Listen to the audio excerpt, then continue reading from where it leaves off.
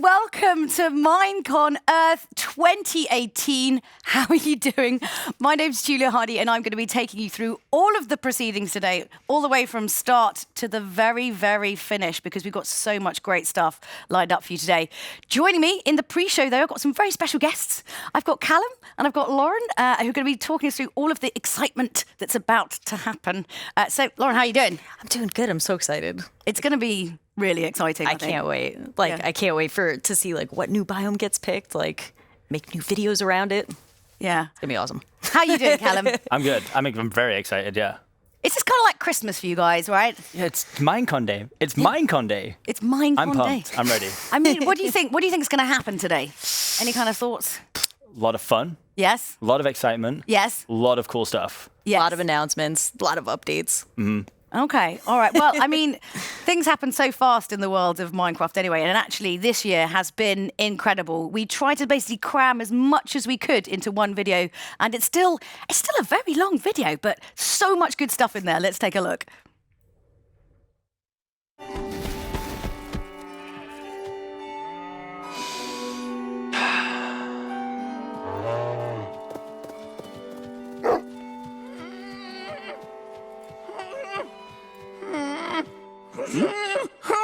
Impertinence! Grow! On three, 1, 2, 3.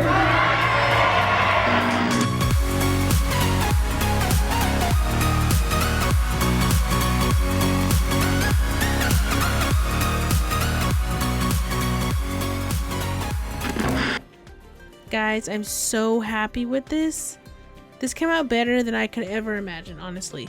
Thought we built this research facility far away from anything dangerous. But alas, we were wrong. Now, we don't know exactly what's out there. But we believe there are aquatic monsters of the deep.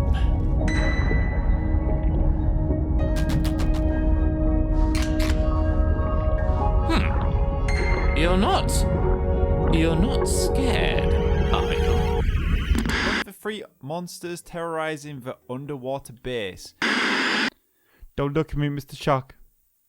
Don't look at me. Oh no. Oh no.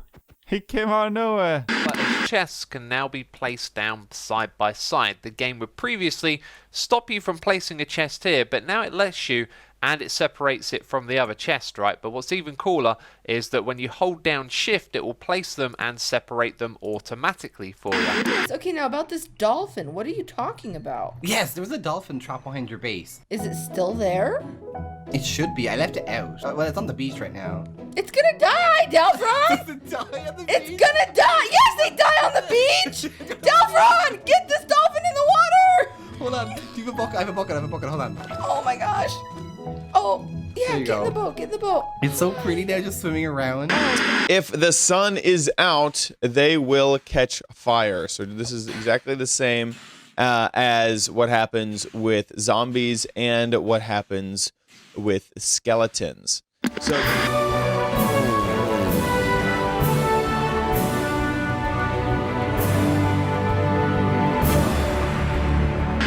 I am Cleopatra near Isis VII. Have you come to find my long-lost treasure room? Many have tried before you and did not succeed.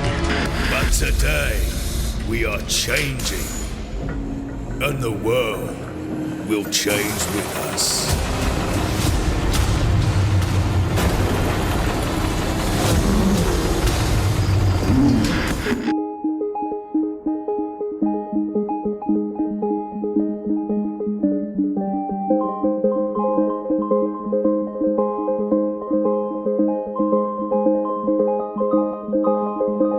But yeah, you can see that they want carrots from you. Okay. And you get this peak, which is an Omni Harvester, and you run to the carrots, and you basically punch them. Oh, that's so simple. Easy.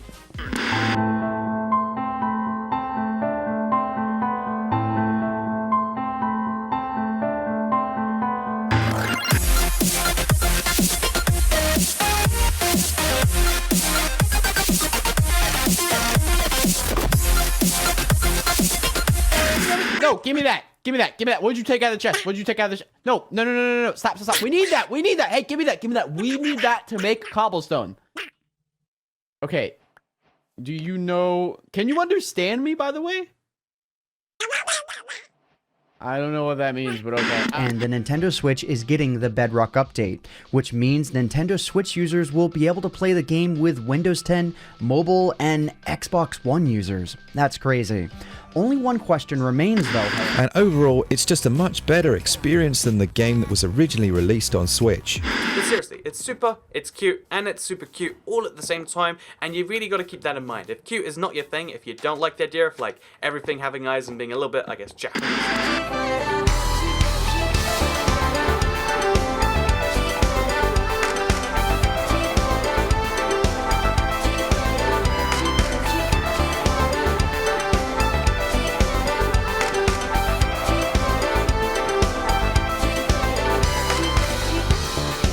Such a magic world for us to play anytime we want from night to day. With the highest mountains, the biggest lakes, it's for us only. Turn it on, turn it on. If you feel you're too far away, turn it on, turn it on.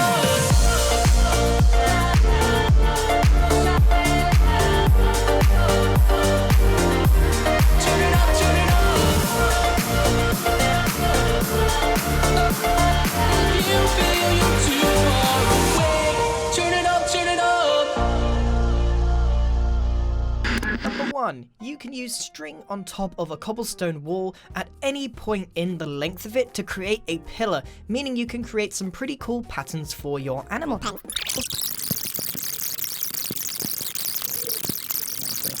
Finally, number 101. If you've made it to this point in the video, thank you so much for watching. The final tip for you is to subscribe. Wow. That's a lot of stuff crammed into a video there. And even there was some stuff you guys were like, what? Yeah. When did that happen? Do we play? Do we even play this game? I'm not convinced. What things didn't you know about? Because there's so much that happens all the time. The last part with the string? Like, how does that work? They like put it on the cobblestone, it creates like fences, and me and him both looked at each other and was like, we had no idea that you could do that. No. Just as like how big the game is. Yeah. Like, even people who do it like 24/7 are still like, wow, okay. Oh my gosh. All right. We like live on it. We still don't know everything. So what were kind of some of the big things for you out of that video? So the biggest one, well, actually, so one of the clips in it was from our friend Stacy Plays, and we're on her server, which is completely vanilla and explores all of the aquatic updates. So there was a clip with the dolphin when she was trying to get the dolphin back in the water because she thought it was going to die on land. Yeah, that's hilarious. But yeah, we got to do that server and explore all stuff that like I had no idea about. Like we had the tridents and the dolphins and breeding turtles and like waiting for turtles to hatch, and it's been awesome. Like that whole update is awesome. Yeah, you're a fan. Yeah, I didn't play much regular like vanilla Minecraft, but this really brought my love to it. And like you said, the thing with turtles, we had the same struggle that we didn't know they hatched at night. At night, yeah. So like we were trying to hatch these turtles and they wouldn't do it, and we were sleeping through the night every time. And like, why won't they hatch? The worst, did you like sit on yours too? Yeah, I thought if you had to sat on them, incubate you them. could like warm them and it cracks them. And then if you sit on them enough, it like breaks them and they die. And I'm like, this is so traumatizing. Oh It's a learning curve. I mean, the first time, like when we looked through the video before, you got really a bit too excited about the chest thing. So why? What you were like, it's like a game changer. I'm like, out of all the things, like, really? All these new mobs, new things added. You just being able wanted to a put chest. chests next to each other, because I'm really bad at building. He's like, organization is key. Oh, That's no. all I care about. I'm terrible. Out of all of that, that's like your best thing. I'm terrible at organizing them. My chests are a mess, but like I'm really bad at building. So Yeah. I usually build really small houses. Not being able to put chests like next to each other meant I had to take up more room. Now I can put them next to each other. I can continue to be bad at building, but still have the functionality of a real house. Yeah, that really didn't sell it to me. Out of all the things, like cool dolphins and like turtles, and you're like, chests. Let me tell you about chests. Let me tell you about chests and the fact that I can put them where I want to now. Oh yeah.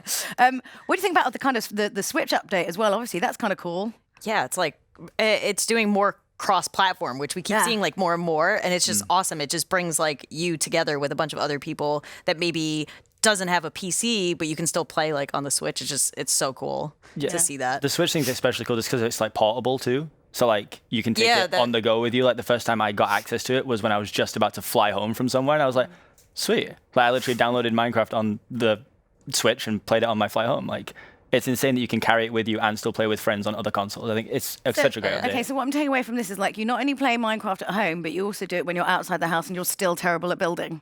What are you doing with your time, Callum? I mean, yeah, I can't even say I'm not creative because I upload a video every day, so I must be somewhat creative. I'm just bad at building. I don't know how to tell you anything else. Yeah, whenever we're in a series, he's like, look at all this stuff I got. And I'm like, oh, I spent like 3 episodes building my house. And he's just like, oh, like I built like this little thing. It's fine. Minutes. It's fine. It's not going to win any design awards. Yeah. But, what do you think? Because obviously the video started off with Adventure Time, so there's kind of like a lot of these kind of like collaboration things, people like kind of using Minecraft. I mean, how do you feel about that? Because obviously Minecraft is so big, it kind of transcends a lot now. It's everywhere. Yeah, it's crazy how big it still is. Yes, it's still so big. The Adventure Time, I actually did not know about, and I was freaking out about it. Now I have to go see that episode. Oh yeah, but like, it's awesome to see more. It's like still in the mainstream, and like people being, oh yeah, that's Minecraft. Like, yeah, I suppose it's sort of testament to the community as well, because with something like Minecraft that became, incredibly popular, things are written about it in like The Guardian and like papers and TV, and everyone's kind of talking about it. And normally when that happens, it's sort of it's the kind of peak of a game and then it disappears. But it's just kept going. Do you think that's kind of testament to the community that everyone just, I don't know, everyone kind of gets on, and it's such a sort of special place that people want to keep coming back, they want to keep building? Yeah, I mean, I think because of the amount of possibilities in the game, like even like base game, like way back in like some of the earlier versions, like you could do so much with the game that you were never bored. Like you could always do something or find a map that someone made to play, and the story elements, and it's insane. Like people make like cutscenes now using like redstone. It's like I play through some maps that have like movie segments, and I'm like, what is going on? Like it's like getting so insanely crazy, but like in the best possible way, right? Yeah. Oh, yeah. What were some of the crazier things you've seen? From the clips? No, Or in just general? in general. Well, like- even as part of the clips, like there was a segment that looked like it turned Minecraft into like a cooking game where you could like, it was like you need to get carrots, and then they'd run into the kitchen and like get carrots and bring it back. It's just like turning one game into so many other games that like, I think that's why it's still to this day, like still everybody wants to play it. It's cross-platform. They keep adding things. It's never the same. And that's why we have so many different like series and servers. It's different every single time. Yeah. It's quite amazing, really. I suppose what we should probably do now is talk a little bit about today's agenda, because there's so much stuff that's coming up. So why don't we take a look at what's going to be happening today? So obviously we are in the midst of the pre-show here, and 12 o'clock at noon. So that's in not too long a time, we'll be going to the main stage for the full MINECON Earth full performance. I'm excited to know if there's going to be like a musical number at the end, like last year, because that would be hilarious and wonderful. Maybe fire juggling. I don't know. Let's see. And then at 1:50, we've got the post-show. So we're going to be coming back here, backstage, and we're going to have some very, very special guests to kind of deconstruct everything that's happened and talk about what actually went on stage. And at 2:05, we're going to have a developer panel. So any of the kind of like really super nerdy, nitty-gritty stuff about the game that you really want to know, they're going to kind of touch upon all of that. So we can go like deep below the surface of Minecraft there. And then at 3:05, we're going to come back here, and it's going to be myself and Lydia wrapping up the whole of MINECON Earth. So there's loads of stuff that's still to come up. But obviously, like one of the biggest things that happens every year at MINECON is the biome updates. We had some fantastic stuff last year, but now this year we've got 3 to pick from, and obviously we're actually choosing the order on which they will be updated. So we've got 3 to look at. So first of all, we have Savannah. So in Savannah, we have emus, as you can see. We have the baobab tree, which is that super weird like tree in the background, and we also have termite mounts, which apparently they eat dead plants, is what I heard. Right. Oh. Yeah. So how do we feel a bit of Savannah? I mean, oh, sorry, it's an ostrich, not an emu. I thought they were the same thing. Are they not the same thing? I don't know. I'm going to say no. No. Okay, all right. I know birds really well. No. I can tell. Yeah. So how do we feel about this one? So, well, first off, I hope you can ride the emu ostrich thing. Yeah. Yeah. I really hope for that. And also, I'm kind of sad that it's if it's only dead plants and trees, because I was kind of hoping to like use that to like prank people and like put them in people's houses and have them eat it. But that sounds like a great thing. I sort of quite like that's a thing. But then we maybe play very, very different games. Yeah. Callum, what do you think? What's your kind of first read on it's it? interesting to me because even though I said I'm not creative and I'm bad at building, the way the picture of the tree looks, the stump there almost looks like a door, and I was like, that looks like a great tree house. So instantly, I'm, if that comes through, I'm ready to. I'm not getting in a treehouse you built though. Well, I mean, it won't be spacious, but there'll be chests. I mean, there'll be an assortment of chests. I don't know if that's what I want from a treehouse. There'll be room for all your things. Do you think that's insinuating that the tree's like big enough that you could like build into it, kind of like a cave, but it's like. Or maybe I'm just being really reading into it. Yeah, maybe. This is why we need to find out more information. Yeah, exactly. We're basing this upon some very light information right now. The second one is desert. So let's take a look at that one. So here we are. So in desert, we have an oasis, of course, palm trees and meerkats. I really like how it makes it wibbly in the background because it's hot. Yeah. What do you feel about this? Any kind of things that really grab you about it? I mean, the meerkat. I want the meerkat. I'm wondering if it's like they're going to be tunneling underground and maybe you could like find them underground when you're going or if you can tame them. I mean, I'm going to say no, but I'm going to try and like get them anyway. Like lasso them, bring them back. Yeah. I think it's cool. I think that the desert like has so much cool stuff in it that would make it more viable to go to, which is really cool. The meerkats obviously are a huge selling point for me. I love animals in games. I'm a big advocate for just putting more in it. Just more animals. If they do that thing, I mean, you can see he's doing it right now where they stand on their back legs and like look out. I'm a sucker for that. They could warn of danger. Oh my god! I hope they're in like packs of like hundreds. That'd be incredible. Oh my god. That'd be amazing. And the final one is tiger. So this one looks pretty special. Look at this. We get foxes, guys. It's so cool. And we get berry bushes as well, as you can see there, and campfires also. So this is super pretty. I like this one. Look at the shooting stars. Yeah. I'm all over that. I love galaxy stuff. Yeah, it's cool. What do you feel? I mean, obviously, Callum, you're a fan of foxes. Yeah, it's the animals. foxes. I mean, there's other things. I'm kind of wondering if the campfire is going to be functional too. Like, can I cook things on it? Because that'd be really cool. That would if be I could cool. like cook like meat over the top of the campfire instead of having to have a furnace with me everywhere. That'd be a cool addition. And of course, foxes. Yeah, Big fan. Okay, so if I have to push you right now to commit to one that is your favourite, what would it be? I mean, I know mine's the tiger, yeah. I got to be a big tiger advocate. I love foxes. I think the other things are really cool additions too. Like I say, the campfires are awesome, and berry bushes is like a really cool addition as well. So I think altogether, that'd be amazing. So I'm a big old tiger fan. Tigers. Go Tigers. Go Tigers.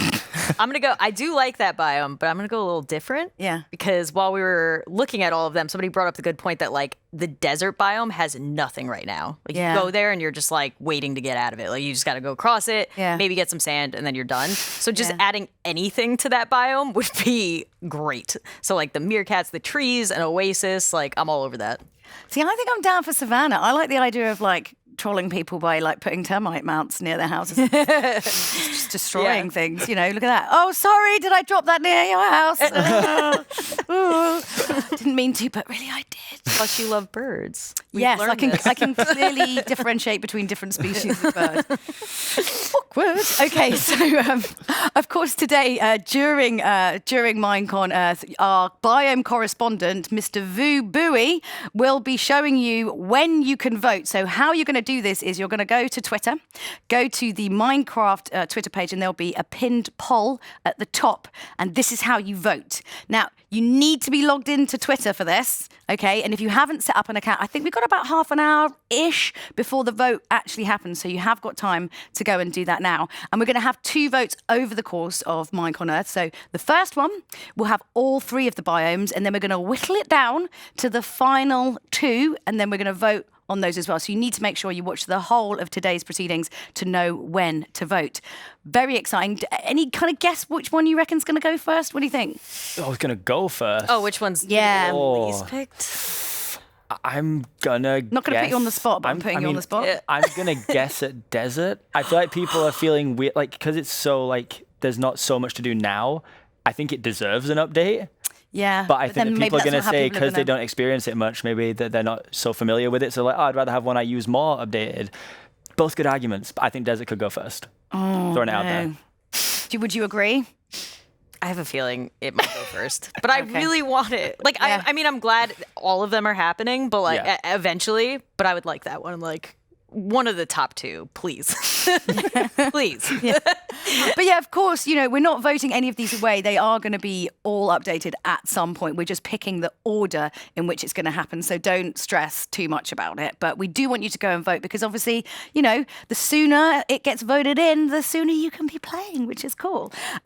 So now we have a very special guest who's going to be joining us. Could we please welcome Mikko? Come on in, Mikko. Just waiting back there. I feel like we need some sort of jazzy music to. Thank you. Mikko! How are you doing? Hi, Mikko. I'm good. I'm so excited to be here. Yeah, we're really happy to have you. Do you want to explain to the MINECON audience like what you do exactly in regards to Minecraft? Yeah, so I'm a game designer, and really what we do is we focus on the player experience. So we think about the problems that players have and how we can solve them. And we do a lot of the behavior of when things get added to the game, how's it going to work with everything that's already there.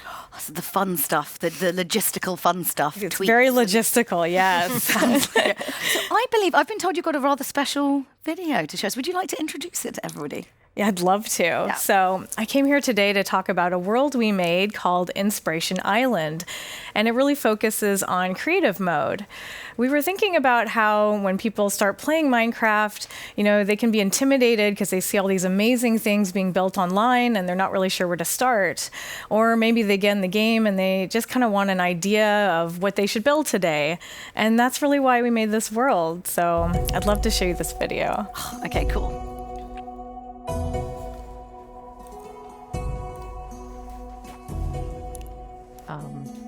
Callum, can we do a video where we have to go here and try to teach you how to build things? Well, this looks really cool. So it's like a big theme park. Yeah, it's pretty much like a floating theme park in the sky filled with challenges. This is a home base area where you can build whatever house you want. And then there's 5 areas around it that focus on different techniques. Okay, this looks so cool.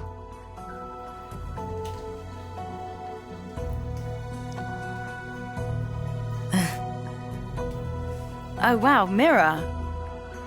Yeah, this one's about statues and working with stairs and slabs to kind of build big structures. Oh, wow.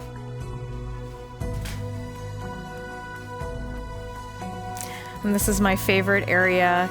It's really fun because you put a map in your hand and you can kind of see it come to life while you put all the blocks down. Oh, cool. And this one has themed challenges to do.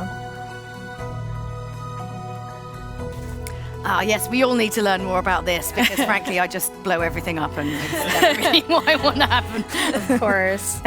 And even though we made this world for people who are newer to Minecraft or new to creative mode, we also put a few surprises in there for advanced builders, too. Ooh, okay. Yeah. So there's cool stuff they can find and do. Yeah, they can really challenge themselves. Oh, that's so cool. This looks like so fun. Can you make this for real, please? Like in real life, so we can just go. I mean, it'd be quite expensive, I'm sure, but like, you know, that'd be so fun. I'd go there. I'd totally go there. So yeah, when can we get it? When can we get our hands on it? Yeah, so it's coming out later this fall, and it will be free in the marketplace. Oh my God, amazing. That's so cool. Are you really pleased with how it's come out? I'm really proud of it, yeah. A huge group of people worked on this, and we can't wait for everyone to do it, and maybe we'll see you guys in there, too. You can have a go. He needs it really bad. I need to visit that. He needs help with building. It's for the newer players. I was like, I don't know any of this stuff. I've been playing for like 6 years now. I have no idea what's going on. It looks incredible. Is this kind of like a Minecraft-like intervention where it's like, you know what, Callum really needs some help with building. So we've created this for everyone, but actually it's Yeah, maybe, I mean, I need it. I'm more than happy to accept the help. So let's go to Inspiration Island. I'm ready. Oh, amazing! That's really cool. I mean, we are almost at time for kind of the main show, but not quite yet because I still want to ask you guys some questions because you guys are actually in the main show, like a little bit, right? How could you leak the secret? What? But so what can you? I mean, I sort of want to know, but don't want to know, but do want to know. Like, what's happening? Can you tell us what's going to happen? I mean, there's a little dash of us in there later on. Little sprinkling, little Salt Bay, little helping of CPK Salt Bay, little helping of CPK and Lauren in there somewhere. There's a whole bunch of cool secret stuff that we actually don't even know about. Yeah. Yeah. They literally, like, during rehearsals, shut off everything. We were like, really? Come on. They Under were wraps, like, nope. so it's Yeah, gonna be- someone came around and turned off all the TVs Yeah. backstage. There's like super secret They stuff. came, turned it off. I was like, what's going on? They were like, nope, not until the day it airs. I was like, you don't trust us? So we know about as much as everyone else knows, and we're in it. Yeah. So Oh no, it just means it's gonna be something really good. yeah. Oh, it must. Yeah, be. that's true. It must be. Yeah. It's gotta What be. do you know, Mikko? Tell us your I secrets. do know some stuff. Mikko knows things. Come on, Mikko. Look at the info. This isn't fair.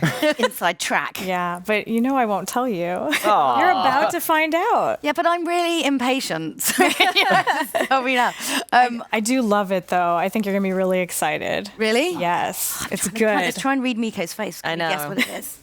Oh, I don't know. I get a feeling it's something We're purple cool. hair twins. It's something cool. But you can't bond with her to get the info. Yeah. Purple. Doing it right now.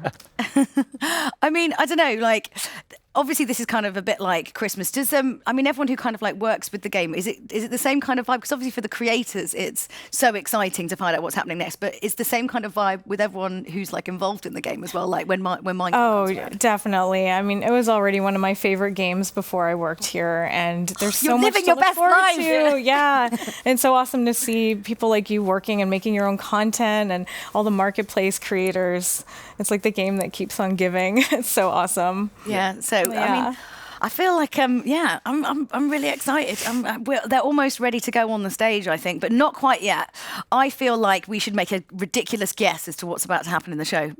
Make a ridiculous guess. I liked your fire juggling suggestion. Yeah. Yeah. There's got to be an end musical number because that was amazing last year. That was like so unexpected. I would love to see the co-hosts for this year doing a musical Oh, that would be musical great. number Who like do you them. want to see tap dancing most? Are we allowed to say who the co-hosts are yet?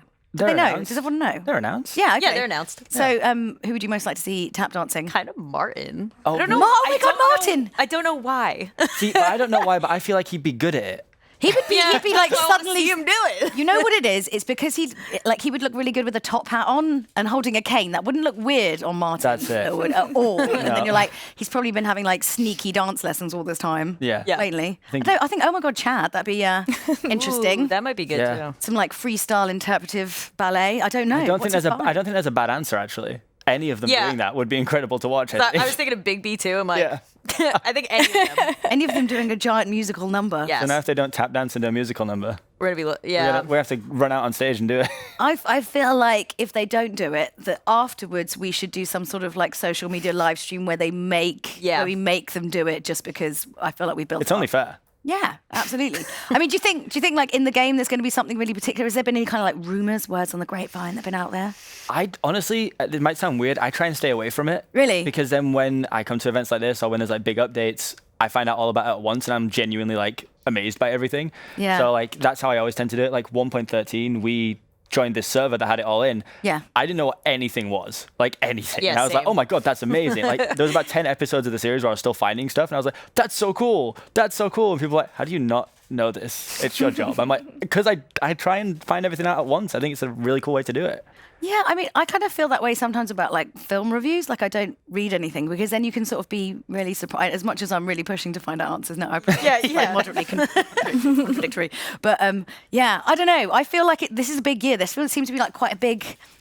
You're like looking I at know. Mikko, she's I'm like, don't look at my face too closely. I know what it is. I feel like it's going to be like a really big thing, and it might involve bats. I don't know. Like, You're just gonna throw out random I don't know. words I'm just just in saying case. random Is that words. what you're getting from her? Oh, you're just saying keywords? Like, Yeah, you know, like, bats, elves, monkeys, fish. elves. I Oh don't my know. God, elves. Elves. That's a great shout for the future. Okay, though. that's your crazy guess. Yeah, Elves. crazy guess Got is it. elves. What's Elves. elves? Right. Yeah, okay. Like gnomes that can tell the future. She gave us it too easy though. It can't be elves. She's like, yeah, Yeah, what- but what maybe that it's a energy double I'll get. bluff. Miko. You're the master of disguise. How could you? Oh my goodness. Oh well. So I mean, I think they're almost ready on the main stage. I just want to say thank you so much to all you guys for coming and joining me. And well, I mean, not really giving anything away, but I fully appreciate that. That's what's gonna, what's gonna, happen. But I feel like we made like a really good team here. Yeah. I feel like I also need to like up my Minecraft game. Always watching those videos, it always makes me feel really terrible about. Like you feel bad about building. I feel bad about all of my Minecrafting. How am I this terrible? So, this is good. I feel this is a learning experience. And I really need to, I say this every year.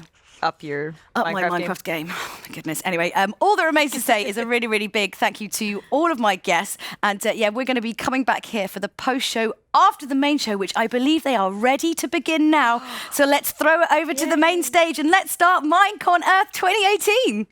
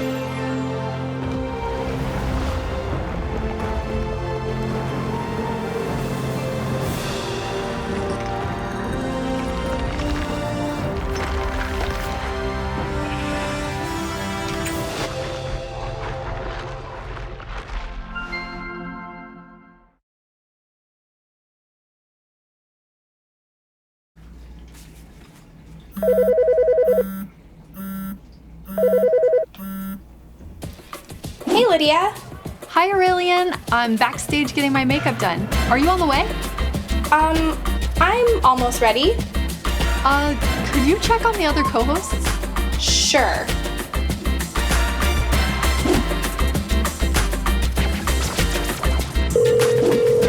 Hello? Hey Big B, it's Aurelian. Are you almost ready to go? Pretty much.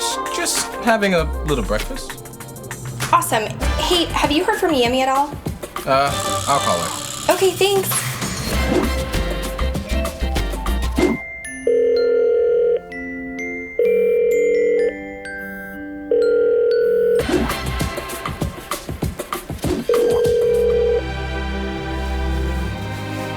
Yellow. Chad, how's it going? Ready for the show? Absolutely. Just gotta change out of my pajamas. Oh, okay. Can you check with Yami? I can't get a hold of her. Yeah, see you soon.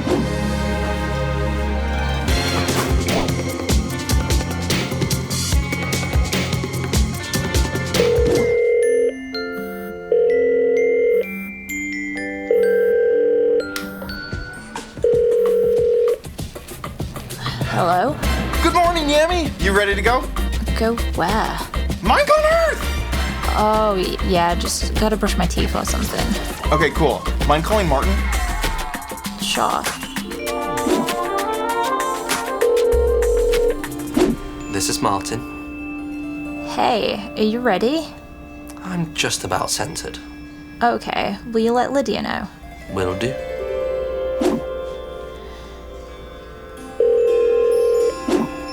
Hi Martin. Hey Lydia. Just calling to let you know that we're all good to go. Great, and by good to go you mean on the way, right? Yeah, see you soon. Okay.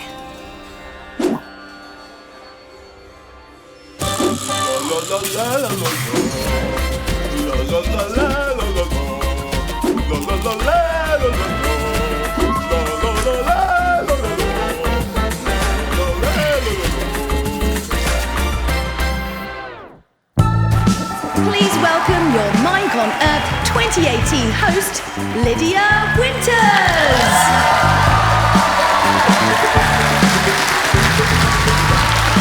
Hello and welcome to MINECON Earth 2018. I'm Lydia Winters, Chief Brand Officer of Mojang, and today we have an exciting show in store for you. Oh great, you're all here. Hi. Right on time. Please welcome our 5 incredible co-hosts. OMG Chad. Hi. Martin. Hi. Aurelian. Big B. And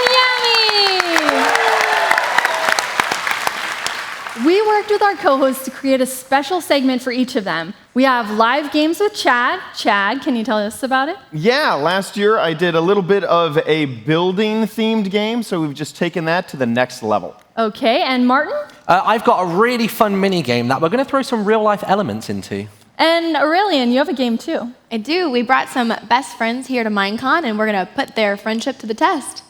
Very intriguing. We also have a talk show with Yami. Yes, and I brought a special guest along with me today. Ooh, and you're keeping it secret. And Big B, what do you have planned? I'll be doing a few tips and tricks on creating a channel. Awesome. It is going to be lots of fun. We'll be sort of your spirit guides as we go through a show full of all things Minecraft. And speaking of guides, which one of us here is the oldest Minecrafter? Okay. Well, I actually meant not by age. I mean, my bad. I meant by start date. I'm November 2010. Chad? I am October 2010. One month ahead. That's suspicious. Okay, we'll check on that later. I think I'm around about March 2011. Okay. We started about the same time. Yeah. Okay, Big B. 2012. Sometime in 2009. Okay, we have a winner. So in Minecraft years, we're senior citizens. Yeah, We're like 65 We're retired by now. But we're here. We're here. Beyond the co-host segments, we have big announcements, including one top secret, super huge, we haven't told anyone, and I'm exploding with excitement kind of announcement. You haven't even told us. No. Lydia's been walking around with this really creepy briefcase. She's like, do not open this, do not touch it, or you'll be in trouble. Anytime in rehearsals, they're like, turn off all the monitors everywhere. You can't hear it. We don't know what it We is. had our ears to doors. It was just the bathroom. We were trying to find everything. Trust me, it's for your own protection.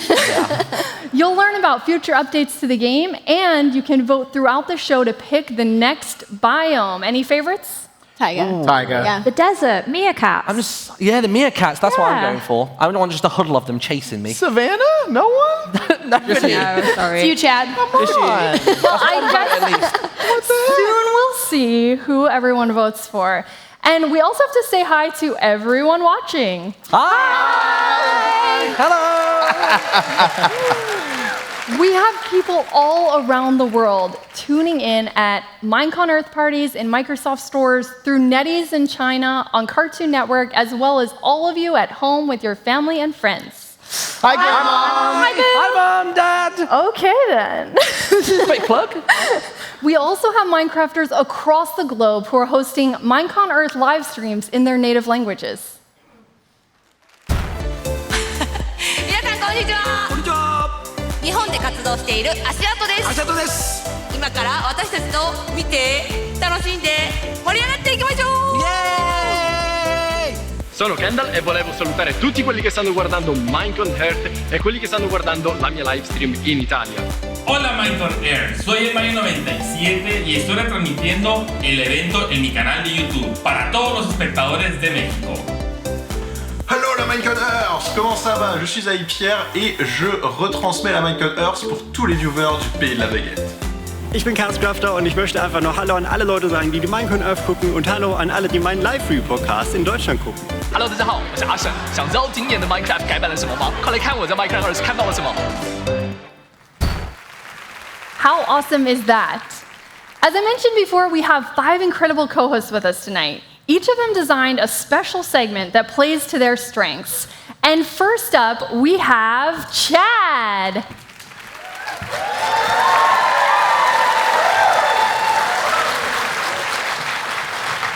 OMG, Chad, you look amazing. How you doing, Lydia? Thank you. Good. So I was going to ask you if you're ready for your segment, but I feel like you are. Yeah, I'm a little bit of a ringleader in the next segment, so I thought I'd go full out. I really like it. Before we get to that, though, I want everyone to know a little more about you. So how did you get started playing Minecraft? I actually got started on a live stream, so it's really cool that through all this history that I have with Minecraft, that I actually started on a live stream, so it's recorded, I have the footage. We were watching YouTube videos about Minecraft, and then we just started playing. My biggest fear was, wait, you have to pick up things block by block? Nah, I need a big editor, no way. Anyway, fell in love. Been playing ever since. Good, then it's online, so I can check that October 2010 date and see Yeah, you can if hold that's me the really real hard to that, yeah. So in your segment, what are we going to see today? Well, last year I was part of Blitz Build, which is a total virtual building game. So we decided to take that one step further, put it in real reality, and see how our contestants do. That sounds amazing. So the stage is yours, good sir. Awesome. Welcome to my building game, the game of building. I like the name. Thanks. Good name. World of building. The game of building. We don't really have an official name for it. We have two teams here. We have Martin and Aurelian. Hi. You guys are Team Lapis. Yep. Yes. Team Lapis Block. And then we have Bigby and Yammy, and you guys are Team Purpur Blocks.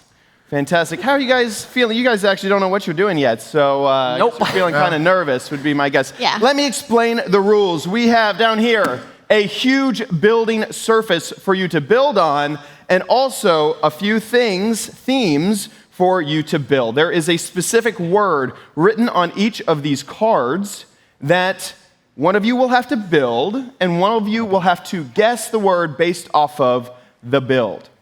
Okay. In order to make your build happen, we have blocks. Release the blocks! Oh! There we go! Over 150 blocks for you to build with. You could think of these as like wool blocks. We also have a few clear blocks over here on the side. Those could be used as glass or as air, as just air. That's as smart. well. Okay, we are going to start off with Team Purpur. So Team Lapis, you guys can take a step back. Who's going to be building? Who's going to be guessing? So I will be building? Yeah, and I'll be guessing. Guessing, okay, Yami, I'll have you stand over here. Big B next to the big pile of blocks. You guys have 3 minutes, only 3 minutes to do your building, and there's a possible of 6 correct answers. If you get to 6, you've maxed it out, congratulations. Hopefully the other team will tie you, or, you know, I'm not that I have a favorite or anything, but Hey now. they could only tie Hey now. you if you get to 6. You ready? Ready. Yeah. Okay, ready. we got 3 minutes on the clock. You can start building your first word. There we go. Apple. House. Car. Bed. Well, a bed? Well, yeah, I guess. Yeah, red bed. Okay. Strawberry. Looks a little funky for a strawberry. Yeah. I don't think I would Snake. eat that strawberry. Stage? A snake. Oh, snake. No, it's not a okay. An axe. Pickaxe. There's some pretty specific blocks here. Red blocks. Really close. Iron golem. Think this would be A love heart. a heart. There you go. Yay. Oh, wonderful. Okay, heart. 1 point down. Your next build is. There you A go. sun. A house. A car. House. Who would want to Chair. learn that? Sofa. A pig. It's not a house. An ice cream. A hot dog. A pencil. Yeah, pencil. Wonderful. You got pencil. That's 2 points. Your next build is. Here you go. A wolf.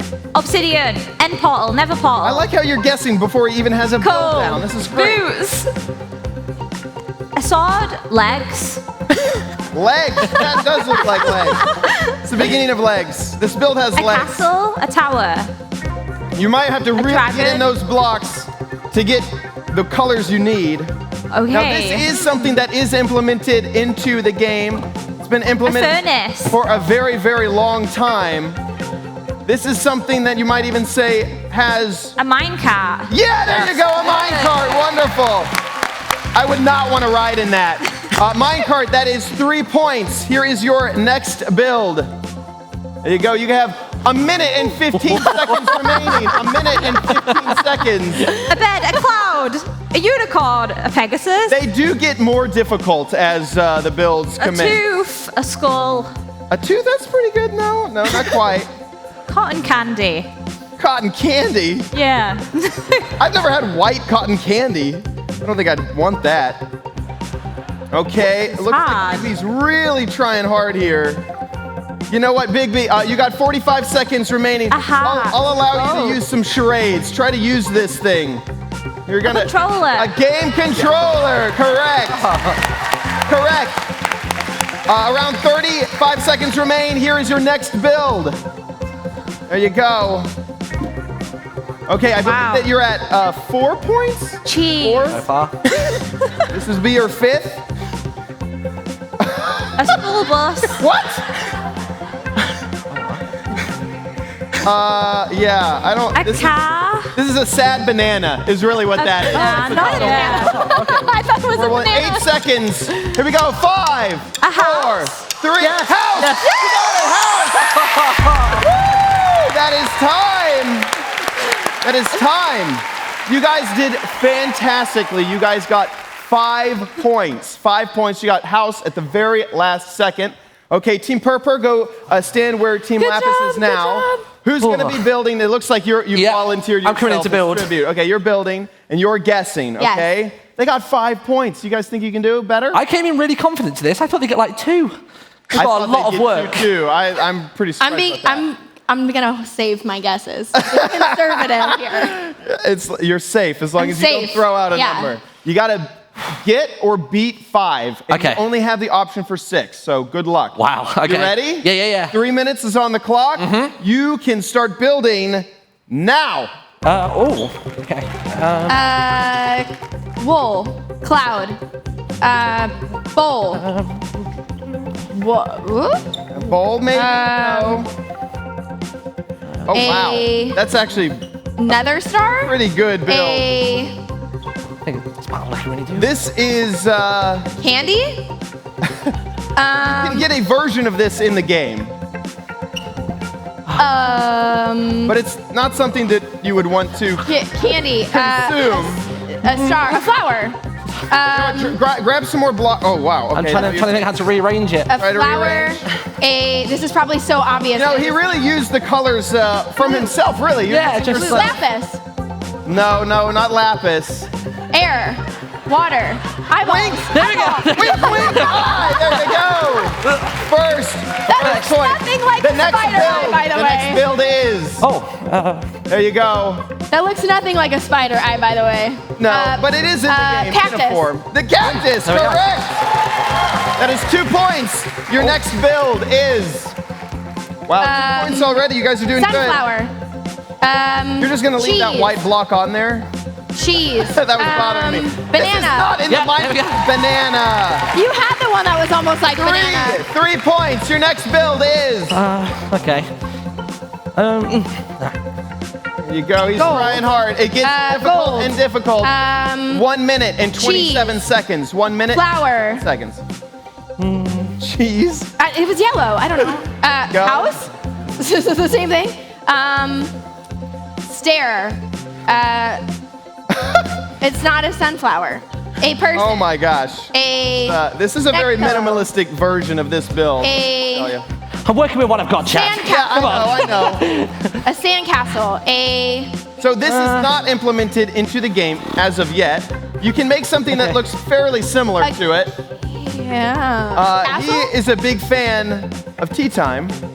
Teacups. Kettle. Nope. Tea kettle. Teapot. Nope. A coffee cup. Hot chocolate. I'll give it to you. It's a mug. A mug. Okay. A mug. There you go. You got mug. Yeah, you help him out there. Your next build is. Okay. You know what? Wool. Chocolate. Dirt. If you get this, you only have 24 seconds Chocolate, remaining. dirt. You will tie it up. A teddy bear. A teddy bear? I was brown. That is not snuggly at all. Candy. You can use charades. 10 seconds left. Charades. Swimming. Dolphin. Fish. Boat. Rowboat. Boat. Got it. You got 30 seconds. Can you build it? No. Time. That is time. Coal? No. Not coal. Sorry, the last build was castle. There, you had 30 seconds. No. I don't believe. That means that you guys tied. Go ahead and join Ari over there. Come on down here. Good job, dude. There you go. Join us. I'm sorry, you guys tied. That means that there is no real winner. We only just tied the game. True. Yeah. So I guess neither of you have bragging rights. That means only I can brag. Woo! Nice. Awesome. You guys did fantastically. You should be really, really proud of yourselves. Thank 5 you. points each. Now we're going to toss it over to Vu.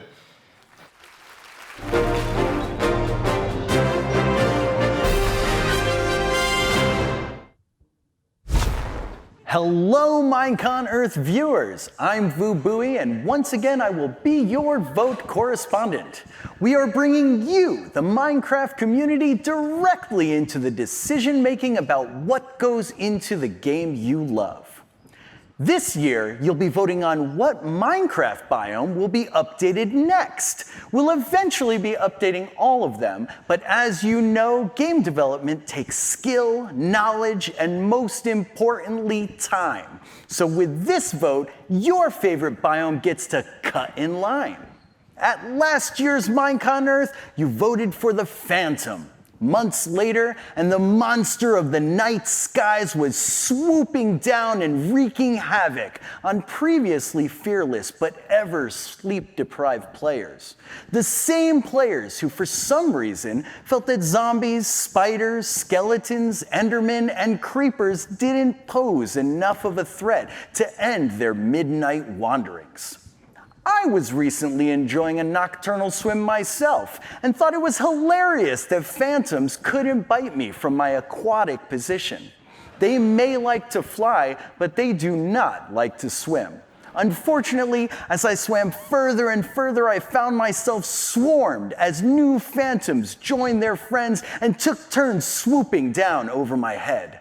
Let's just say it didn't end well for me that night. But on to today's vote. To explain what you'll be voting on exactly, let's have Tiny Digital Jens and Agnes take it away. Our deserts have always felt a little... In need of refreshment? No, in need of palm trees. And some friendly guys to keep things interesting. Jens, you know that meerkats aren't actually cats, right? Jens, everyone knows that meerkats are part of the mongoose family. To the tiger! To the tiger!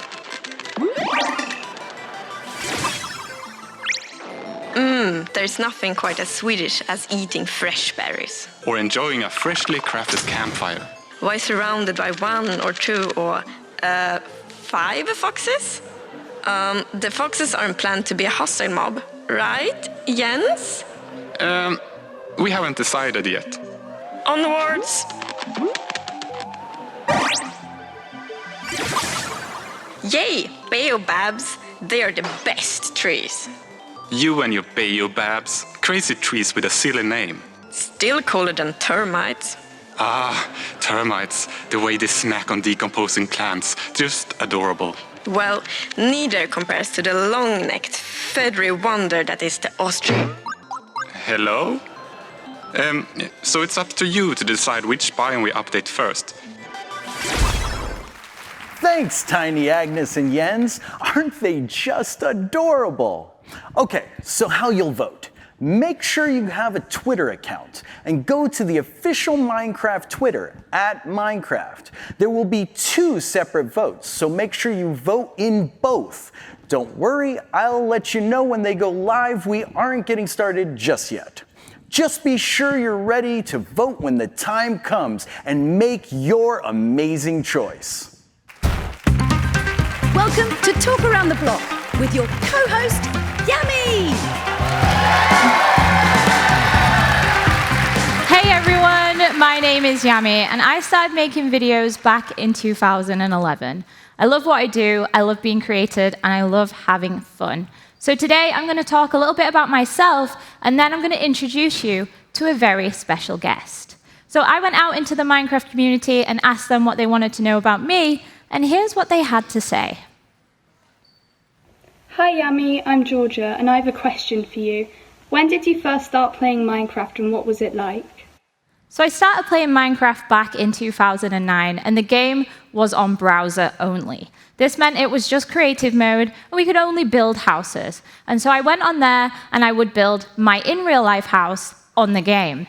And then they released multiplayer, which meant that I could do this with my friends. And so we all made trial accounts, which is kind of naughty. And then when they ran out, we would just keep making trial accounts because we couldn't afford to buy the game.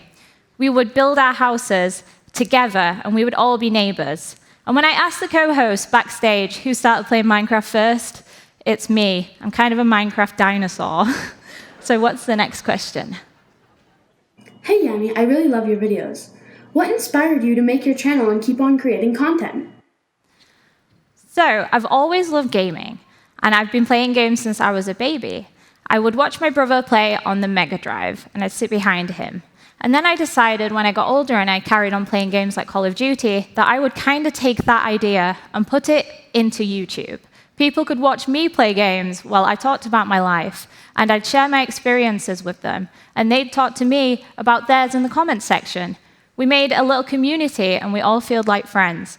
So people loved watching, and it was super simple back then. I decided that I wanted to make some friends, and I came across a girl who sounded like me. She liked the same games, and this was LD Shadow Lady, and we've been friends ever since. I messaged her, asked her if she wanted to be my friend and add me on Skype, and she said yeah. So through her, I've actually managed to make a bunch more friends, and these friends are who I create content with today. Next question. Hey, Amy. I was wondering, do you have any pets? So I don't have a horse, but I do have a dog, and she's called Sansa. I've had her for 7 years, and she's my best friend. I also have a cat called Misty, and when we first got her, she was super feral and afraid of people. And I also have another cat called Astrid. She's my pride and joy. She's so independent and fluffy, and I love her. She's Misty's teacher. And finally, the craziest pet I have is Sonic the Hedgehog. He's super old, and he has one tooth. He's super grumpy as well, but I love him to bits. Next question. Hey Yami, it's Nai, and my question for you is, what's your favorite part about running your own channel? For me, running my channel, I love when I get messages from people saying that my videos have helped them through a hard time, and that when, for that 10 minutes or 20 minutes that they're watching my video, that they can sit back and relax and think about nothing else than me being silly on Minecraft. Another really cool thing that I love is when I manage to bring people together. So a group of people who I asked if they wanted to join my roleplay team were able to meet in real life for the first time at my meet and greet. This was so exciting for me, and it just made me feel so special. And it reminded me of when I was trying to make friends with Lizzie and how hard it was, but for these people, I made it possible for them to meet. That is just so cool. Hey Yummy, I have a question. Next question. When you were a kid, what did you want to do, and what would you be doing now if you weren't running your own channel?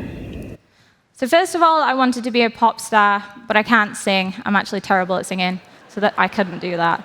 Then I wanted to be a vet, but I discovered I'm terrified of blood, so I'd be a terrible vet. Then I wanted to be a jockey, because I really like the idea of riding horses, but when I actually got on a horse, I discovered I was terrified of horses, so can't do that either. And then I was kind of stuck, because I'm more of a creative person. I like to express myself through storytelling and writing, painting and drawing, so I didn't know what I wanted to do. And then I decided I was going to do English language at university, and I was going to be a teacher. But then, that's the same time I was doing YouTube, and YouTube took off for me. So I had to make the hard decision of, do I want to be a teacher, or do I want to do YouTube? And I decided to do YouTube in the end, and I'm so happy that I did, because I'm still managing to teach people today, which is really, really cool. Even if I'm teaching people about being bad at Minecraft, or how to build a house, I'm still teaching people, and I absolutely love that. Teaching of any kind is super important. And now I'm going to introduce you to a woman who is changing everybody's mind about science and learning. She's combining fun and education together. Please put your hands together for Kate the Chemist. Hey, Kate. Do you want to start off by telling people who you are and what you do? Absolutely. My name is Dr. Kate Bieberdorf, and I'm a chemistry professor at the University of Texas at Austin. Hook 'em horns. And what I do is I go around all across the country, and I try to do some science experiments to get kids excited about science. I really am on this mission to prove that anybody can be a scientist. You don't have to be a dork or a nerd. You can just be a normal girl who likes fire and this thing. Wow. So what are we doing today? This looks amazing. Oh, it is amazing. You're going to love it. I hope. I think you're going to like it. So this is called Elephant's Toothpaste, and so I want you to help me with it. So can you please suit up for me? Okay, please? cool. Elephant's Toothpaste. Elephant's Toothpaste. This is what it's called. And so as you can see, we have to put on our goggles on, our gloves, our lab coat, because we want to be completely safe. Oops. Oh, we just took the goggles. There you go. And so we need to make sure we protect everything. But this is called Elephant's Toothpaste. And what we're going to do is take hydrogen peroxide, break it apart using a catalyst, and we're going to see if something happens. So can I brush an elephant's teeth with this? You shouldn't. It's probably not good for them, but we are going to produce enough toothpaste that we could, in theory, brush an elephant's teeth, but don't do it because it's peroxide and that wouldn't be good. And then the elephant would be sad. Yeah, we don't want that, do we? We do not want that at all. No. So I'm putting it on these gloves to protect myself. I assume this is dangerous. Well, don't eat it, but as long as we keep a little distance from it, we should just be absolutely fine. Okay, are you ready? All ready. Okay, so the first thing we're going to do is start with our Erlenmeyer flask. We're going to use a 4-liter Erlenmeyer. Yeah, big one, right? Nice and thick to protect us. And so what we're going to use is take the big one first. Yeah. We're going to use 35% hydrogen peroxide. So at home, you probably use anywhere between 3 to 5, maybe even 6% hydrogen peroxide. I like big stuff. I'm from Texas, so I want to make sure we have the biggest reaction possible. Yes. So we're going to use 35%. Okay, so that's step one. Yep. Then the next thing we're going to do is add our dish soap. Okay. Oh, now, we use Dawn dish soap. There's no chemical reason why we use Dawn dish soap, but Dawn saves penguins, and penguins are my favorite animal, so I try to support Dawn. Thank you, Dawn. They save penguins? Yes, they do. So what they do is they take this soap, and they actually use it to wash the penguins that have been through oil spills, and so it gets all the oil off of their body, and then they're like happy little penguins. Oh, that is so sweet. It is so sweet. Okay, so now I like color, so I gave you some red, and I've got some blue-green color. We're going to dump it all, put it all in there. Wow. Yeah, all of it. This looks so bright. Oh, God. Oh, yours is really red. Oh, this is going to be great. Okay, now, swoosh. Right, put a little hip action in it. Yeah, there you go. Yeah. Move it around. So what we're doing is we're taking our heterogeneous mixture and making it homogeneous. And now I think it's go time. I think it's go time. Are you ready? I'm so excited. I'm scared. I don't know what's going to happen. Oh, okay. Here we go. So this is potassium iodide. What we have here is we're going to open it up. You're going to dump it all the way in, and then we're going to step back quickly. Okay, quickly? Yes. Ready? Right, you want to count to 3?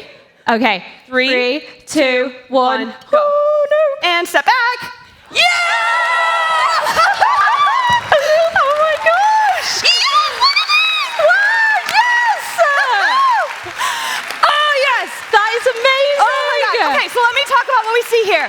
We've got hydrogen peroxide, which is H2O2. We added our catalyst, which breaks it apart. We shot oxygen gas out of the ceiling. Now what happens here is we actually have our dish soap that's trapping the oxygen gas, so you can see the bubbles being released. And I don't know if you're going to be able to see this at home, hopefully, but you see it's the thermal energy being released because it's an exothermic reaction.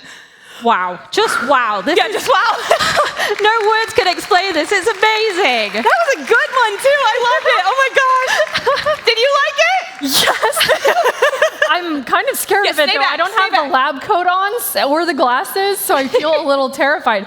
Did you know that you can actually do this experiment in the new chemistry update with Minecraft Education Edition? Yes, you can. You have the peroxide, you have the K, you can break it all apart, and you can do this actually in the game. It is awesome. I love Minecraft. Do you think it's as messy as this is? I don't know, but I think we should do it anyway, right? And then watch this video over and over again. Guessing you don't have to wear the goggles for that in the game. No, you probably don't. Right. Please give a big thank you to Kate the Chemist and Yami. Thank you.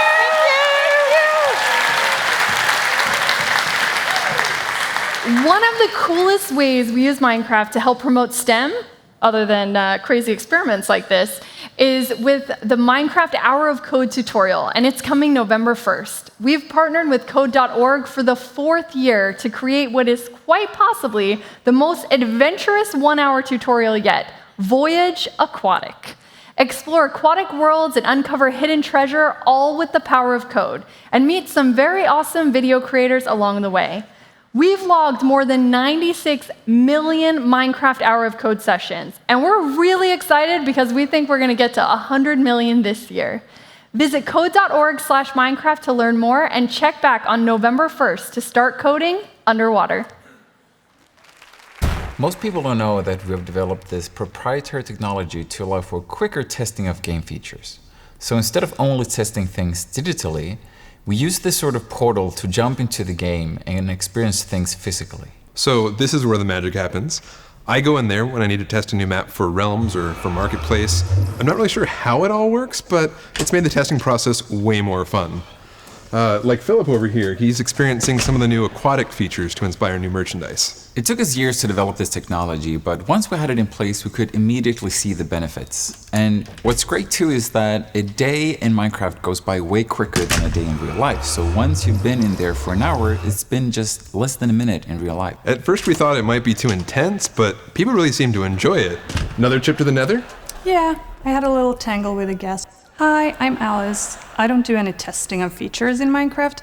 I just really like to go on adventures. The only reason we've kept this technology to ourselves is to make sure it doesn't end up in the wrong hands. Imagine creepers running around in the world or other nefarious things that could happen. That's why we have some extremely strict internal policies. Is that a diamond? No. It's, we're working on it. Matthias? Do you still work here? I haven't seen you forever. What year is it? You guys should talk to him. I guess I got lost. Here at Mojang, we use the latest and greatest in innovative technologies to create the best game possible for our players. Hope someone remembered to feed my cats. Please welcome back Lydia Winters and joining her, Sax Persson. Hey Lydia. Hi, Sax. How are you? Like I promised at the beginning of the show, we have a really exciting announcement to make today. We sure do, Lydia. It's kind of nerve-wracking standing here. As you know, we're always striving to build and evolve the Minecraft universe. We've gone into fiction books, starting with a Max Brooks novel. We're working on an upcoming movie, and now we're going to look into the future. Sax, are you going to tell everyone we're going to have a Minecraft 2? No. No such thing needed. Over the past 9 years, we've done over 10 major updates to the Java edition alone. So while people love sequels, Minecraft is way past Minecraft 2 already. That's true. It's a game that's always changing, always expanding. Now, what we're going to talk about today is where we want to take the Minecraft universe next. So you're going to tell us about the future. Yeah. Like I mentioned, we've been expanding with stories, but since we love games, we want to expand the Minecraft universe with new games. Standalone games in the blocky Minecraft style that you know and love, but with brand new stories and new game genres. Wait, Sax, it sounds like you're saying there might be new games, like plural? Yeah, that's right, Lydia. There are multiple new projects in the works. And today, we're ready to give you all a peek at one project, which has been very near and dear to the Mojang team. That's true, Sax. We've had a small, passionate, and dedicated team at Mojang working on something truly special. I know we're all really excited to finally be able to talk about this project. Hi to everyone in Stockholm. I'm so proud of what they've been making, and today I'm truly thrilled to show you all the first look. This is a brand new game by Mojang. It's a reimagining of Minecraft as a completely different experience. So we've taken the combat mechanics of the core Minecraft game and turned it into an adventure game in which you fight monsters, explore environments, find treasure, and earn even better equipment. You can play the game by yourself or join a friend's adventure. Up to 4 players can team up and take on bigger challenges and earn even better rewards. For every Minecraft player, but also for everyone else, it's going to be an experience that they've not really done before in the universe. As a player, you can expect to visit brand new locations, set in environments never before seen in the Minecraft universe. There will be a ton of new mobs that are all unique to the game, and of course, brand new boss mobs. We're so excited to reveal what we've been working on and to see what you think.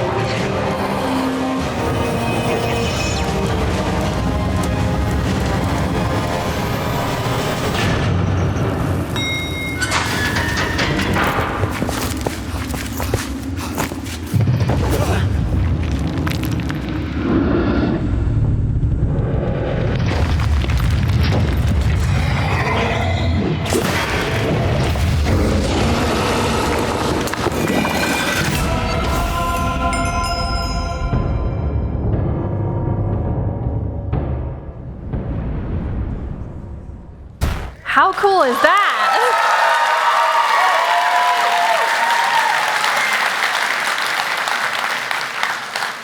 This is the beginning of our expansion of the Minecraft universe into new game genres. It's going to be great, but that's all we have to share today, so stay tuned to Minecraft.net for more details in the future. Thank you so much, Sax.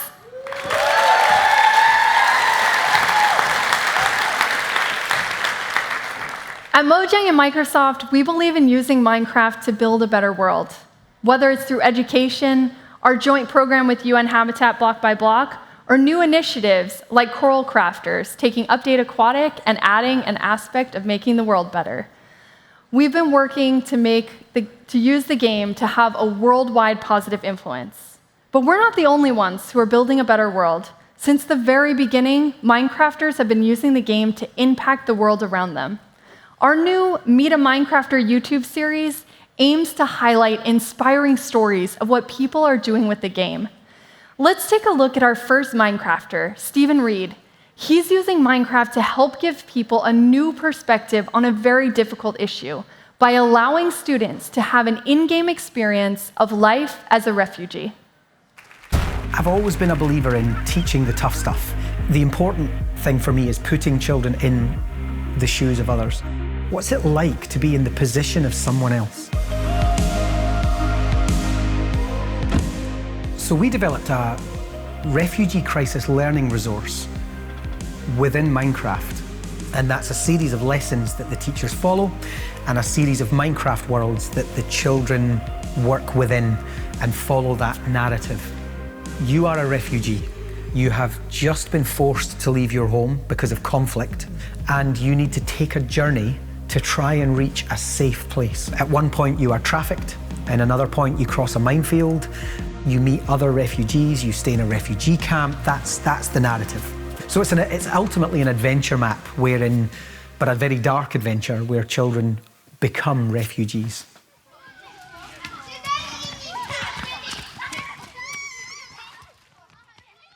Först trodde jag bara att det var hoppa på en båt och åka till ett annat land, men att det är mer än så.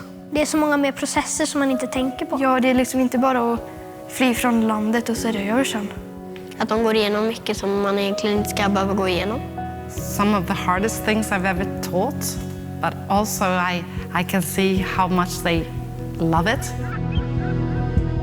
So the ultimate output for me with a project like the Refugee Crisis is teaching life skills. How do we teach our children to make good decisions about when to take action and what action to take? In order to create something good and create a world that we all want to live in the future, we have to teach our kids empathy and understanding of each other. And I think that's a base for an open heart. We're incredibly proud of what people around the world have done and continue to do with Minecraft. Empathy, kindness, and discovery have always been a huge part of this community. Minecraft is all about learning from each other and building incredible new things.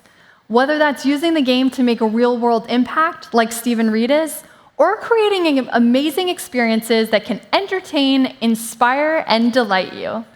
We've teamed up with Target and Noxcrew to create a special new minigame called Grid Runners. Last week, we gave it away in Target stores around the US, and at the end of the show, we're making it available for free worldwide. Martin decided to take the game one step further. Please welcome him to the stage for Grid Runners Live! Hello and welcome to Grid Runners Live at MINECON Earth 2018. I am your game master in the Littlewood, also known as Martin, which is a little bit weird to say because if you know anything about the Nox crew, you will know that over the years they've created tons of mini games, tons of game shows, and I've been a contestant. But today we are turning the tables. Let's go and meet the teams. First and foremost, we have the yellow team, Noxite from the Nox crew, Aurelian, who we met earlier on.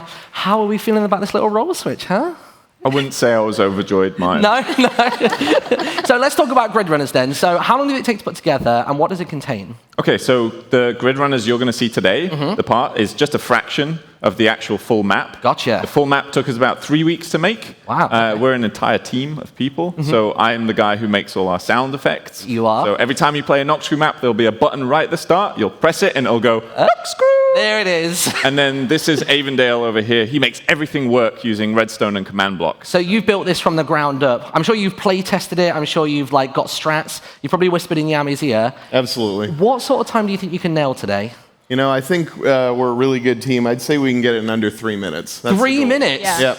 Okay, let's see if you can put that to the test. Yellow team at the back of the stage. Okay. Let's go over here with the blue team. So this is going to be a series of challenges. There's 5 of them in total. Yami will go first, Avondale will go second, and they're going to leapfrog until they've completed all 5 of them. And are we ready to go? I'm ready. Okay, let's get the countdown going. In 3, 2, 1, go, go, go! Oh no, it's parkour. First challenge is climb the cliff. It's a really simple parkour challenge with a couple little tricks inside of there. Okay. First and foremost, pressure plates and pistons, which is straight across it. Yeah, I'm a pro. Wow. I think hitting the post here seems to be doing the trick, doesn't it? Oh no, we're down already. Sorry, you're okay. There's no room for failure. You've got to land every single jump to get through this entire part of the course. There you go. Are you normally good at parkour, or is this normally a weakness? I'm actually known for being super terrible at parkour. Really? I genuinely wouldn't have guessed that. Oh, up to the top. Now we've got this little sneaky portion. Got to stay crouched to get around there. And then this is the cool action movie hero-like leap.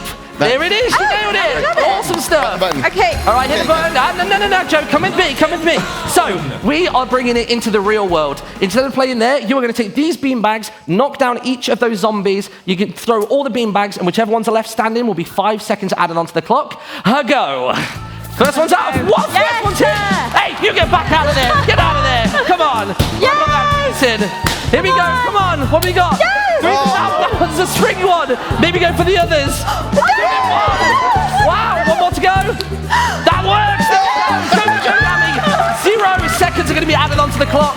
And we are on to challenge number 3. Copy the painting. Okay. Very simple concept. You've got a piece of art on the right-hand side. You have to replicate it on the left-hand side. So don't mirror it, replicate it 1 for 1. Okay, any tips? What I would do light blue next. Go top down if you can. Do those and then do the light blue. So how many different variations of the paintings are there in this map? There's 5 different ones you can get in this room. Okay, and what's this on the scale of difficulty? This one's okay. This one's all right? Okay. Potentially the yellow team are going to get a really, really difficult one. I hope they get the hardest one. Yeah, me too.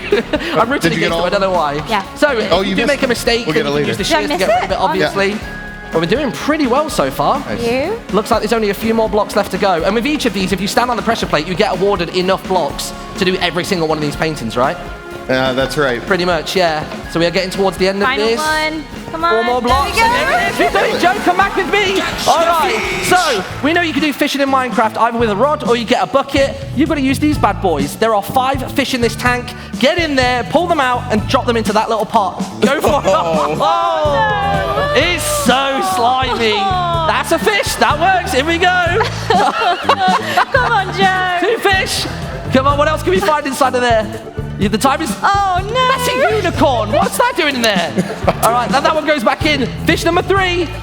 2 more. That's a sock. That's a sock. I don't know why that's in there. There we go, the final 2 fish. Awesome. Yami, go. Fly yourself up and we'll see you in a moment. And we move on to challenge number 5, which... Oh, no. It's more parkour. It's more parkour. This time we've got water, ladders, glass panes, and a very minimal window to jump.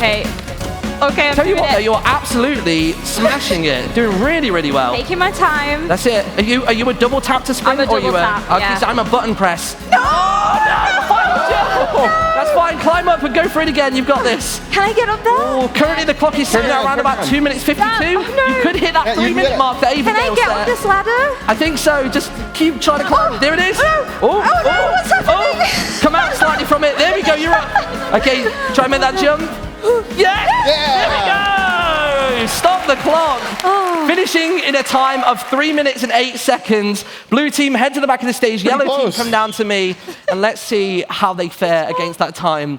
How are we feeling? You've now seen the challenges. So are you a parkour master or not? No, I got to see Yami do it, but... You just don't know if it's going to work. This is my biggest fear, and now it's come true. So here we are. And that wasn't quite under 3 minutes. So. Oh, yeah, that's it. There's a little bit of tension going on. So what time are you predicting for your team then?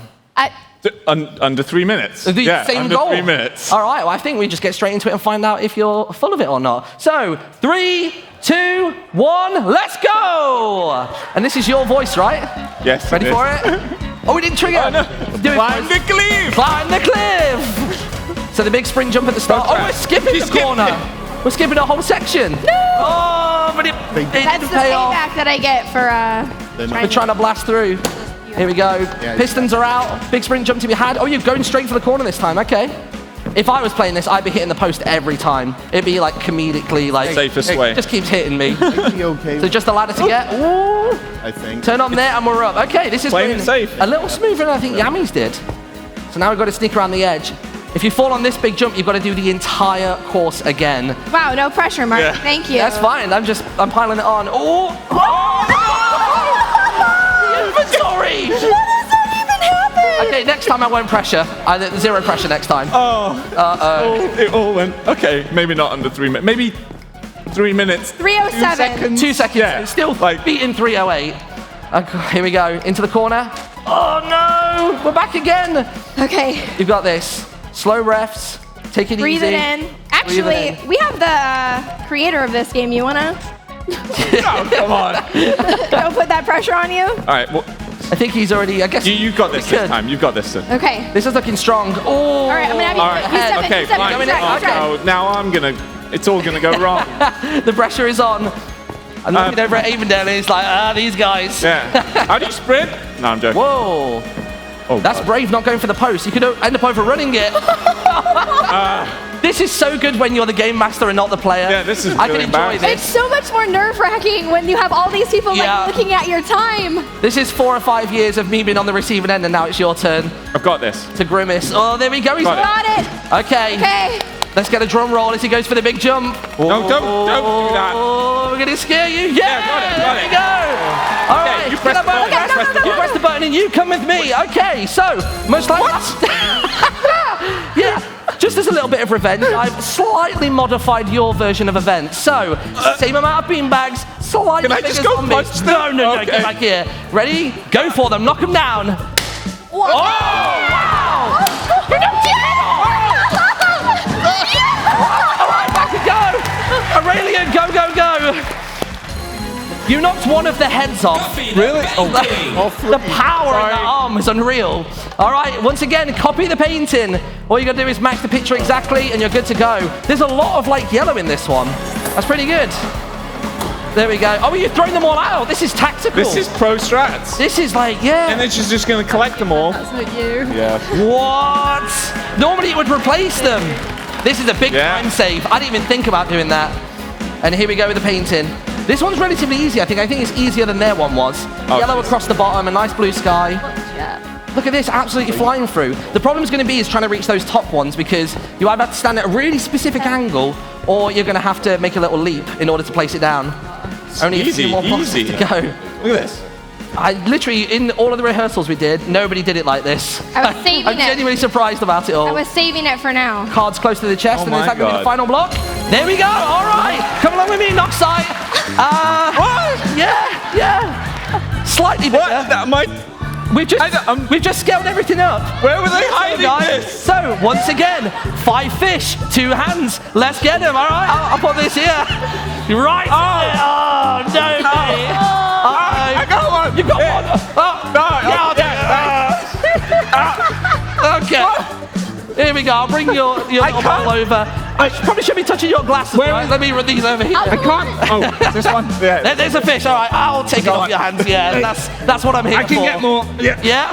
That jacket is ruined. It's a splash, man. Oh, there's 3. 2 more left to find. Have you got it? Oh, it's slipping. He's going. Are you okay there, friend? I can't. You should have brought your goggles. There's only 4, right? No, 3? it's 5. What? Time's up. Time's up. Oh, no, mate. Everybody come to the center of the stage. Oh, yellow team. Can I have a towel? Ready? Oh, yeah, you get a towel. There we go. I'll tell you what, I've got this for myself as well. Look at this. There we go. So, there we go. That is Grid Runners Live. The first team doing it in about 3:08. Yellow team, we couldn't even give you time to finish. So, let's talk about how that went. What was the feeling as you saw each challenge? Is that a serious question? I'm a little bit rhetorical, slightly. So, before we head on out then, thank you so much to all the contestants taking part. Congratulations to the blue team and Noxite. When can people... Yeah, round of applause. I just tried my hands. Good game. So, when can people play this game for themselves at home? So Grid Runners is going to be on the Minecraft Marketplace for absolutely free, and you'll be able to play it right after the show. I'm going to go backstage and press a big red button to release. You'll try your hands first, though, yeah? No, okay. We're going to be slimy the rest of the show. So, thank you very much for watching. We're heading over to Vu now for an update on the votes.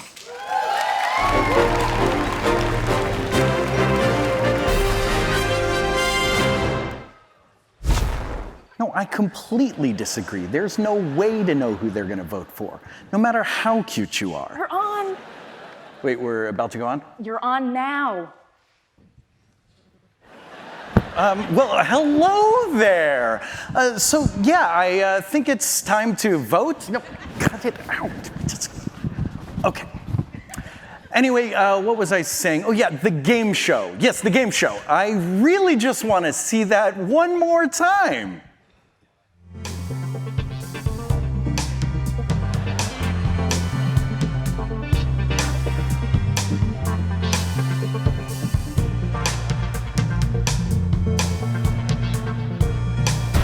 Oh, poor Stefan. I hope he's learned his lesson. Perhaps next time he makes an awesome minigame, he'll have to wonder if we will bring him up on the MINECON stage again to play out his game in real life. So, back to the vote. I was chatting with my own co-hosts earlier, and we just can't decide which biome will win your support and votes. Maybe we should review them once more. We have the taiga, a cooler climate full of spruce trees and sometimes wolves, not to mention a great place to gather wood. If you vote for the taiga biome, you'll soon enjoy delicious berry bushes, warm, crackling campfires, and wily foxes to keep you company as you wish the night away. Next up is the Savannah, a warm and peaceful place to wander around, especially if you like tall grass. If the Savannah is your choice, after the update, you'll be able to sit under the mighty baobab while staring fascinatingly at termites running around their mounds as ostriches just hang around. And finally, we have the desert. Often thought of as just sandy, barren lands, if you vote for this biome, you'll be rewarded with a refreshing oasis, the cool shade of beautiful palm trees, while meerkats, who confusingly are not at all cats, scurry all around you. What will you choose? How can you choose? With such amazing options, the decision is a tough one. If I were you, I'd get all my friends on my side and vote right now. That's right, the poll is now open. So make sure you're logged in and go to the Minecraft Twitter account to make your mark on the future of Minecraft and the future of your exploration of the amazing worlds in the game. Can puppets use Twitter? Thanks, Vu. I can't wait to see what everyone votes on. Have you ever wondered how to start making your own videos? Or do you wish you could take your video making to the next level? Long ago, I used to make videos on YouTube, and while I did have awesome pink hair, I really wish I would have had some of the great tips coming up in this next segment. Next up, we have Big B teaching you how to create authentic videos. Hey, what's going on, guys? My name's Anthony, or Big B Stats. To help you understand me a bit better of who I am and the person I've become, I will take you back to the beginning. My name is Anthony, and I was born and raised in North Carolina. I have 2 older sisters, 2 brothers, 1 older than me, and 1 younger than me. Yep, I'm the middle child. Like some families, I never had the opportunity to grow up with my mom and dad under the same roof. My parents divorced when I was about 2 years old, but I would always visit my mom on the weekends. Me and my brothers lived with my dad and my grandmother, and my sisters with my mom. It was always exciting to see them, and of course, sad when the weekend was over. Looking back, my family struggled financially, but my dad would use his last to make sure his sons were happy. That's just the type of dad he is.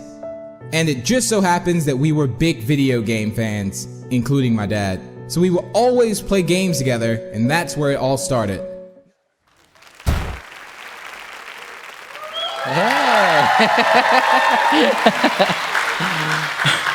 Hey, what's going on, guys? My name's Anthony, or Big B Stats, and I want to talk to you today about building a channel and hopefully inspire you to create. So today I'm joined with my good friend Martin. Hi, thank you for having me on. I've just done a very quick change, and I'm not slimy anymore. So yeah, we've known each other for a few years, years now, right? We've met at MineVention, we've done content together and some SMPs together, and today we're talking about how you got started in your journey. So of course, we need to look at the start of that journey, don't we? Yeah, I've been dreading this moment. One of your first ever videos. Hey, what's going on, guys? My name is Anthony, or Big B Stats, and today I want to talk to you guys about just some upcoming updates, some other things like that. This is like my very first vlog kind of a thing, so I'm kind of new to this whole aspect of it. Not really sure if I'm looking at you or outside my window or something like that. The sun is like super bright. There it is, mate. Yeah! Well, we all start somewhere. I can remember actually making that, which was just, it's crazy to think now that I'm here and then I can remember being in that room making that video. But we're all in this together and we all start somewhere. So with that being said, we have a video to see. Here come ours. Hi everybody, I'm in the Littlewood, also known as Martin, and I'm just going to test out my new cameras. And it's now leveled out. This is my first vlog. My name's Chad. This is my cat. Tiamo's Kai with another video log. One of my videos has actually hit 1,000 views, which I'm really impressed with actually. Hey everybody, it's Ori, or Aurelian in game as you call me. I just had my 600th tweet, isn't that so exciting? Hi, I'm Minecraft Chick, and this is my very first daily Minecraft video show. I don't even know how I walk. It's so good. I remember pretty much everybody from back then, and it's just really interesting seeing them then and seeing how we've all kind of gotten to here now. So I started because I had a load of different things that I enjoyed doing that sort of fed into YouTube. But how did you start videos? Why? So I started because I've always loved video games. I can just remember being, in my same house. All my brothers were all in different rooms playing the same game on like LAN. Yeah, like a LAN party. I just enjoyed it. Yeah. And I always would also find tricks in video games. So what I did is I was always looking up tutorials. How do you do this? How do you do that? And it was sometimes explained very long. And then I kind of thought, hey, this could be explained in 5 minutes. So I kind of felt that I could do it better.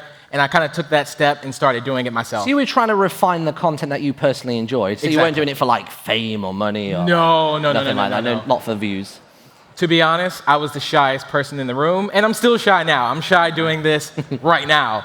But I love it, and that's why I'm here today. Exactly. You've got to do anything creative because you have a passion for it, not for any kind of alternate reason. I combine passions. At the time, I was playing loads of video games as a kid. I started trying to do some radio presenting stuff, and then I started making videos about regular vlogs, and I just sort of combined all those passions because passion just drives everything, doesn't it? That's the key. Passion is so key. And I think if you have passion, then that kind of sparks the creativity. And remember, sometimes it's not necessarily thinking outside the box, but thinking that there is no box and there's no limit to being creative. So just be as creative as you can and just take that step forward and go for it. I think as soon as you start trying to limit yourself, you're kind of impeding your own creativity, aren't you? Just be yourself, just try out different things, see what works, what doesn't. But we need a way of capturing it, don't we? So we need to talk practicalities on making content.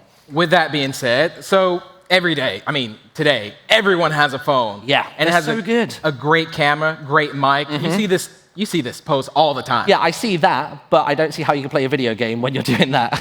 I can play with one hand. No. I think you should pull out something like this. They're pretty affordable, just little tripods. That's not bad to use. I can remember actually using one of these, and if it didn't match my height, you could use things like books to also match, to make sure it's level with you. Yeah. It's also good. I used to use books and plant pots and I even know people who use a selfie stick nowadays just planted in something. It's so smart. They plant a selfie stick. Yeah. And with lighting. Yeah. Now in our earlier videos, you can see I had too much light. We had a lot of light. A lot of light. But daylight is not bad to use. Daylight is perfect as long as it's day, of course. Yeah. But a desk lamp is also perfect. Make sure it's not too close, not too far, but just enough to be seen. Dark videos are hard to see, so again, make sure you're seen. You want to make sure as well that you don't put the light directly behind your camera, because otherwise you're going to have the shape of your phone, and you're just going to have this huge rectangle on your face. Exactly, it's just a shadow there.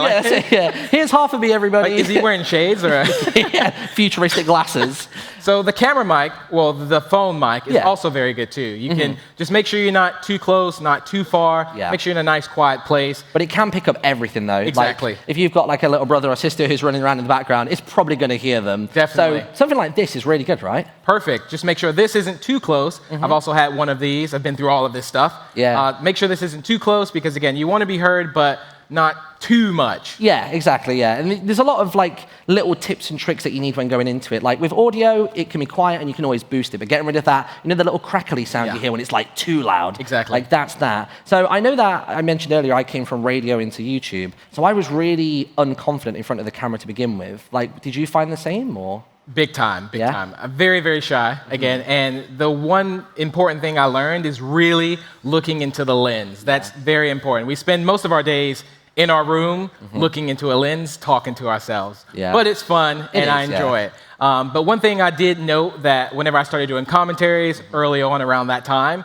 is that I would just talk. I would just press record and just talk. But I started to stumble a bit, so I started making notes. So make notes. That's so good. That's good. Keeps you on track of your topic. Yeah. You don't really get lost in what you're saying. I just used to talk for the sake of talking, which probably wasn't any kind of value to the video. Like I'd record for 20 minutes and I'd go, I need to talk through the whole thing. You don't. But now I can record 40 minutes, chop it down to 10 if I'm doing something that's not so interesting, or even if I just say something that's just like, no one cares about that. Exactly. You can just get it out. And like editing is really the magic of making videos. You can add music for atmosphere and make everything kind of a bit more enchanting or intense, but you got to make sure you can be heard over said music. Don't make the music louder than your voice. Otherwise you'll be like screaming like you're at a concert. Yeah, exactly. No one's going to be able to hear you. So we've started making content. What's kind of next after that? Next after that is just being consistent. Consistency is super important, and consistency builds trust. Yeah. I can remember me being a kid, and let's say I would come home every Wednesday, and I knew like a particular show that I loved would be on every Wednesday, 2 p.m.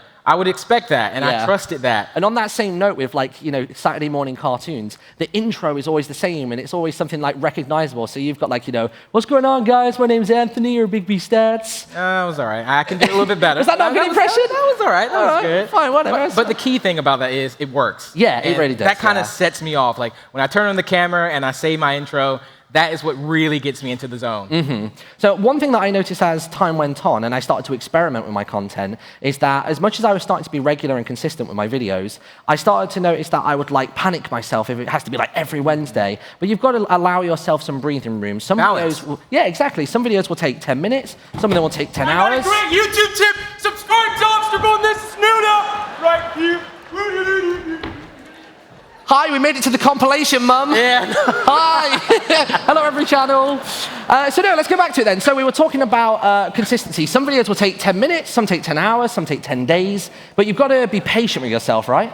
Patience is super key. Yeah. And I can remember me like being at MINECON Orlando, and what happened at Orlando is I showed up, nobody knew me. So you really gotta, so what I did is I almost took that as motivation. So what I did is I worked really hard, and now look at me, I'm an actual co-host of MINECON Earth. Right? It's just like insane. a snowball effect, isn't it? But it didn't just happen overnight. It just sort of like gently made its way there, didn't it? Definitely. Nothing happens overnight. No, nothing does. And like, you know, talking about patience and stuff with yourself, you often have to have patience with your viewers as well. Exactly. Because there will be some people who will comment some nice things and some not so nice. Exactly. And that's the thing. You need to know the difference between criticism, like constructive criticism, and just mean comments. So like for an example, when I made videos, like I would say like a lot of times. And you can get a comment that says, hey, Big B, maybe you say like too many times. That's constructive criticism rather than someone just saying... They're trying to help you iron out like the kinks in your, and you can use that to improve. Exactly. Not someone just saying like, hey, this is a bad video. So you can always block the haters. It happens to all of us. Literally every single person who's uploaded a video ever has had a mixed bag.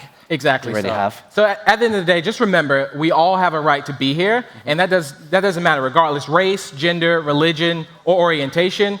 We're all in this together. And we're all here to have fun and just enjoy the process and build those communities. So I think that's the most important thing, really. Enjoying the process. Just think of it as an adventure. Yeah. Really. It's Every video is a new one. Exactly. You have an opportunity to bring people together, inspire people, create a community. So what I did is I asked a few of my friends a bit of their advice. So let's see what they had to say. So my advice for anyone that's wanting to start their own channel would be to just enjoy it. Try and be unique. Be original. Try to upload consistently. Do what you love. To never give up. To stick with it. Don't compare yourself to other channels. Always do what you love. Do it for the fun. Don't be afraid to show everybody your true self. Have confidence, make friends, and enjoy your time on YouTube. As long as you're enjoying doing what you're doing, then no matter what, you're winning. Don't wait for anything. Just start creating. Be so wholeheartedly and unapologetically yourself. You don't have to put on a show, you don't have to be something you're not. Your personality is enough, and as long as you're having fun, people are gonna have fun watching.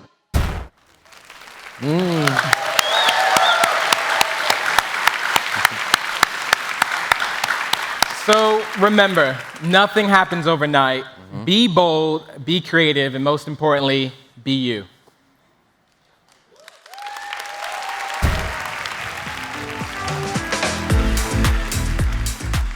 Minecraft is not just for playing. Minecraft is for learning. Some teachers say, well, they're just gonna play. They're not playing. They are learning, but in a fun way. So that is priceless when you have it in a classroom.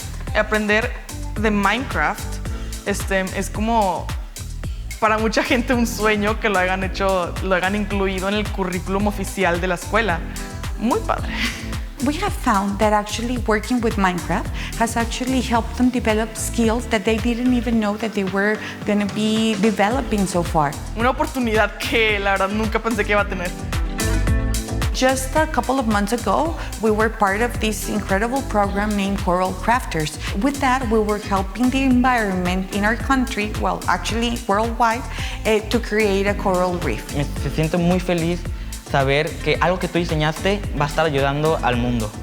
Our students were actually going to create a sculpture built in Minecraft. And after it was built in Minecraft, that was then going to be made with an element named Vire Rock, which helps to foster the growth of the coral reef much faster than in regular circumstances. And once it was constructed, now it was going to be placed on the coast of Cozumel. Algo que él y yo diseñamos que va a servir al mundo, algo que lo está ayudando a que viva más tiempo. Es algo fantástico. And for them and even for us, it's amazing that something that they love to use and they like to work around has helped them develop something in order for them to help their planet. And that's what we want to teach our students. It's really incredible to see what Minecraft can do in the hands of a fantastic teacher like Patricia. We have amazing educators across the world using Minecraft education to inspire their students.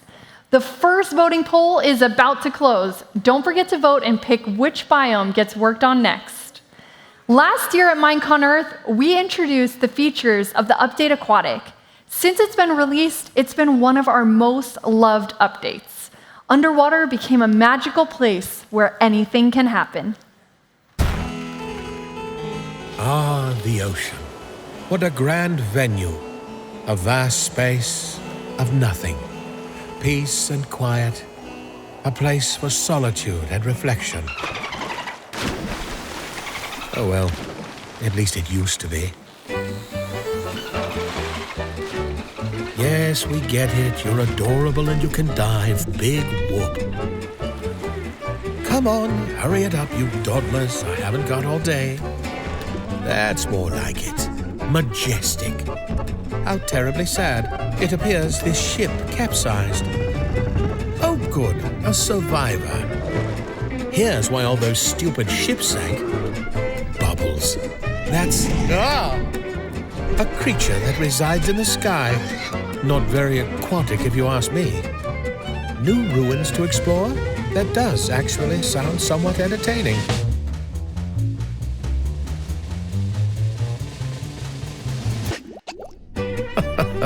What a kook. Oh, I suppose a lively ocean is a lovely ocean after all.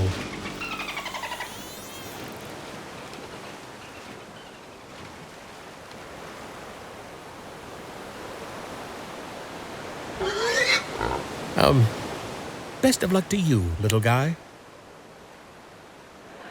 I hope that guy does find his way home safely. We've come to one of my favorite moments at any MineCon. That is the costume contest. And we have here on stage our 3 costume contest finalists. All of these have incredible builds, as you say, when it comes to these fantastic costumes. So first, I have Leo. How are you doing, Leo? Good. And inside of there is actually a person. Lean, how are you doing in there? I'm doing good. Lean! She's having a great time in there. Lean, actually, I heard it's your birthday. How old are you? I'm 11 years old. Well, congratulations. Happy birthday. Where are you guys two from? Where are both of you from? We're from France. France? All the way from France. Was that worrisome traveling with your costume? It was difficult. A little bit difficult? Okay, and I can see that there's some movement. This chicken jockey can flap its wings and move its arms. You're doing great, Lean, inside of there. And what was your inspiration for creating this costume? Well, Minecraft. Minecraft was the inspiration. Good answer. Great job. This is absolutely fantastic. Our next, give them some love. This is also a costume. Daphne, are you in there? Yeah. Where are you from? Virginia. And why a rabbit? Why did you choose a rabbit? I have no clue. You have no clue? Give us a little bit of a sign that you're actually in there. Can you give us some movement? Now, this is something you would not take like on the street. This is something you just keep at your house. Yeah. Fantastic. And then what does this rabbit eat? What is its favorite lunch? Vegan stuff. Vegan stuff. It's a vegan rabbit. Thank you so much, Daphne. Give her some love. And finally, we have Misha. Misha, where are you from? South Africa. It's a great country. A great country. And is a blaze your favorite mob? Not really. It's kind of annoying. What? What is your favorite, though? Wolf. A wolf? Why did you build a wolf? It was last year's number 3. Your blaze looks absolutely incredible. Now, I can see here that it glows in the dark. So if we wouldn't mind asking production to turn down the lights so we can see it actually has lights included underneath the mask on every single of the blaze parts. Absolutely incredible. All of these builds are great. Great. And they should be so proud. All of you are our 3 finalists, but we do have a trophy for a 1 winner. So we only just decided today, earlier this morning, who the winner would be. And I'm very happy to say that Leo and Lean, you guys are our winner of the costume contest. There you go. Oh, sorry, Lean in there. Give us some mob action. Give us some mob action. Nah, shock. Now we're gonna toss it on over to Vu.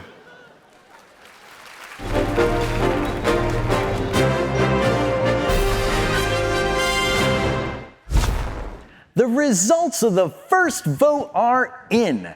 Now is when we say goodbye to one of the biomes, the one that received the least amount of votes, and move on to vote on the final 2. I would ask for a drum roll, but I'm far too excited to wait. Drum rolls can sometimes feel like they go on for ages. Meanwhile, all you really want is to hear the results. Why spend all that time making meaningless noise? Just give the people what they want. At least that's what I say. Oh, what the heck. You know what? Drum rolls are cool. Drum roll, please. And the biome that will not be updated first, the one with the least amount of votes, is the desert. Sorry, buddy. Better luck next time. I have to admit, I was already imagining the desert sands between my toes, the sun shining on my hat, and the palm trees swaying in the wind. But oh well, desert's out. Let's have a look at the 2 remaining biomes that you prefer over the nice, warm, vacation-y biome that is the desert. Are you the type of player who likes to play it cool? Do you enjoy the sweet taste of berries and rich but sometimes dangerous wildlife? Then you'll love the taiga and its sizable fox population. Or Maybe you're all about the homely warmth of the desert, but don't like the sand creeping in everywhere. Then clearly, the ostrich-rich savanna is the biome for you. So, the community has spoken, and your two favorites remain. Only one can win the final vote, however, and be first to receive an extreme biome makeover. Remember, make sure that you're logged in and go to the official Minecraft Twitter account @Minecraft. We've just opened a brand new poll, and only the taiga and savanna are options. Even if you've already voted, remember, this is a new vote with the two remaining options. Choose your favorite and click the little circle. Your vote will be cast and you will be part of history as someone who helped shape the development of Minecraft.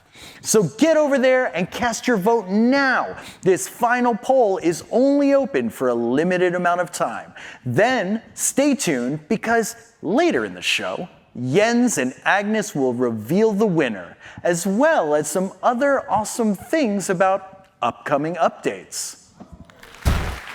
It's really heating up. Taiga and Savannah, very exciting. Next up, let's welcome Aurelian back to the stage.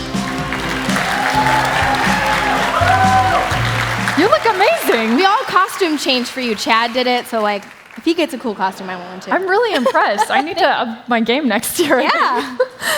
You might not all know this, but Aurelian and I met back in 2013 at MINECON in Orlando. Yep. And since then, we've become friends. We've made videos together. Sang in one. We sang in one together. And now we get to share the stage at MINECON Earth. It's really crazy because I don't think we would have met otherwise without We wouldn't Minecraft. have at all. I know that it's really important to you, but how big of a role has Minecraft played in helping you form friendships? So basically, I'm here because of Minecraft. The friends that I've met, the people that encouraged me to get into YouTubing and making videos and live streaming, and even all the way up into the job that I have today, is all because I started playing Minecraft way back in 2011. That is really incredible. So what are we about to see? So we talked about being friends and making friends. There are people from all around the world of all different backgrounds who come together and play Minecraft together and become friends. So I brought 3 sets of friends to Minecon with me, and we're gonna actually see how much they know about each other. Okay, amazing. Yeah. Let's get into it. Take it away, Aurelian. Thanks. Before we get started, though, we are going to meet our contestants. Hello, contestants. Hello. Hi. Hi. Are you guys excited? Yes. Super excited. Good. Well, let's start with some introductions for all 3 sets of you. Ifat and Anat, you guys run Toya, which I actually got to play one of the maps that you guys made called Gorilla Adventure, where you highlight the adventures of a woman named Diane Fossey. What inspired you to do maps like that? We think that Diane Fossey, she's an amazing ape researcher, and we thought it will be super cool to explore the kids for her world. And first of all, we love gorillas, so we want to create ones. It was a good opportunity. Yeah. Good reason to make a map, right? Minecraft, and especially the baby ones, which are super cool. They were so cute. Yeah. So that's... And we're a female-led studio, so we do worlds and skins on the marketplace, and they're all inspired, by the achievements of amazing women who changed our world. So we want the girls to become the heroes, just like boys can be heroes. So this is what we do. That's awesome. We are so excited to have you guys here today, and we're going to learn a little bit more about you later. But our next set of contestants, CPK and Lauren Z-Side. Hello. Welcome. I am personally really excited to have you guys here because aside from me, my daughter actually watches your videos because you guys get to make Minecraft content together, and that's pretty rad for people who are friends, right? It is. It's amazing. So where can people find you two making videos? Well, right now, our current series are The Deep End, where we explore vanilla Minecraft for once and all of the aquatic updates. And then we also do One Life right now, where we only have 1 life in Minecraft, and if we die in Minecraft, we're out of the server and the series. So with all of this Minecraft you two play together, you guys should know so much about each other. Yeah, we're best friends. We're the dynamic duo, people call us, actually. Well, we're going to see compared And our final set, he laughs. But do your outfits match? Kind of. Oh, yeah, I guess. Oh, yeah, there's a trend. Never mind. I'm going to take a point away already. That was What? not Thank good. you. Oh. Actually, we got to learn a lot about your friendship earlier in your segment, but a lot of people may not know that Martin and I actually go way back, and Martin is the reason why I'm here today, because I was out looking for people to say, come play on my Minecraft server, and I messaged you on Twitter, I think it was, and you were like, yeah, cool, like, let's do something together, let's live stream. I didn't even know that there was a whole world of people that, like, made videos and people who watch videos, because I was just alone playing Minecraft.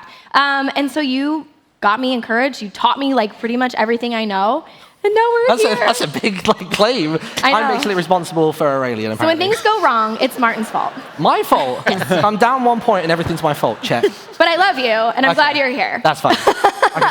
All right, let's get started. So before we came here to Minecon, we actually asked all 3 sets of friends some questions about themselves, about their experiences in Minecraft, and about the things that they like. And so now we're going to go group by group and see how much you know about each other. Ready? You think you're going to do good? Yeah. Perfect. Yeah. Okay, we're going to start with you guys. Ifat and Anat. We asked Anat what her favorite memory of your friendship was. What do you think she said? This one is easy. It's easy? Okay. Yeah, I think so.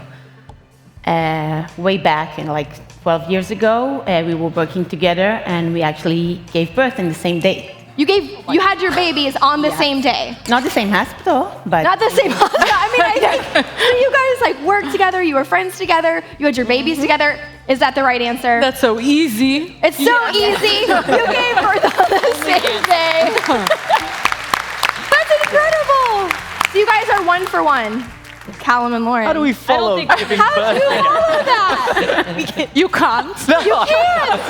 You can still get this question right, though, okay? You may not be as good friends, but you can still get this one right. Callum, we asked Lauren to describe herself as a Minecraft block. And what do you think she said? I think this is what I would describe her as, so I hope she thinks the same. Okay. I think she's a little diamond. Aww. I thought you were going to be mean and say, like, dirt or something. I would never do that. What did you say? Obsidian. Oh! Why obsidian? What does that mean? Because it's purple. Come on, Callum. Yeah, okay. Okay, so you're all wearing purple. You know, well, it's an honorary point because it was very sweet. Yeah. Very good friends. That was very We'll take it. Martin and Bigby. Yeah. Yep. We once sneezed at the same time. Just want to put that one out. And cough. Yeah, That's not even close. That's not even. That's all we've got. Yeah. And no one can prove that's true. Anyway, Bigby, we asked Martin if you were to play a round of Minecraft survival games with your wonderful co-hosts, who do you think would be left standing? Well. So who do you think Martin would say is left standing? Well, it wouldn't be you. Well. What is it? What? No, it would be me. Oh. Now, I feel like we should still get a point because the words match. Right? Does that count? I think that's pretty good. I actually meant you, so. Oh, did you? No. Oh, I never meant you. That's fine. You guys think the same. Yeah, So there's like a pretty benefit to that. So Ifat and Anat, you guys, we learned now you gave birth together. You guys have been friends for a really long time, but how did you make the transition into being friends to starting to make Minecraft content together? What did that look like? So I think we wanted, our kids to have equal opportunities as they grow up, and we thought that Minecraft is the perfect game to do that. Wanted to do storytelling and adventures, so it was just, a reunion and a connection. Yeah, we just went ahead and did that. And you have to be the coolest moms because you guys make Minecraft maps. It's pretty awesome. I hope you need to ask our kids. I'll ask your kid after the show. You should ask them. We will for sure. Callum and Lauren. That's us. You guys were friends before or after you started making videos? Because of. Because of. So, how do you just randomly message someone and be like, let's make videos? I think how does that happen? That's like the hardest part, right? But we had mutual friends and we were on some series together, and it just kind of came to a point where we're like, hey, should we try filming? And I'd seen a bunch of Lauren's videos. I think we have a really similar sense of humor. And then she agreed to make some videos with me, and then that means we're friends, and I just won't let go. So you're stuck as friends for forever. That's how it works. That's amazing. Martin, baby, I don't have any questions for you because We're seen old you news. so much in the show. We love you, but we already know. It's great. Okay, we're gonna do one more round. Okay, this is your chance to redeem yourselves. Okay. Okay. All right, we'll start with you guys again. Anat, we asked Ifat which hostile mob she would keep as a pet. So which mob? That's difficult. Okay, so if we would have hostile cockroaches, I would go for them. Okay. No, we don't. Okay. So I'm gonna go for spider. Okay. Because even if we have them in the studio, the real ones walking around, she would just go pick them out, set them free. Okay. The other one is screaming on the other side of the room. So, but I would spider. So she said spider. What did you say? Spider. Spider! Yay! Already That's easy. Oh, that's awesome. You guys are 2 for 2. Yes. No one can beat them. I just want, they're like my new favorite set of friends. So there's no choice. We'll see. You guys can pick this up now, okay? Here we go. Lauren, we asked Callum what his biggest fear was in Minecraft. Ooh. Wait, what's that Lauren, look for? Lauren, well, let's see what Lauren. Lauren, what did you say his biggest fear in Minecraft was? I really wasn't sure, so I said witches because they're pretty terrible. Witches are terrible. Callum, you have this strange look on your face. What did you say? I got the question wrong. What? What? So I thought it was in my life, so I put failure. Oh my God. Are you scared of witches? Yeah, they're pretty terrifying. Then it counts. You're right. Yay! You okay? All right, Martin, baby, this is your last opportunity. Let's do it. Yeah. To get this one right. Okay. Martin, Yeah. this should be the easiest question. Oh, don't say that. We asked Big B what his favorite snack was. I mean, we've even had evidence of this already today. Yeah. It 100% has to be cookies. Cookies. It just has to be.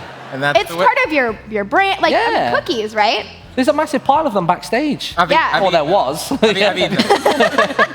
You're wrong. That's the way the cookie crumbles. It's actually Gummy bears? Gummy bear? What? I've never seen you eat a gummy bear in your life.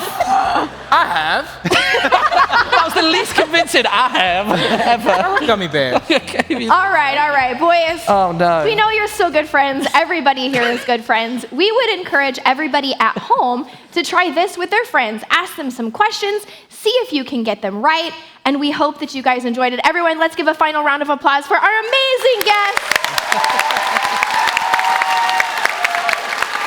Lydia, we'll take it back to you. Thanks, Aurelian. I think we're going to have to try a version of that in the office to see how well everyone knows each other. And I'm not sure about Big B's survival game skills, but I know that Martin used to win all the time, like every server that I was on, so my money's on him.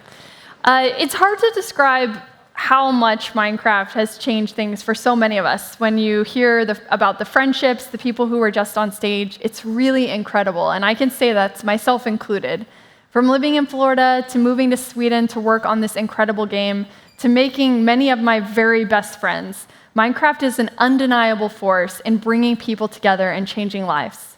Our last Meet a Minecrafter video introduces a company that's working to give even more people a chance to play. So he's got cerebral palsy. It's a very wide term, but it's basically damage to the brain, and what it means for Ian is that he's got no independent use of any of his limbs. The fact that Ian can access a computer game that everybody plays is no longer special. It's actually for everybody. It's very inclusive. My favourite thing to do in the game is destroying buildings. I also love attacking animals and zombies with my sword. iMine is a way of enabling someone with a very severe disability who finds it very difficult to be able to use their hands so that they can use a keyboard or a mouse to be able to join in with everybody else and play. It's an interface that lets them play Minecraft. When they look at the game, it's as if it's a mouse, their eyes behave like a mouse. So if you want to be able to dig, then you look at the dig button, you go back to the screen, look where you want to dig, and you'll start digging. If you want to fly, look at the fly button, look back at the screen, and you will be able to fly. I love it. It gives me a new level of independence, so I can play the game without someone helping me. It's now an accessible game for lots of ages and abilities. I wish more games were liking this. He can sit and watch TV by himself, but that's a very passive activity. Whereas with Minecraft, he's flying around, exploring the scenery. His life is so limited that everything that opens these avenues is amazing. And when you see people who with very severe involuntary movement, who find it so difficult to be creative in any other way, to see them being so creative, which is what Minecraft enables them to do, for me, that's terrific. It's so inspiring to see technology like iMine help make Minecraft truly accessible to players. That's really what the game is all about. Every year, one of the most exciting and anticipated segments of the show is the Future Updates, where you get to find out about all the cool stuff that's coming to the game. And this year is no exception. We've brought in our word specialist to conduct this important interview. Please welcome our Director of Creative Communications, Owen Jones. Thank you, Lydia. Thanks. So, I am lucky enough to be sitting here with two of our amazing developers. You guys primarily work on the Bedrock version of the game, right? Yep, correct. So, who are you? Yeah, so I'm Jason Major. I've been on Bedrock for about 4 years now. And I'm Adrian. I've been on Bedrock for about 2 years, and I help deliver add-ons. Well, thank you so much for coming along to talk to me. Like today, we're going to be talking mostly about the add-ons. Correct. Now, they exist in a version of the game we describe as Bedrock. Can you just give me a brief on what that version is? Yeah, so Bedrock is the kind of what we internally call the version of Minecraft that runs on most of the mobile devices. So iPhone, Android, Kindle, along with the Xbox, and we just recently released Switch, and also Windows 10. And you can play cross-platform between all those different editions as well, right? Yeah. We've also been adding new things to the Bedrock version over the years. We've added, you can get texture packs and skins. Now you can even access servers on there. Yep. So there's loads of cool features in that version, which we're kind of proud of. But today we are talking mostly about add-ons. Now, add-ons are a way you can kind of change the game and kind of customize it yourself. Yeah, so about 2 years ago, we added the ability for people to come in and just through editing simple text files, they can go and take existing mobs in the game and change their behaviors. They can change the geometry, which is kind of the shape of what they look like, and kind of mix them up and make a lot of fun things. And we've seen a lot of really cool stuff built with that already. And I think over time, we've managed to give people more and more kind of power to create even more unique entities or unique mobs in the game. Yeah. Right. So one of the new things that we're doing now is we're making it so that people can add their own new entities instead of needing to overwrite an existing one. Okay. So it really gives users a little more power to be able to add whatever they wanted. So previously, if I kind of changed the look of a chicken in the game, I think we have a little video about this, a chicken in the game, and it became a duck, it would kind of replace the chicken. But now, as this shows, you can kind of have both. Right. So now we have a new spawn egg for our new entity, duck. This is just an example of what someone can create using our new feature. And because it's a new entity, it has a new render, and it has a whole new set of behaviors as well. Yeah, that's super awesome. And that's going to give a lot of freedom to people to kind of really customize what exists in their world now. Yep. Right. Yeah. Yeah. One of the cool things in that is we kind of show the baby duck when it comes out as yellow. So like that's again is just editing simple files. So in those files you can basically just put like a single line of text, basically say if it's a baby, like use this texture, otherwise use this other texture. And very cool. You have a lot of control there now. That's awesome. We've also kind of looked into how you can place these new entities in the world as well, right? So. Yeah. So definitely like in the past with add-ons, you're constrained by the thing that you overrode would determine where it would spawn. So if you tried to override a polar bear, for instance, it would only ever spawn in ice flats. Gotcha. And that is kind of challenging. And then also with like marketplace content and other things, sometimes you're like, well, in my world, I don't want creepers to spawn ever. And they have no way to turn that off. So what we've got now is we have another data-driven text file way you can kind of specify like this thing shows up under these conditions in the world. So these sort of biomes or this lighting levels and stuff like that. You can even say things like this thing's more likely to spawn in the rain and stuff like that. So I think you guys made a scorpion, right? Yeah. So it's got just kind of a wandering around the desert, encounter this little guy. So I never spawned him myself. And he's got some bigger friends. I mean, you can see the kind of power of the add-on there. I mean, you can make something kind of pretty much unique. Correct. Yeah. And here you can spawn them without using spawn eggs, that's right? This is another new feature we're adding? Right. So in addition to getting a spawn egg, we also, when you add your new entity using just a JSON file, it hooks up to the commands. You can use it in spawner blocks, everything. That's awesome. Very, very cool. So we've been talking a bit about the kind of functionality of these new entities, which is obviously really cool and really valuable. But we're also trying to change how people can visualize their entities, how they can affect how they look and feel in the game also. Right. So something that we've done is we've made it so that in addition to just adding a new entity, we didn't want to constrain the users to using any of the animations that exist with vanilla entities. So you can specify, you can add your own new animations, mix or match existing ones. And so that's something that we see with our next guy here. Yeah, so you made a kind of skeleton kind of beast guy here, we can see. Yeah, this one was a lot of fun because we actually got, like, we wanted to show off something that is obviously not using existing animations in the game. So he's got his upper torso, he's got his rear up animation, kicks at you, and stuff like that, which is obviously new. So we can see this is kind of the body of a horse, the torso of a skeleton, and kind of new animation. Yeah, I like to call him the Skeletor. Yeah, yeah, of course. Cool.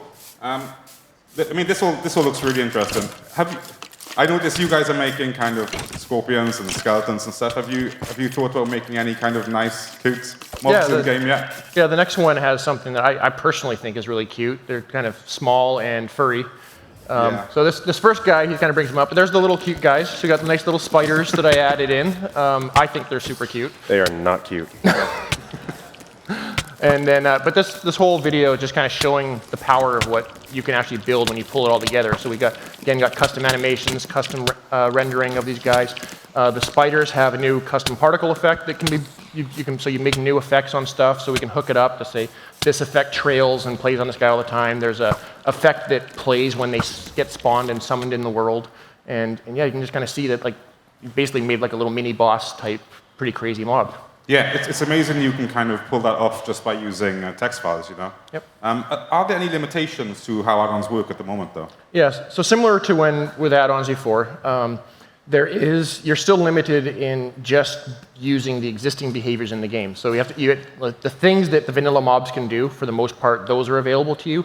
But if you really want to do something completely unique that no mob in Minecraft has ever done before, then there's still some limits. So we are actually announcing that we will be having our long-awaited scripting tech preview. So that'll be coming out this year. The focus for this preview is more around...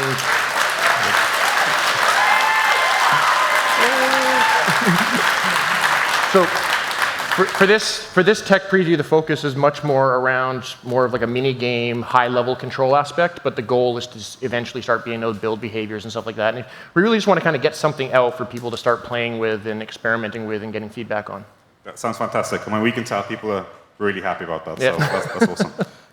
And when can players get their hands on these new add-on features? Yeah, so the stuff we've been showing today is we will have that out in a beta in October. And we will have it available for everyone on Bedrock later this year. Fantastic. Thank you so much. That's really awesome.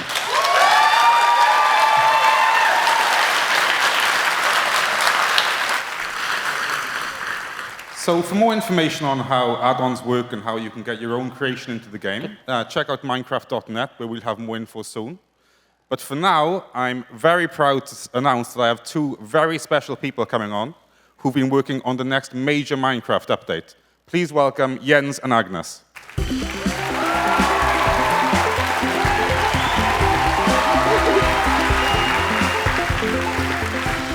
How are you guys doing?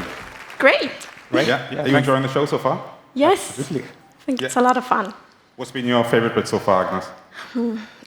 Yeah, I think the costume contest. I think it's great to see all the lovely costumes. I'm really enjoying that. And it's kind of cool because the costume contest is kind of a legacy part of MineCon. You know, it's always been a highlight for me, so I think it's really cool we can keep that going even with the new format, you know? Yes. What about you, Jens? What's your favorite bit so far? Well, for me, the best part is that we finally can reveal Minecraft dungeons. So I'm really looking forward to what people will think about it. And I already checked a little bit of the comments, and people seem excited and curious, to say the least. And we have a screenshot, actually, that we can show. Awesome. Let's have a look. So this is an environment in the game that you can see, kind of expect. So this is a screenshot from the actual game. And you will fight your way through in kind of like a dungeon crawler genre. So it's kind of like a top-down dungeon crawler. So you're traveling around various environments, hacking up mobs. Yeah, absolutely. It's the hack and slashing. Very cool. And I guess you travel to different kind of biomes and stuff. It's not all set in actual dungeons. Yeah, no, there's a bunch of different areas and environments, and a lot of new bosses and really cool stuff. So that super sounds awesome. excited. I can't wait for us to share more information on that. So yeah, coming soon.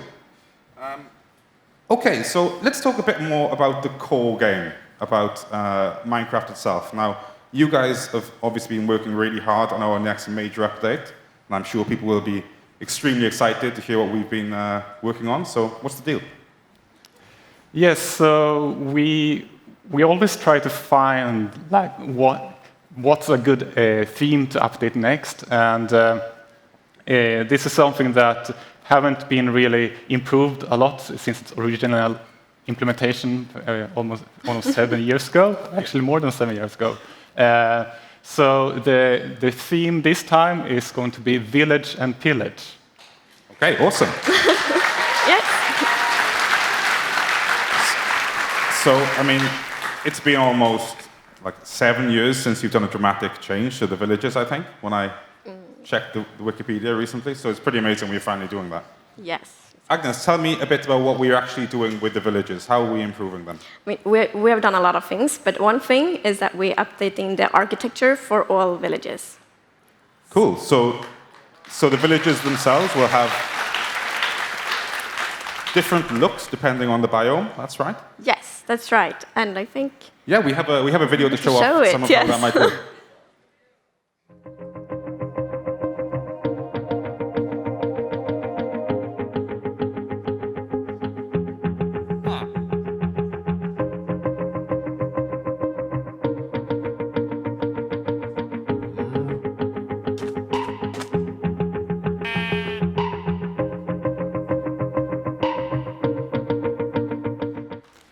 That's absolutely awesome.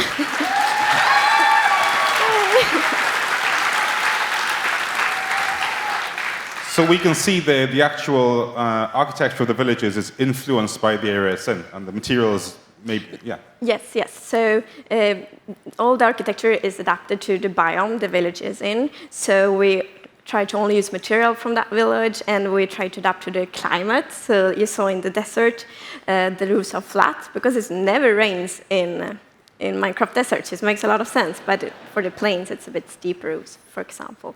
Very cool, and we can share more on that soon as well. That's awesome. We've also been looking into the inhabitants of those villages themselves, right? Yes, and they will get new fancy skins. Okay, let's take a look at those.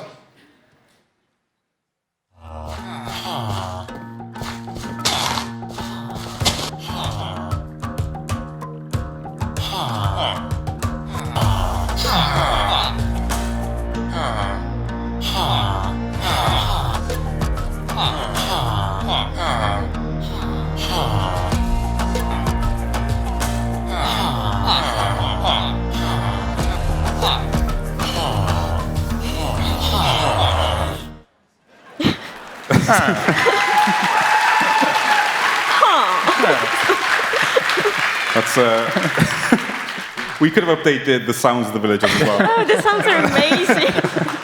But that's awesome. Tell me a little bit about how that works. Oh yeah, so the skins are biome dependent, and they also get unique details depending on the profession. So yeah, there will be lots of different variations. And we also do other things to villagers and the village mechanics. For example, we want the villagers to be more intelligent, so they will have like a schedule, going to the work, going to a meeting point and stuff like that. And we are updating the trading as well. I mean, that sounds amazing. So basically, everything about the villages is going to have more life, feel more unique, Yes. and kind of more consistent from the villagers themselves to where they live and how they interact with the player. So that's awesome. Okay, so we've talked a lot about the villages. We've talked about these cool, nice features. But Jens, you said it was called the Village and Pillage update. Yeah, exactly. And I should mention that one of our principles is that it's up for the player to build the world. So even though the villagers will be more kind of intelligent and have more of their purpose regarding their profession, it's up to the player to make sure they have a good village to live in. And there's more reason for this now, because in addition to improving the villagers, we are also introducing raids. So it gets a little bit complicated, but we have villages, villagers, illagers, and now introducing the pillager. Okay, cool. And we can take a quick look at what those guys get up to. Let's check it out.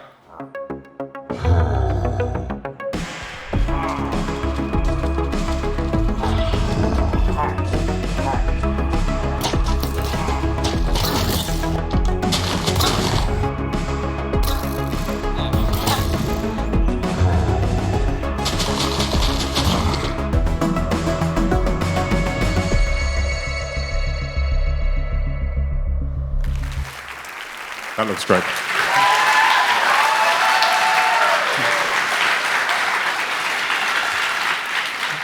Yes, so as you can see, the pillagers are wreaking havoc together with this new monster. And this thing is currently, we refer to it as the illager beast.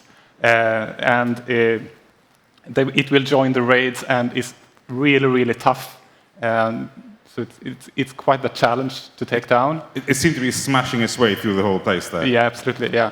And so these raids will attack villages and you will have to defend against them. And I want to say, like, the illager beast, if you have a name suggestion, I'm all ears. But we're kind of grown fond of just calling it the beast. So do we know kind of why these pillagers are kind of doing what they're doing, or is that not quite decided yet? It's one of the Minecraft mysteries. Okay, I understand. I also noticed, the eagle eye in the viewers might have noticed, that they were wielding something that looked kind of powerful as well. What was that in their hands? It was a crossbow. Crossbows? Mm-hmm. So tell me a little bit about the crossbow. Is that replacing the bow, or? No. They are kind of well balanced. So the crossbow is really powerful. It deals more damage, and the arrows goes further, but it takes longer to load. And Okay. it also comes with new enchantments. I just want to say that because it's cool. Great, I think we can check that out as well. Show us the video of the crossbow.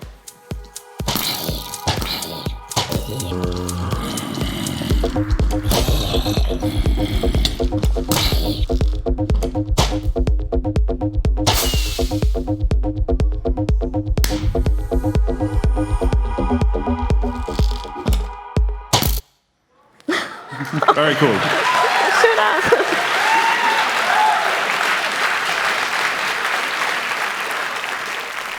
And the crossbow, is that going to be similar to the trident, where you have to kind of discover it in the world? Or? No, you can craft it. So Cool, so that's a craftable item. Yes.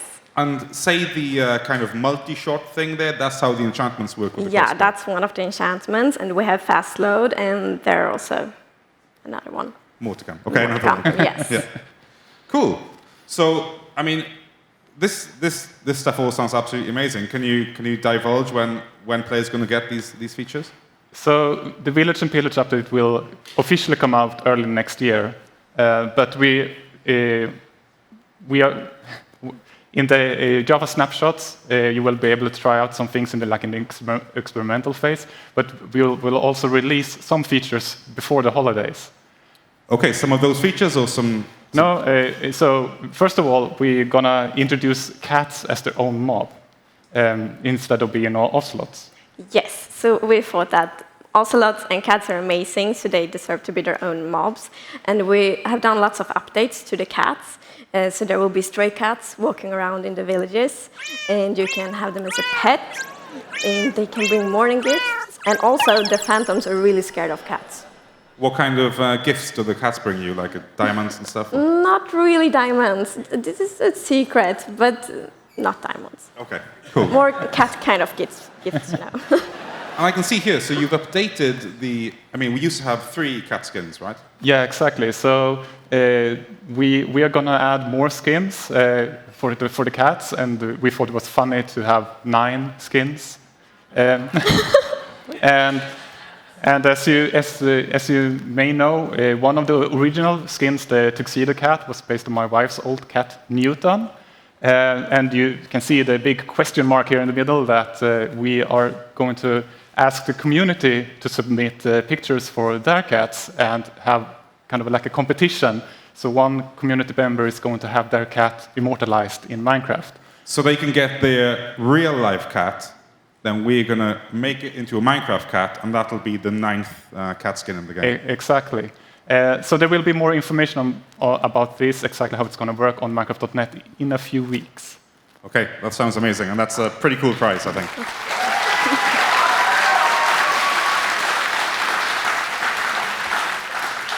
So we're getting cats before the cat update before holiday.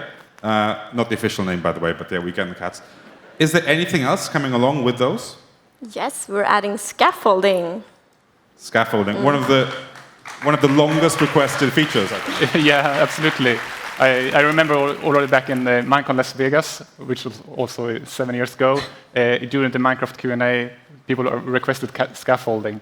So yeah, it took a little while, but finally. Just 7 years, it's fine. So how will the scaffolding work? Yeah, I mean, the purpose is, of course, to make it easier to build, so we maybe not need all the weird dirt constructions to build anymore.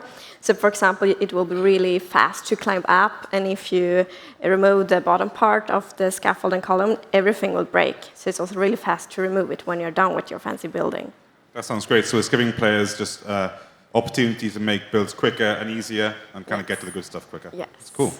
And what's it going to be made out of? How do I craft scaffolding? They are made of bamboo. Ah, so a new item, a new block in the game. Yeah, and it's a new bamboo, so there will be like bamboo forests and stuff like that. And what else do you use the bamboo for? Well...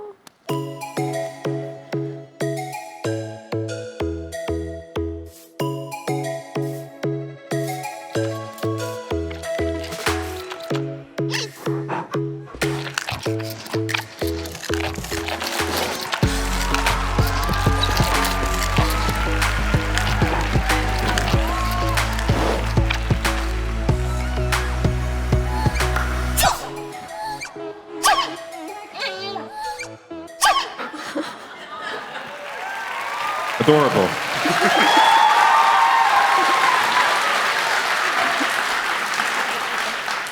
So I think that's pretty obvious that we're bringing pandas to the game. Agnes, tell me a bit about those. Yeah, I mean, like a big thing with pandas are that they are cute and they are a bit silly. And we also really wanted the players to connect to their pandas. So we thought that if we add like different like personalities or traits to them, you will feel like your panda is more unique. So we did that as well. So in the video you saw like there was a panda with red eyes. That's an aggressive panda. You should not hurt an aggressive panda. Well, you shouldn't hurt any kind of panda. But... Of course not. But don't hurt pandas, but the aggressive one will probably be a bit upset about it, extra upset about it. And what other kind of traits can the pandas have? They can be, for example, lazy and playful. And then, yeah, I heard rumors about one that actually is a brown panda. Very rare. Okay. Mm-hmm. That sounds amazing. I mean, what made you think to include pandas in the first place? So when we have we essentially have like creative workshops when we try to list what we want to include in the next update. And since we have such a huge community in China with over 150 million registered players, we invited our partner NetEase to give us the feedback from the Chinese community and what they really wanted to see in the game. And obviously they picked the giant panda. And we sent our sound engineer Samuel to China to record the actual sounds from the actual pandas. And we actually have a little, we documented that trip, so let's take a look at that. Absolutely. 模样非常重视中国的 Minecraft 玩家，在一次沟通中，有提到是否把中国的特色生物加入到 Minecraft 中，而我们第一个想到的就是国宝大熊猫了。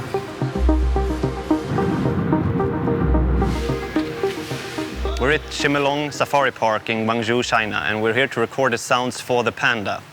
Because the pandas are so protected in the wild and they're endangered, so this is the closest we get to their natural environment.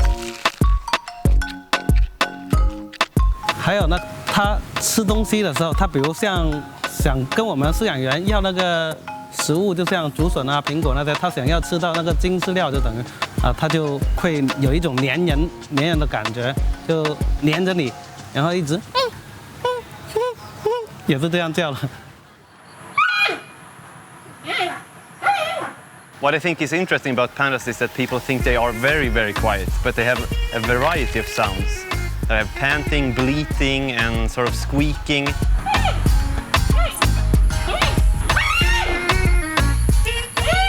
So I'd like to capture all of them and incorporate them in the game, of course. 我的世界中国版上线以来，受到了众多玩家的支持，而大熊猫是中国的国宝。我相信大熊猫的加入可以为中国玩家带来更多的亲切感和趣味，也能够让全世界的 Minecraft 玩家和我们一起与美丽的、可爱的国宝进行互动，也一同享受探索世界的乐趣。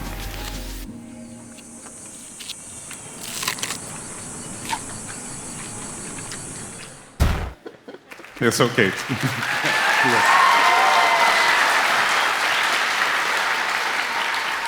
I'd really like to be able to speak panda like that guy in the middle of that video when he did the little sound effects. Anyway, this all sounds completely amazing. I can't wait for us to get our hands on it. So just remind me again, Jens, when are we getting these things? So yes, Village and Pillage will be out early next year, and for the holiday update, we'll have the cats, pandas, bamboo, and scaffolding. And that'll be out even sooner. That's awesome. Yes. Okay.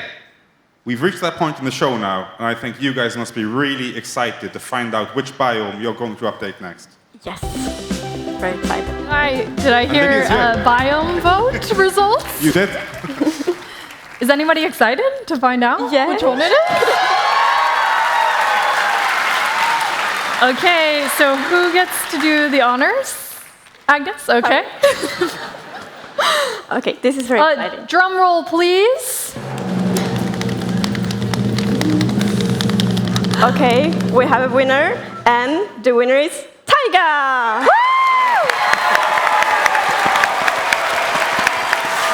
Tiny Agnes and Jens are very excited over there. Yeah, we are. And the foxes are super excited. Are you excited about updating the tiger? Absolutely. It's going to be fun. It will be a lot of fun. Well, thank you so much for sharing all these updates with me and for sharing what's going to happen to Minecraft in the near future. Let's take a quick look at the recap and see again what's coming to Minecraft soon.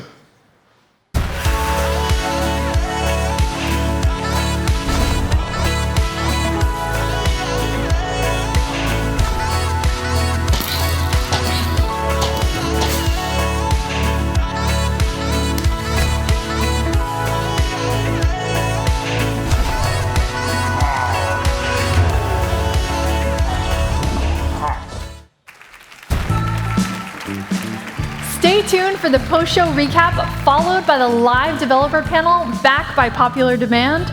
And we also have amazing community panels going up on our YouTube channel after the show. I'd like to thank all of the people that made MINECON Earth possible. Thank you to the Minecraft teams in both Stockholm and Redmond, who continue to bring new and fun experiences to Minecraft. To the Minecraft Dungeons team, congratulations for sharing the first glimpse of our exciting new game.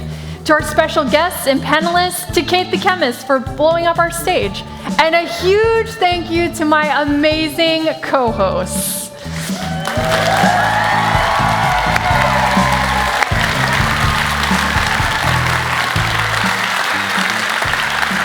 It takes a lot to put on a show like MINECON Earth, so thank you to the team and crew who worked so hard to bring it to you. But the biggest thanks of all goes to you watching MINECON Earth. From wherever you are, we're so happy you joined us. Thank you and goodbye!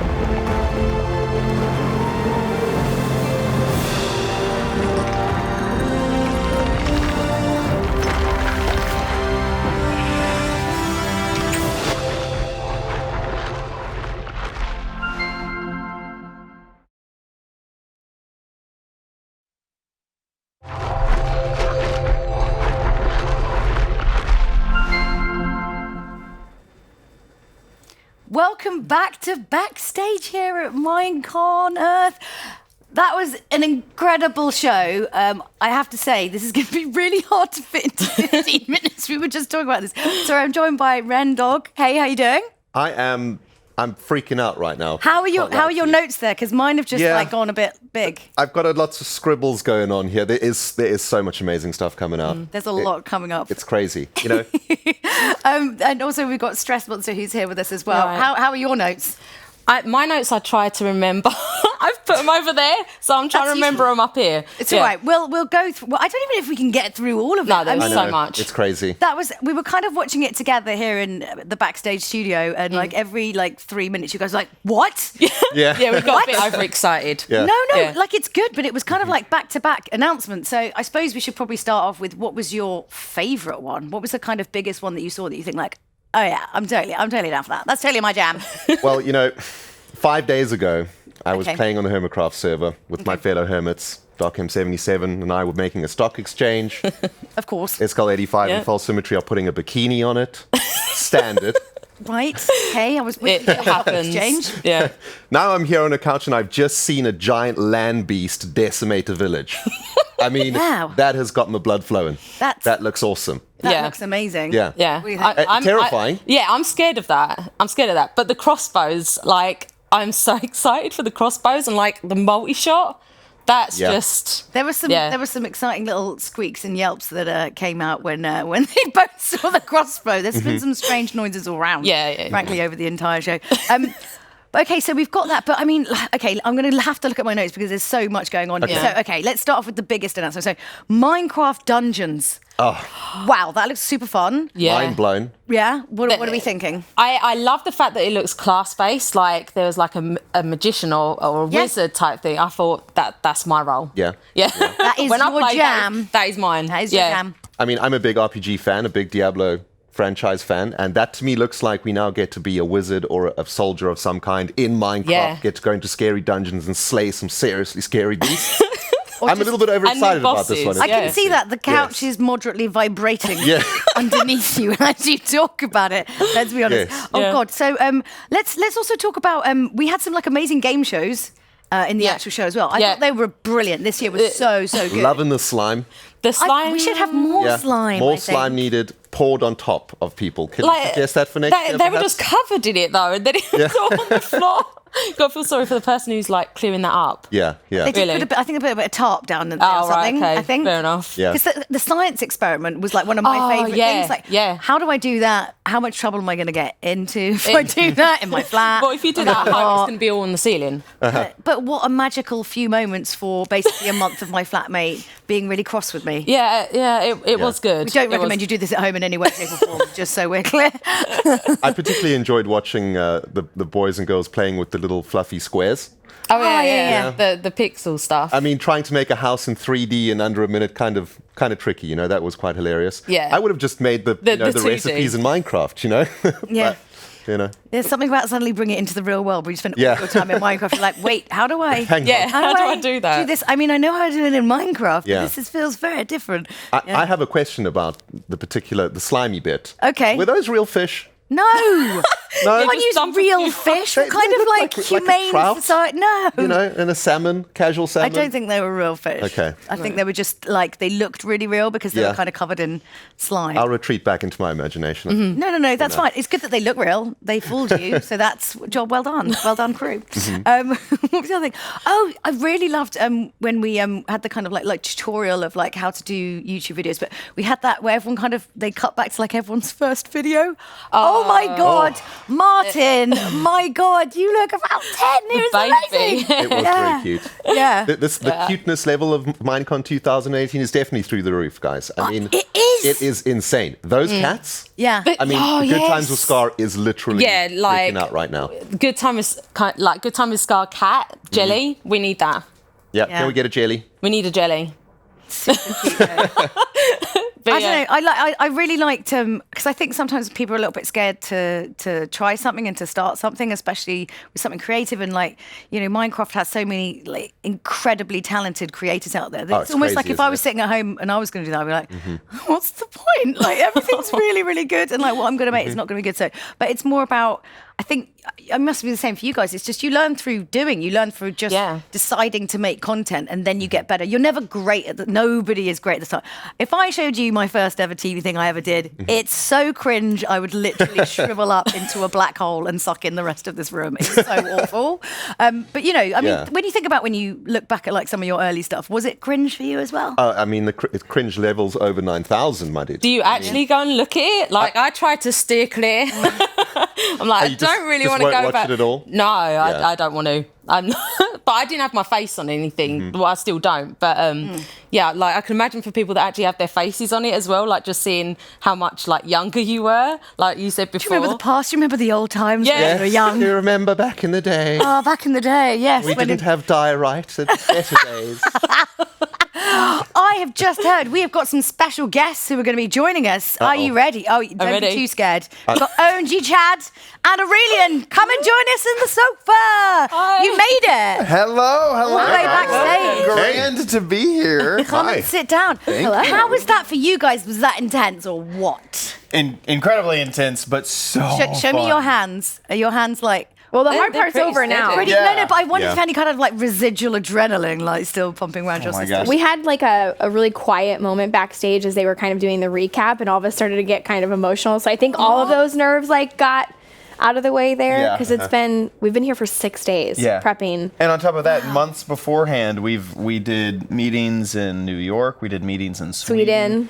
Oh, you're just so jet set. So jet set. Exactly. Just chuck it in there. Oh, man. We met everybody. We did all of the things. There were so many celebrities. So bad. Life's so tough right now. I was only in business, not in first. It was horrible. But I really want to mention that to let people know that, like, the Minecraft team really cares. I mean, they have been focusing on this. It wasn't just a thing they threw together this weekend. I mean, we have been working on it, and they came to us and we pitched ideas. Yep. And it was a real collaboration. It was a lot of fun to do. Yeah, it looked like a lot of fun. It was, and the best part was, I think, for us is that everyone there. We've known each other for a long time. We've been playing Minecraft for so long that every single one of us, we were like, oh, we know them, like we're comfortable. But everybody's segment was so much their personality that like we each got to kind of feel like we brought something different to the show, and I'm so proud of everything. It worked out. You guys absolutely smashed it. Thank you. Absolutely smashed it. So we were just talking before you rudely interrupted. Yeah, we busted through the backstage. I'm so excited to come talk to you. So honestly, we were just saying we made so many notes. Yeah. That's a lot of things. A lot of things that are happening. Were there kind of any kind of standout faves that they mentioned? I mean, you obviously seen. I have you kind of mine. knew a little bit already.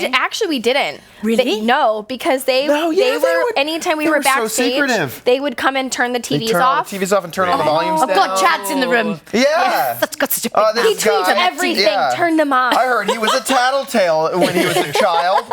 He might leak out our information. Yeah. I mean, I A lot got of that it was vibe when I news to first us. met you. It's fine. But we didn't. So we were, and what's for us, I'm gonna actually have to go back and rewatch it. Yeah, same. Because there were a lot of things that like we were doing costume changes or we were getting makeup done. Like we missed a lot of the big announcements. I mean, we caught bits and pieces. I mean, I wrote a lot of notes, but it now is like quite illegible. Is it all you know, you're like scribbling it down, and like my writing. Is it all just pandas? Oh my God, surprise pandas! Let's be honest, it's pandas. I mean, come on. They sneeze and they have a particle effect when they sneeze.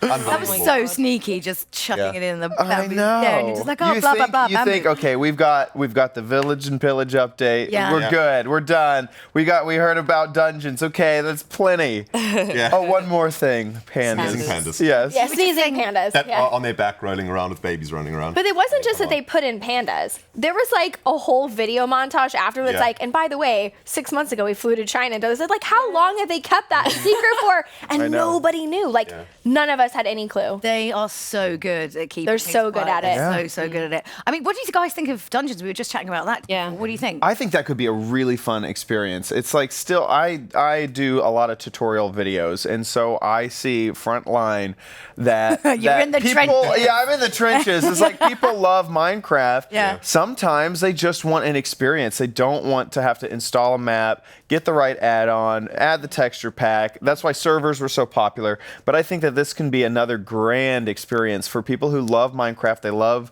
the characters, they love the story, they love the setting, they love, I don't know exactly we didn't get to see a lot. And once again, I have only seen what everyone else saw on stream. Yeah. I have no idea if there's like a mining ability, like can you mine in dungeons? I'm not sure.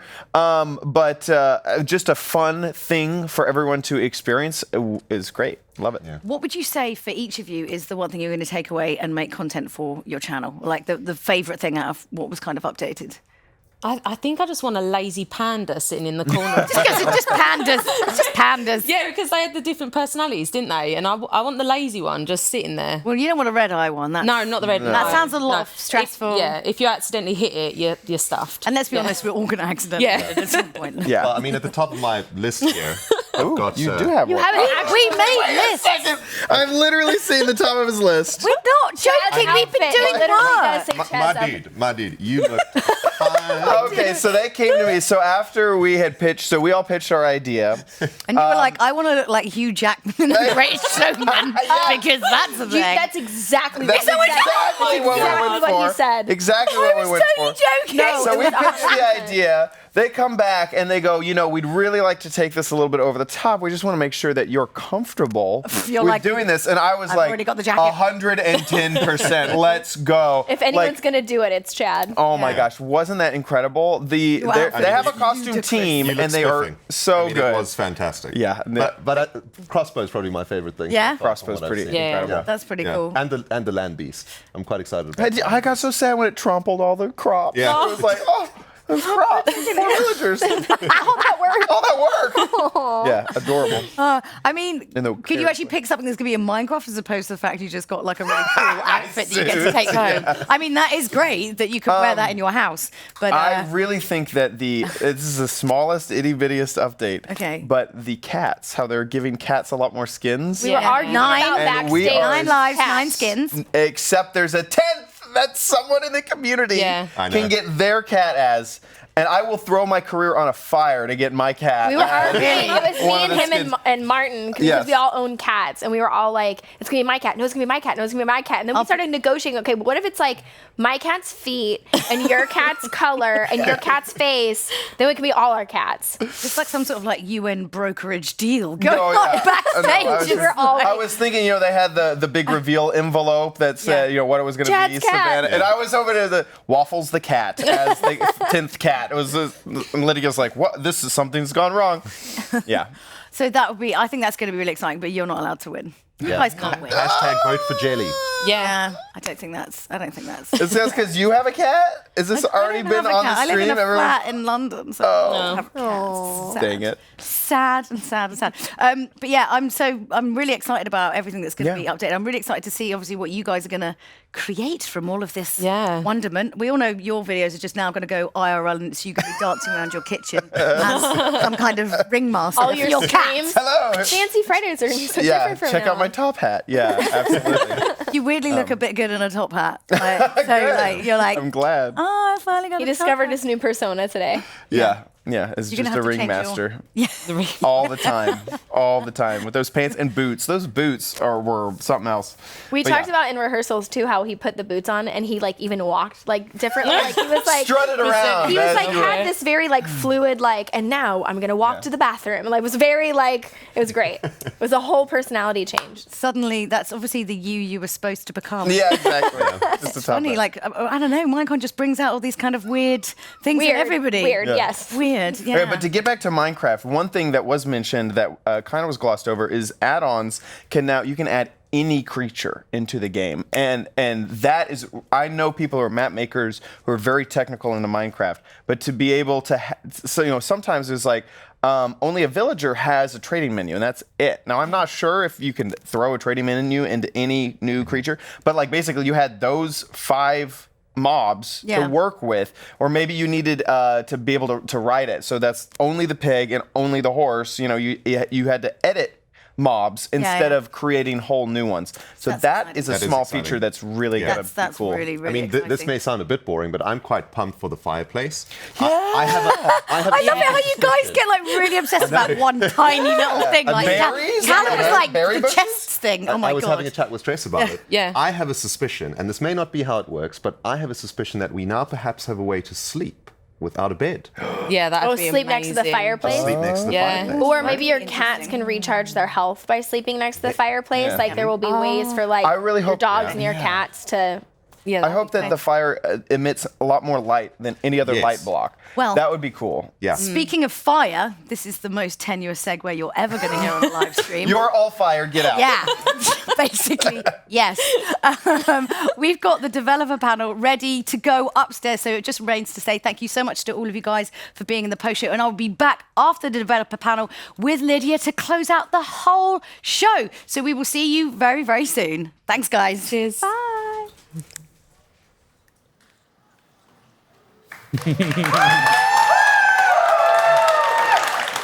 All right, welcome everybody to the Minecraft Developer Panel, where we will be answering questions from the community.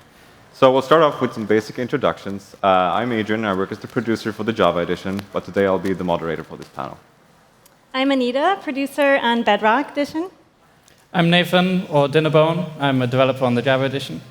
I'm Jason, or Argo Major. I'm a developer on the Bedrock edition. And I'm Corey, or Kojo, and I'm a developer on the Java edition. All right, and with that, we'll just get going with the questions.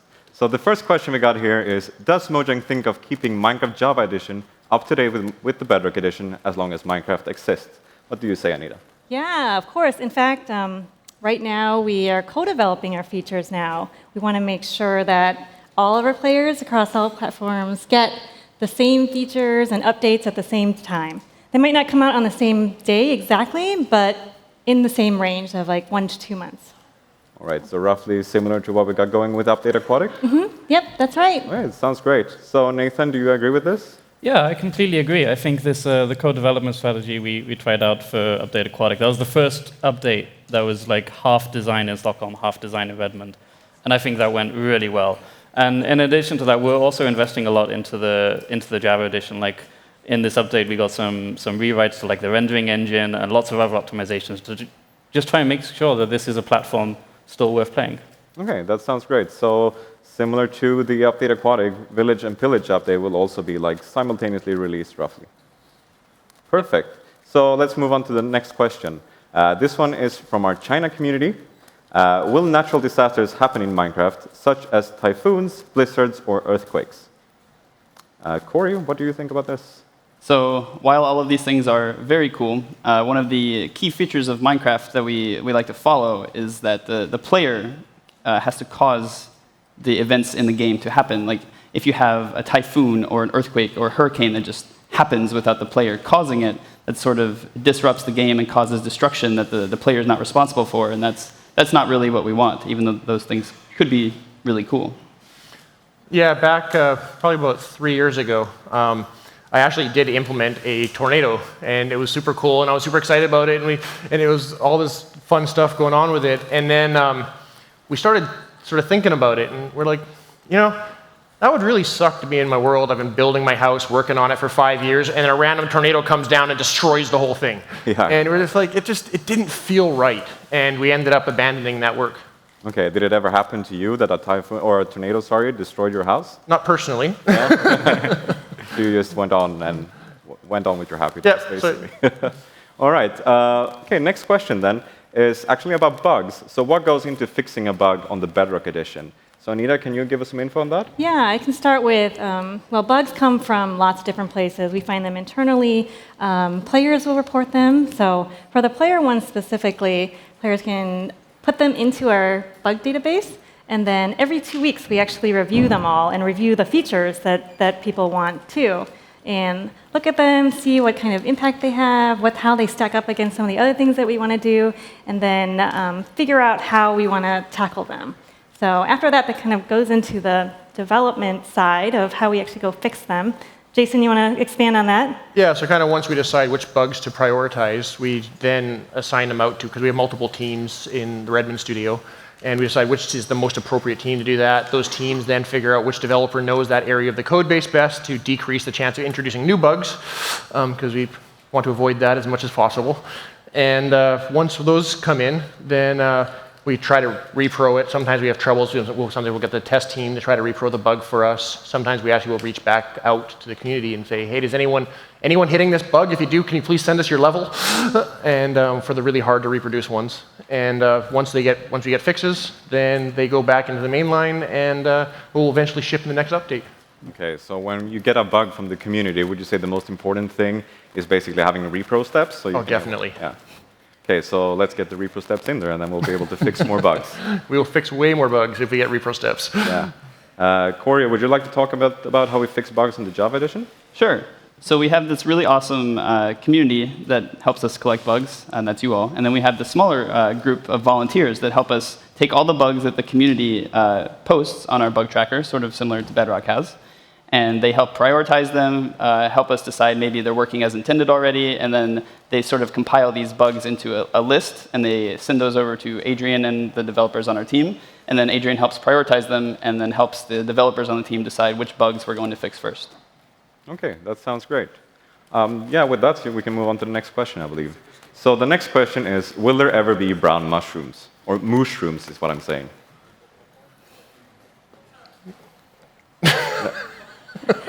Corey. No. You look excited. Don't you dare. Yes, we're going to add brown mushrooms. Oh, no. Really? Yeah, we're going to add brown mushrooms. Okay. Just because of that question. Okay, we will talk about that.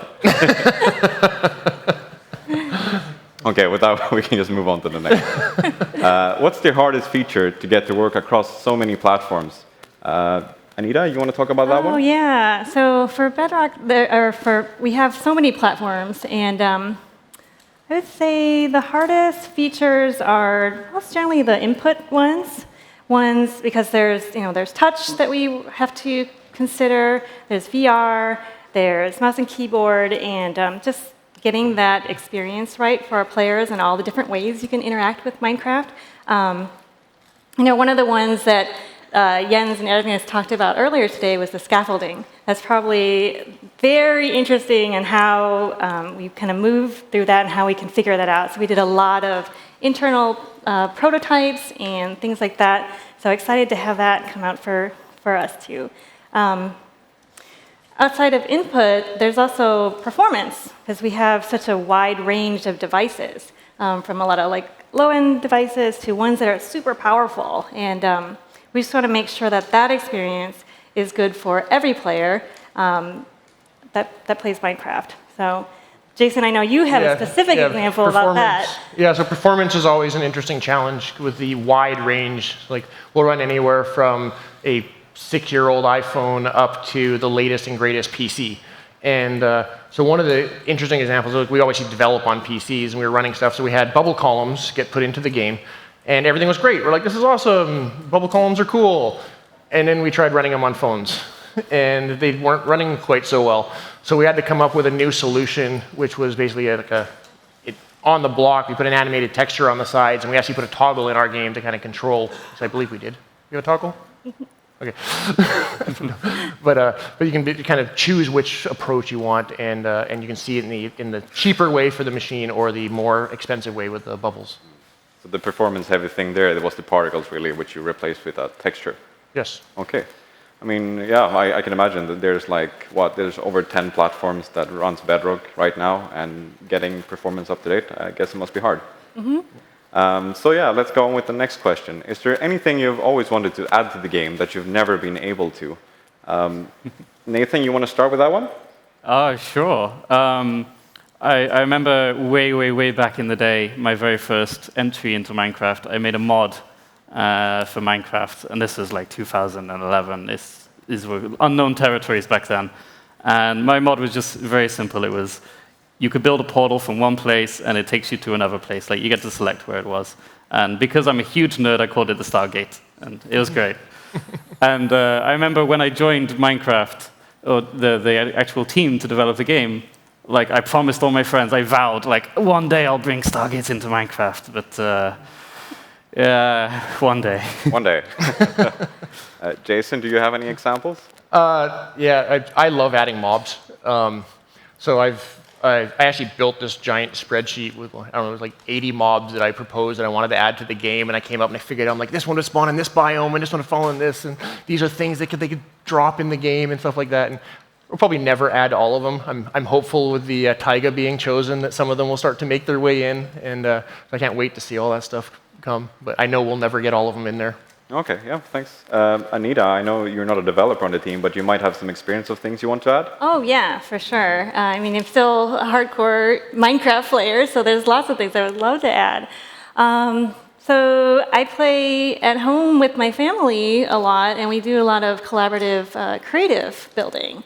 So we got 4 players building worlds together, and I would love to have like a collaborative like color palettes and block palettes we can share with each other. Anything like that makes it easier to collaborate with other people building.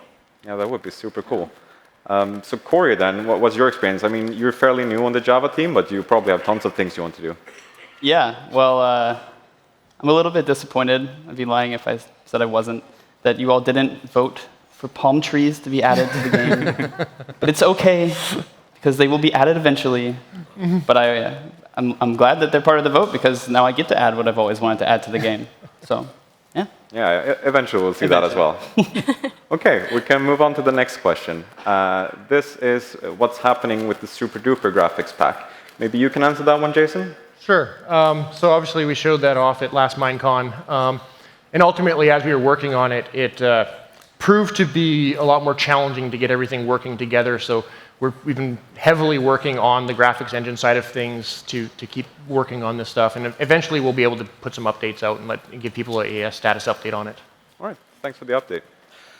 So next question, is there any hope for the furnace minecart?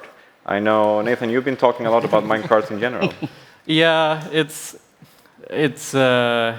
kind of a problem because they're just useless in so many different ways. We kind of aren't very happy with the minecart system in general. We actually tried to update them like a few years ago and just like make minecarts more relevant, make minecarts faster, maybe look at the different aspects of minecarts. And I don't know, there was like engine limitations. We couldn't do it back then. One day, we really want to just revisit the entire minecart system and maybe find a good place for furnace minecarts to fit in that. I don't know when that will be, and I don't know how that will look.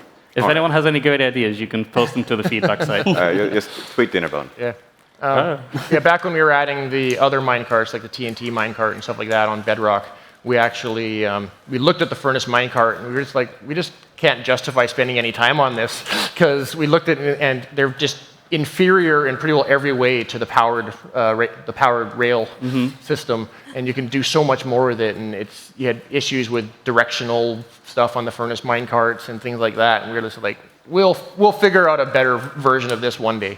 I think if they could like turn on and off, that might be a bit more interesting. But right now they have this crazy bug where they just don't know which way's forward, and so they'll just like suddenly just decide, oh, I'm just going to go the other way.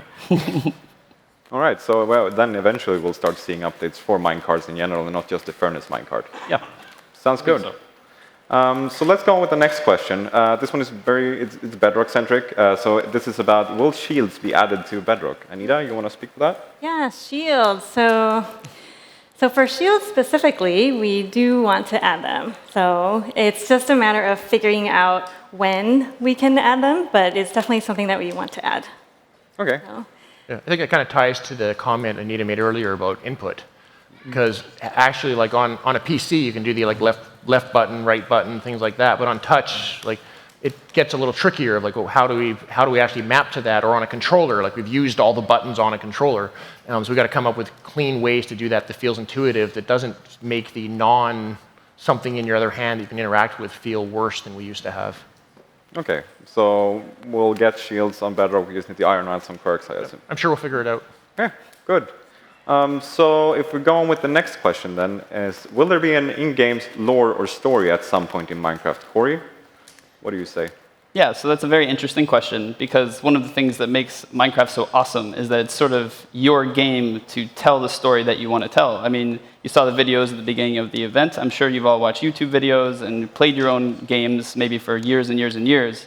and the game sort of tells the story that you want it to tell. People create stories using like mods, using resource packs, so many different ways to create different stories in the game, and we like that the player is the one that can tell their own story. And maybe you have more to add there. Yeah, whenever we develop features for the game, we do kind of have a story in our heads. We're like, why would this possibly be placed here? And so we do try to come up with like our own stories. I'm pretty sure every developer has their own like ideas on it, but we try to be kind of consistent. But the reason why we don't tell anyone any of these is because they change constantly. We'll add something new, and we're like, oh, this actually would make a lot of sense if this and this also happened. And so we usually do have some kind of like lore in our head, but it's definitely not something we're gonna like just make. That is not the story of the game. It really is just the story that you want to play. Yeah, and I've been plotting the secret story of the brown mushroom for 7 years now. Okay, perfect. Thanks for sharing. So if we go on with the next question, it's why we don't release updates every week or every 2 weeks. Anita, you want to talk about the Bedrock side of things? Sure. So for Bedrock, because we have so many platforms to support, each of them have different rules for their certification, how long certain ones take. Some of them are faster than others. And we want to make sure that we release those all the same day, at least on Bedrock. We don't have a magic button that just says go, and then it goes out to all of our players. So that takes some time to do, and every week or 2 weeks is a little bit too fast for us, but we're getting there in terms of how we can optimize how fast we can get out updates. Jason, do you have anything to add to that? Yeah, one of the other challenges is just there's a lot of overhead in getting a release out. There's the builds running through, like giving the testers enough time to bash on the build to make sure that we didn't introduce anything that breaks the game and stuff like that. And that takes a lot of time. So we want to make sure that because of things like going through the stores and that, we have enough turnaround time. We want to make sure that what we put in there is the best quality we can. So if we were doing releases every week or every 2 weeks or something like that, we would spend all our time doing that, and we wouldn't get to do all the cool stuff that we got to see earlier in MineCon. I see. It's much the same on Java Edition as well. We kind of have, like, if the more frequently you post out the updates, the less can be in an update, because there's just so much overhead from the update. But we actually do release usually multiple times a week on Java Edition, but those are for snapshots. And so those are a way to, like, if you accept the risk of a really, really unstable and buggy game, so we may not have yet have got to the point where you can fix all the issues with the new things we add, then you can play stuff quite soon.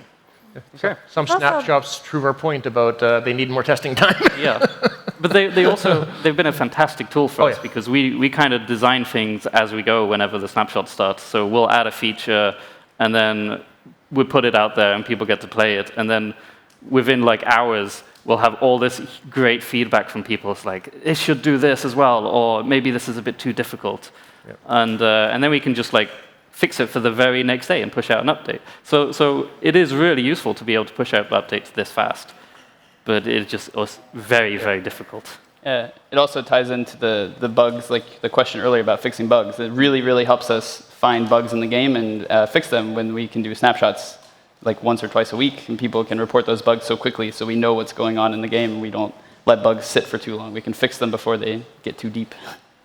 There's also the story aspect too.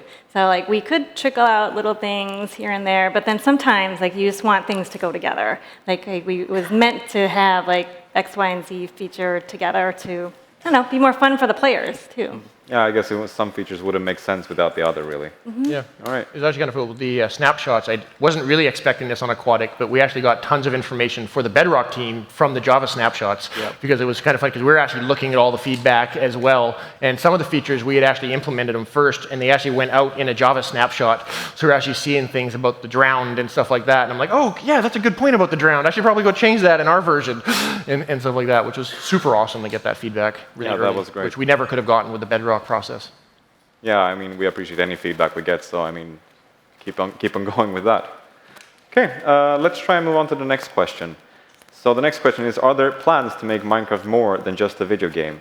Nathan, you want to speak about that one?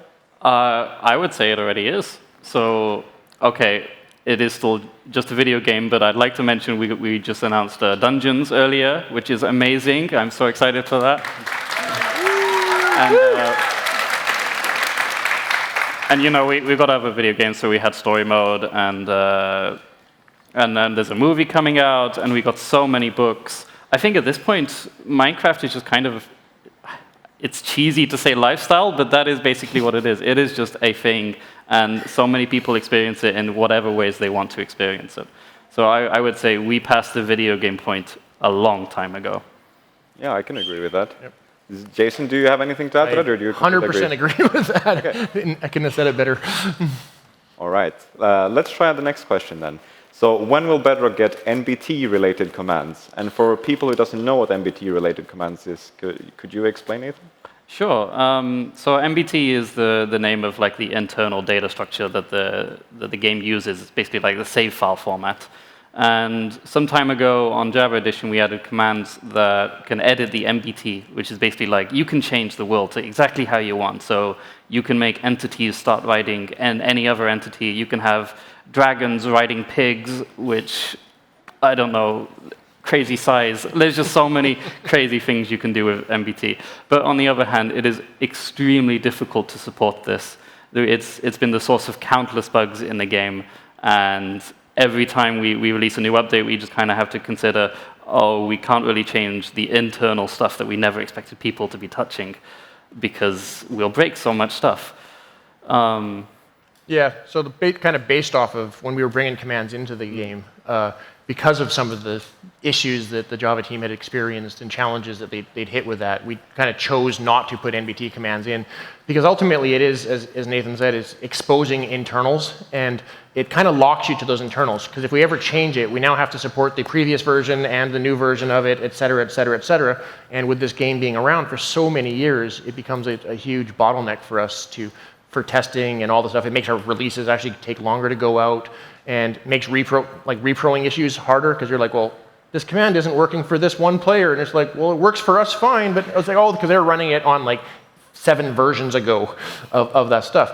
So the kind of stance we've been taking on the Bedrock Edition is that we want to enable the same types of things, but not by exposing externals. So some of it's through add-ons. We would love to try to get a little more of the stuff we have in add-ons tied into commands a little more tighter and stuff like that. And we're still talking through a lot of the ways to do that. But definitely the goal is to allow the same types of things, just in a more supportable way. I think that's a very good idea as well. These kind of things should have like a more formal way of doing exactly the same functionality that we can actually go out of our way to support, rather than just kind of hoping it works. Yep. Okay, so we'll get a similar solution, or that works in the same way that MBT does, but without exposing MBT. Correct. All right. Okay, with that, I think we can move on to the next question. This one is more on the fun side. So why do creepers explode when they come near you? I feel like you've answered this before, Nathan. Yeah, I have. Isn't it obvious? So they just really want a hug. And people are just like very scared of creepers. They get very anxious. So they just kind of come up to you and they're just like, can I have a hug? And then well, it's just too much for them. It really is. And especially because some players try to attack them first. Can you imagine? They're so cuddly. I just want a hug. But Nathan, they don't have arms. That's why they want a hug. Ah, yeah, I see. They have never had a hug before. It looks so nice. I can definitely agree with that.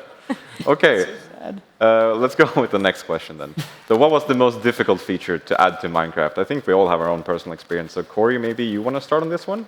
Yeah, so I haven't been on the team for too long, but in the next update, the Village and Pillage update, in the video you probably saw if you were watching, had the pillagers and the beast, and they were roaming as a squad together towards a village.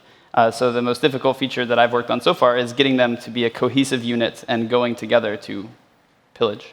Okay, so you're saying like basically the AI of the raids is the most difficult thing. Yeah, exactly. Yeah. Balancing the raids, making it so they don't just immediately destroy you and everything that you've loved. But it looks like fun. It does. Yeah. It'll be fun. It'll be challenging. It'll be fun. Sounds great. What about you, Jason? Probably for me, the most challenging has been actually doing the add-on stuff. And it was mostly because to achieve the add-ons, we basically had to take all the gameplay code and completely restructure it and write a lot of things from scratch. But at the same time, we didn't want to change the behaviors. Like everyone, they expect creepers to work a very specific way. They expect skeletons to work a very specific way. So we had to try to, even though we were changing everything, we wanted it to feel the same. and then expose all that there. And then now we've kind of had I won't quite say a maintenance nightmare, but we're getting into that realm of kind of what we talked about with NBT earlier, is like now we have to make sure we're doing everything we can to not break people who've built add-ons on top of this stuff. So every time we're changing things, we're going, okay, well, how could this change something? If someone was relying on a specific behavior, how could that affect them? And we try to write up conversion code to say, okay, well, it was working this way, but now it needs to work this way. So we have to kind of always be thinking about that stuff. Okay, so like the backwards compatibility is key factor here. All right. Nathan, what about you? There are so many things over so many years. It is really hard to pinpoint like the defining thing. I remember there's been so many bugs that I've spent literally months on, and I just gave up at some point. But I think I'm going to go with my classic answer. I'm a nerd. I've just been talking about portals. For me, the thing that I've been trying to perfect for so long, and I still haven't, is the portal mechanics. So, for example, you can have like a small portal and a really big portal on the other side. And if you go in like slightly to the left, you should come out slightly to the left on the other one. There's just so many weird, like, it's a whole different realm of math than I ever expected to go into. So this is why you gave up on your Stargate idea? Yeah, basically it is. One day I'll have them working the way I want. You can do it, Nathan. I believe in you. There's just like so many things. Like if you go in one side, which side do you come out of? Because there's no front and back. It's crazy. Portals are a pain. Yeah, I can see that. Anita, what about you then? I know you don't develop, but you probably have a lot of things that's been a struggle. Well, we haven't talked too much about this one, but in having a shared identity across all the platforms that we support. So how do we show that to the players that you're playing with on different platforms, and making sure that's consistent and that you get to understand what identity you have and be whoever you want to be. Okay, so you're trying to get like the same experience wherever you are, really. Okay, with that we can move on to the next question. I think it's very similar to the one we just answered. Where does the creeper's fear of cats come from? Jason, maybe you have an idea about this? I think we all have our own theories. I personally think that they are allergic to cats, and they're trying to not sneeze. Okay, yeah, I can see that. Nathan, you? It's a very good question. We've wondered this ourselves as on the developer team. It just kind of happened. Nobody really knew how. We sent like a great team of investigators to try and kind of figure it out, and they decided where can we get the answer to this. So they just built this beautiful house, and they invited a creeper inside. They just kind of locked the door, and then went in, and they just went, "Hey, creeper, why are you so afraid of cats?" Unfortunately, he was put on the spot. It was too much pressure. He exploded. The results are negative. We're still working on it. Okay, yeah, I can see that happening.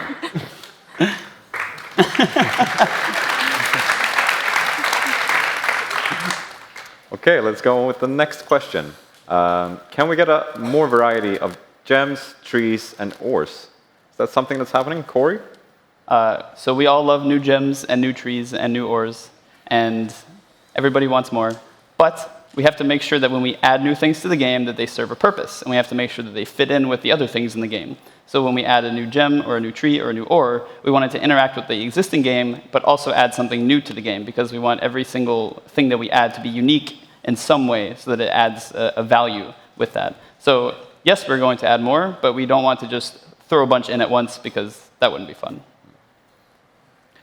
I think it is very important that whenever we add something, it does have like so many different purposes. And I think if we just release one update that just had like, we've got 10 new type of things, but they don't really do anything, I think we're all going to be very sad if that ever happens. The trick is always to make sure that there's new gameplay that comes out of these Absolutely. updates. There should be a reason for it. Like, it should feel like it's really bringing something very useful to the game. Yeah. So you just don't add something randomly that doesn't have any purpose, really. Just we add an ore and it should do something, is what you're saying. I mean, we break that rule all the time, so I'm not going to say that is the golden rule, but we try to stick to that. Yeah. Like, and especially when you consider, like, with ores, you've got, like, the current, you've got all the tiers up from, like, stone is not really an ore, but all the way up to diamond. But you can get diamond really fast in this game. So if we added a whole bunch of other tiers, they're just useless. Like, for weapons and armor, tools, you're just going to go to whatever the best. They need to really have their own, like, shining purpose. to have some reason to use those over whatever the best is. Do you have any idea of any ores you want to add yourself? Not really. I think we're... No, I can't think of anything there. Okay. I remember I once shot down an ore, though. Like, when I first joined the team, we had ruby was an ore, but I was colorblind, and it was impossible to tell the difference between that and redstone. And so now we got emeralds. Yeah, I can see that being a problem, definitely. Okay, so I think that clears up on how we think about ores and gems in general. So with the next question here, though, is will you ever add more redstone components? Anita, what do you say about that? Yeah, definitely. Yeah. You agree? Yep. Yeah. So. You all agree? Any idea of what these redstone components could possibly be? Any recent ideas or? We have a lot of crazy ideas that just pop up now and again. It's hard to find. So there's two parts of this. Is really something that is built for redstone. It's like, a new circuit or something like that. And then the other half is just like something that can interact with redstone in some kind of way. I'm not promising this, but I know one thing we talked about, just like a couple of us talked about on the side, was an idea of a target block, where if you just shoot an arrow into it, it'll give off a signal based on how much it was. And it just sounded like so much fun. It's on your backlog now. Oh, no. This sounds like a cool idea, but what would I use it for in game if I were to use it? Like, can you think of anything like top of your head?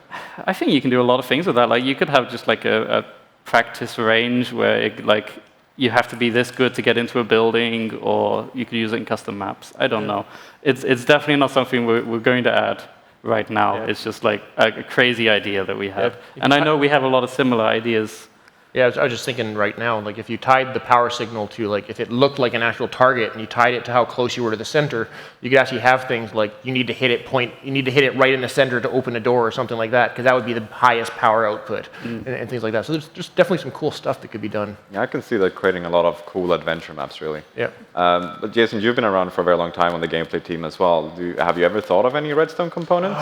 Mostly I try to modify existing ones. Like I'll admit, redstone is a bit of a mystery to me when I try to build circuits. I'm not very good at it. So I always want like sticky redstone or be able to put like dust underwater or something like that. But those are all just crazy ideas. All right. I mean, it seems like reasonable ideas that possibly sometimes you never know. That's just my experience here. We do try to think, like, whenever we add a new block and it seems like it could have any possible connection to redstone, like maybe you could turn it on and off. We do try to think of new things to add. But I don't think we've so far just thought of like specifically this is useful for redstone. Yep. Maybe we just haven't gotten to the next redstone update. I'm not sure. In my mind, the redstone update was still quite recently. Oh, it's not that recently though. I know it's not. I think we've had redstone for like 2 years or something now in Bedrock. So it does actually feel kind of recent. Yeah. All right. Let's move on with the next question. Who made the structures like jungle temples, ocean monuments, and strongholds? Anita, could you speak for that? Yeah, so for the ones that you mentioned, I believe Jens had put those in, but I don't think that's what you're actually asking. In terms of lore, I think, Nathan, you might have more to add there. Well, I'll answer this question with a question. If whoever built these had like mine shafts running through the entire world, they're all over the place, but they've left all of the diamonds, all of the good stuff alone. What were they digging for? I thought they were digging to leave the things for me. Oh, yeah. Okay, well, that's solved. There we go. Okay. For Adrian. Adrian's secret of the mile. It's my mines, all of them. Corey, do you have any idea about this?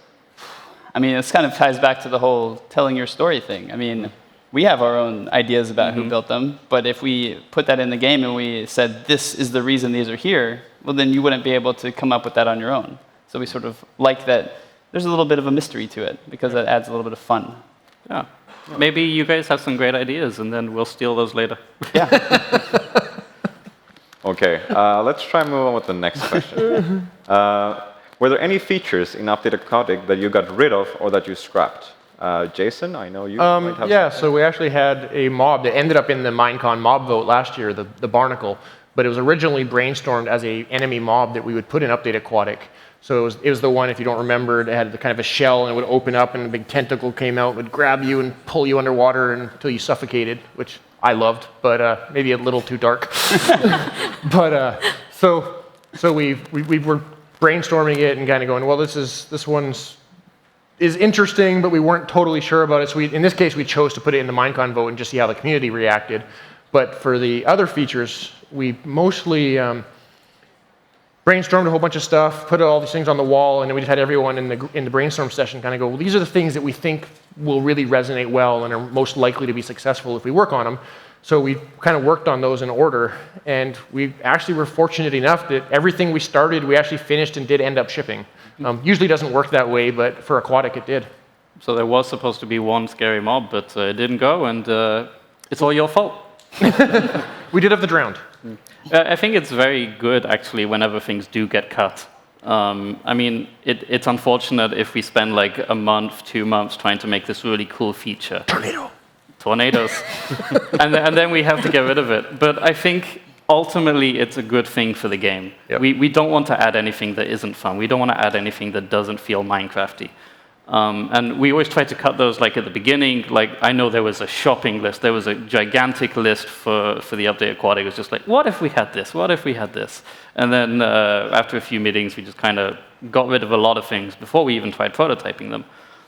But I do think that it's a very good thing as a studio to be able to say, we did put effort into this, and then we found out that it didn't quite work. But maybe we can use the lessons we learned from this to make something even better later. But if you've already started prototyping a feature and you've been going at it maybe for like a couple of weeks, and then you end up needing to scrap it because it doesn't really work out, how do you feel about that? I'm okay with it. Because ultimately we want to have a fun game experience, and if something is detracting from that, it doesn't make sense to put it in just to make somebody happy that their work showed up in the game. All of us just want the best game experience we can possibly make. The flip side of this, though, is if you do make a feature and it actually goes out to the public, so let's say we announced it, or it even made it into a snapshot, or even a whole release, it is really hard to take that back. And that's why I think it's very important to cut it first. And it's very hard to take features away from people once they have it. And it can be quite depressing, really, if you do put a lot of yourself, because all these features, we're still fairly small development studio. We put a lot of love, a lot of care into making all of these things. And when they don't make it in, that can be very sad. But then you're making the game much better. It's ultimately good, though. Yeah. Yeah, I mean, it's part of experimenting, right? Yep. It's like the fail fast idea. It's like, hey, let's try this out. Let's make sure we nail the fun part. And if it's not there, let's go and tackle the ones that the other ideas that we had. Yeah. I think fortunately we've gotten to a point where we've gotten reasonably good at actually kind of just as we're at the brainstorming phase, kind of that's probably not going to work, or this will work, but it'll have these problems that we'll have to go figure out, and maybe it's not worth trying to solve those problems right now.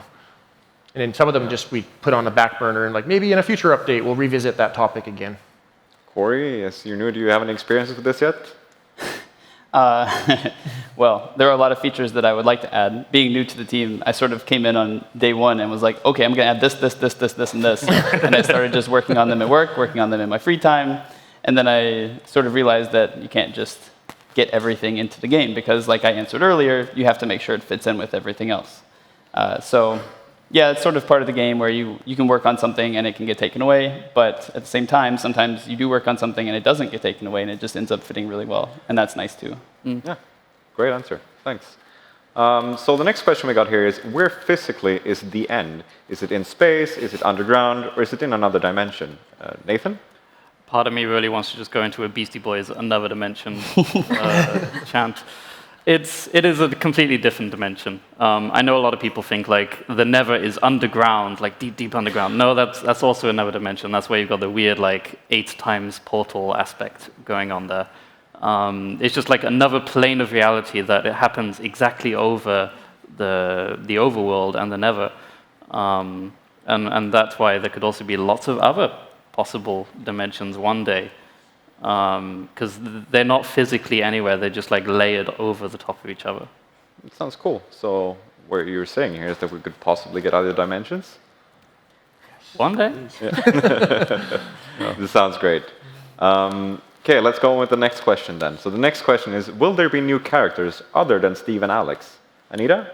Yeah, so Steve and Alex, well, the way that we think about Steve and Alex are that they are just some of the characters in the Minecraft universe, and the players, they're a template for you guys to imagine yourself in the world. So you are also characters in Minecraft. In fact, I think we were talking earlier today about how we want to represent ourselves. I can't remember what yours was, Corey. I'm the Cookie Monster. Oh, that's right. I like silly ones. There's like the hot dog or like the little gas, but I also like the Norse, some of the Norse stuff as well. Greek mythology for me. You're a Greek mythology guy? Yeah. Sounds cool. Nathan? Jason and the Argonauts. I'm just me, upside down, as usual. It's weird being right side up for this. It's very disorienting. I can imagine. We'll go to Australia next time. Yes, let's.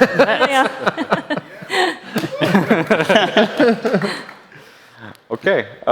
Anyone else want to add something to that? Corey, what do you think about not having other characters than Steve and Alex? Again, I think it goes back to the story thing. And I think it's pretty cool that you can have your own characters and tell your own stories.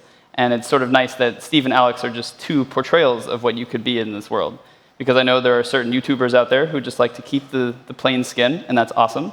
And then there are certain people who like to come up with their own skins, and there are people who make a career out of just making, characters for people who can turn that into their own stories. Yeah. So I really like that the Steve and Alex are a starting point, but not really the ending point.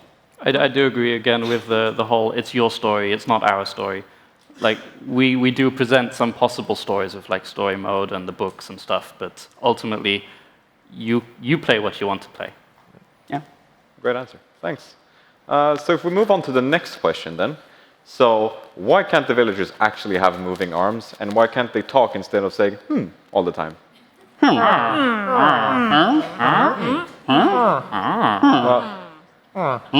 Thanks, I guess. Yeah, we cleared this up now, I think. So next question.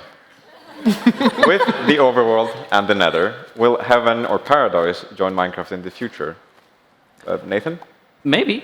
Like I said before, we have room for other dimensions if we want to, because they're not underground, they're not up in the sky. It just kind of falls back to we're still not very happy with the current dimensions. The End got a lot of love recently. We're adding lots of things to the overworld right now. The Nether also got some love some time ago, but still not really happy with where they are. So I think before we start adding even more places where there's no real big reason to go to them, we should still focus on the three current dimensions and just make sure we're very happy with those before we start adding even more stuff, more places. Do you agree, Corey? I agree completely, and I think what you were mentioning about wanting to give the dimensions we have some more love is great. And I think it's sort of nice because with the dimensions that we have, when we update those and when we give them some more love, then we can sort of think about what would be a really nice counterpart to this. Like if you're in the overworld, you're in the nether, you're in the end, like what would be a good addition to these things? And so it sort of does make sense to think about it in terms of what can we add to the game that adds not just a new dimension, but a new style, a new way of thinking in the game. There's also, unfortunately, not to talk about gameplay side of this, but from the technical side of this, adding new dimensions is very expensive. Yeah.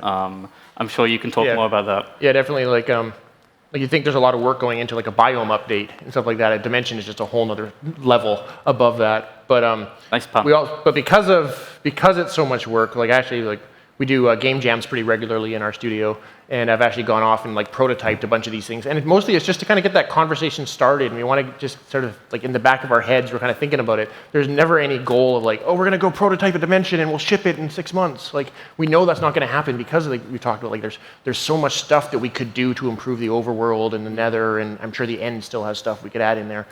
But we want to at least get thinking about it, because these are things that could take years to really flesh out and have it be something that's meaningful. And they also, unfortunately, I don't know about the Bedrock engine, but on the Java edition, they are quite a performance drain. Like just having an extra dimension means your game runs slower, and we don't want game to run slower. So we're going to make sure that that isn't a problem before we start adding even more things. Yeah. Is that the same case with the Bedrock edition? It's less of a case. It's For us, it's mostly the number of players and kind of where they are. So when players are in the same place, it tends to be better. As players start to separate out and go in more places, you do that. And then the more dimensions you have, the easier it is for players to start spreading out. But it's not too different for us if you just have 10 players all in the overworld, but they're miles apart. But if you have them, it's about the same. There's a bit of cost and overhead to it, but it's not as terrible as it sounds. Yeah, and when you add a new dimension, I mean, you think about the Nether and the End, they sort of add tiers to things that you have in the overworld, and they sort of give items and blocks a new level. So if you were to add a new dimension, you would sort of think about it in terms of like, how would this affect the overworld as well? And you have to... And it takes a long time to take all those into consideration. But it's all back to that whole meaningful thing. Yeah. Like whatever we add to the game, it needs to be meaningful. So now you're talking about like a whole dimension of stuff to add to the game and how you fit that all in. Anita, would you like to see a new dimension?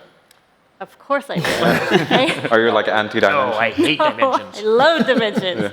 Yeah, but it's the same thing. Like, what are we going to put in them? What does it mean? What is the player going to do? So, yeah, I mean, Minecraft's always expanding and evolving. So, definitely not shutting the door on that one. Yeah, sounds great. With that, I think we can move on to the next question then. So the next question is, how do we think of updates for Minecraft? And it's a follow-up question to that. What is the hardest thing in updating Minecraft? Anita, you want to start? Yeah, so let's see. When we're thinking about what next for the next update, we look at a game, see what kinds of things need improvement, what areas need improvement. Might be whole areas like the ocean or the villages and things like that. But then we also have lots of ideas of just all over Minecraft too, of like what we want to improve. And we can see what kind of goes together. So that's like two ways to think about that. So do you want to expand on how the teams actually go and meet? Yeah, so like you mentioned about we have all these kind of separate ideas. So another place we get a lot of ideas from, obviously, is just the community. Like the number of features in the game that have come from Reddit comments is kind of hilarious. But once we kind of decide on a theme, we basically just get everyone into a room and we start brainstorming all these ideas, and then the teams kind of agree of like which stuff. I kind of talked about this a little bit with Aquatic, but we kind of agree. These are the things that we think are going to resonate really well, and work on that. And then we kind of split the work between the two teams and start implementing, prototyping everything. And then we actually give both teams look at what the other teams are doing, give a lot of feedback on there, and everything. Like I think of one cool example of that is the coral. It was initially implemented in the Redmond studio. When the Stockholm team saw it, they actually had all this like we had a completely different vision for what coral would look like and all that stuff. And we sort of had this initial kind of like, oh my God, like we gotta change everything. This is terrible. And then we actually went through the work and we're like, coral's way better now. Like this is, it was a huge improvement to it. And it's really easy when you're working on stuff to just be kind of like, just like I've got tunnel vision in. This is what I think it's going to be. And then you see people with some fresh perspective look on it, and it can make a huge difference. And as far as actually like thinking of which update, like what is the theme of the updates, that's usually just what do we think needs the most like love in the game. So recently we had like the oceans, and the oceans were just a giant, half of your world is literally nothing. And that felt so sad. So that was like, these really needed love. And we tried to keep these planned like a couple of updates ahead. We may not have fleshed them out, but we know generally we want to look at this thing. We had squids. They did have. They could have had a new mob as well, but they could have. They could have had another one. Yeah, looking at Update Aquatic, pre-Update Aquatic, and then going back, it's hard to like not to go back. To me, it feels like there's just gravel everywhere and a couple of squids. So, is there anything else, Corey? What do you think about how we work with the updates? When I joined, we were right before Update Aquatic was being released, and I sort of jumped into this craze of like, oh my gosh, we need to fix all of these bugs, and we need to like make sure all these features work right, and we have to get everything done like now. So I would say the hardest thing, maybe from my experience so far, would be to coordinate the order of like which bugs do you fix first, which ones are the highest priorities. How do you decide like, okay, this is good enough, this is ready for release, and matching that up with the goal of when we want to release, and that's sort of matching those together. I do have to say though, since Update Aquatic was the first first update we actually developed with this style, where it's like the 50-50 split, I think it has gone amazing. I could not be happier with it. We've got so much content out of it. We've got so many great things. I think everything we've added kind of just has much more polish than we usually would. We get a lot more perspectives across the teams and all the types of platforms, or our players and things like that too. You were talking about coordinating, and one of the other things that's difficult is the time change.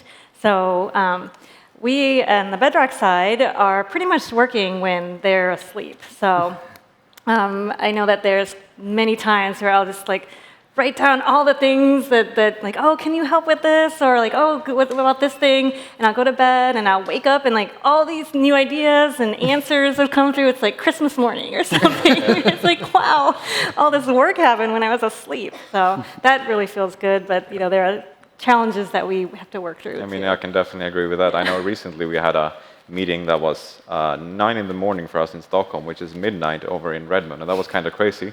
We tried to avoid those meetings, but sometimes they happen.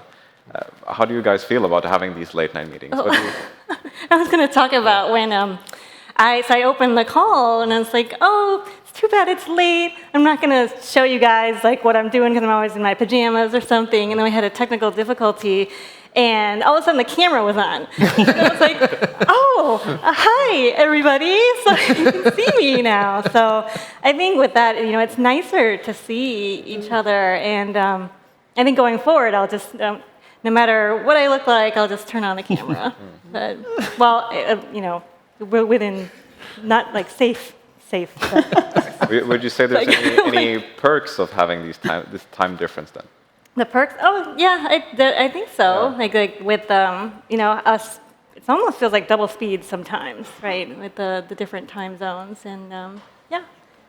You guys have anything else to comment on that? We're developing around the clock. Yeah, definitely the perks is what Anita talked about earlier. It's I got this in, not quite sure if this is working right. Here's a video, and then you come back in the morning, and Jens or Dinnerbone or Agnes or whoever has kind of weighed in and gone, he's like, what do you think about this? And you're like, oh, that's awesome.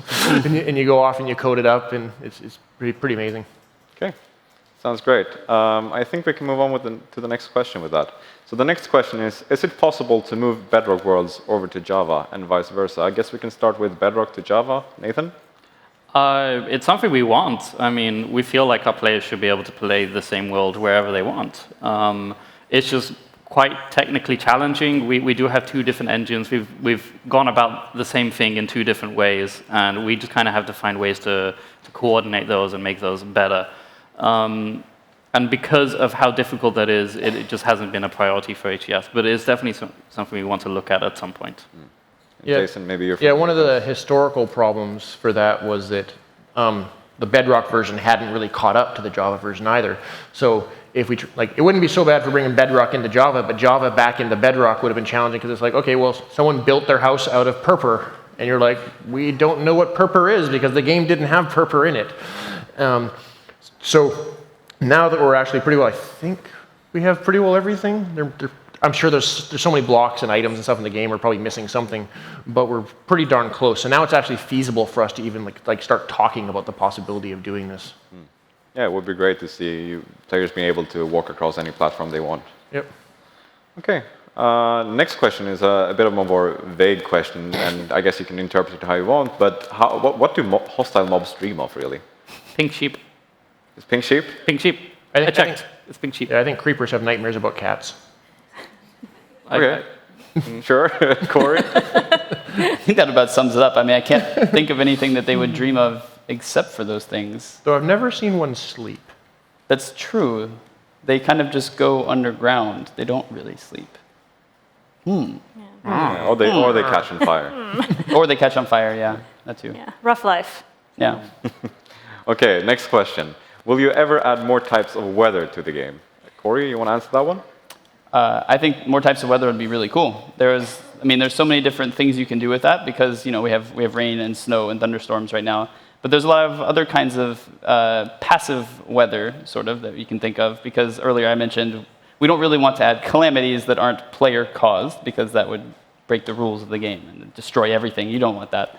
But sort of things like we're talking about rainbows or other ambient sort of idea things. And I think those would be pretty cool to add, actually. Yeah, I think there's a lot of room for weather effects that aren't disasters. I think whenever anyone asks, like, could we have more weather effects? And everyone just immediately jumps to tornadoes. Yeah. There's definitely, like, you could have maybe hail and it just kind of hurts you and that's it. Or maybe you could even just have, like, kind of heavy rain that just has, like, better particles on the floor. Or just light rain that doesn't really affect you at all. I think especially with the more biomes we add, the more cool variations of different rain or weather, we could add. Yeah, and I'd also really like to see like auroras in the sky. Yeah, that'd be super cool. I think things like those. Oh, okay. I think things like those, just kind of like ambient effects, is also a big part of it. Like you said, like auroras. I know after seeing the video, a lot of people keep asking for shooting stars in the biomes.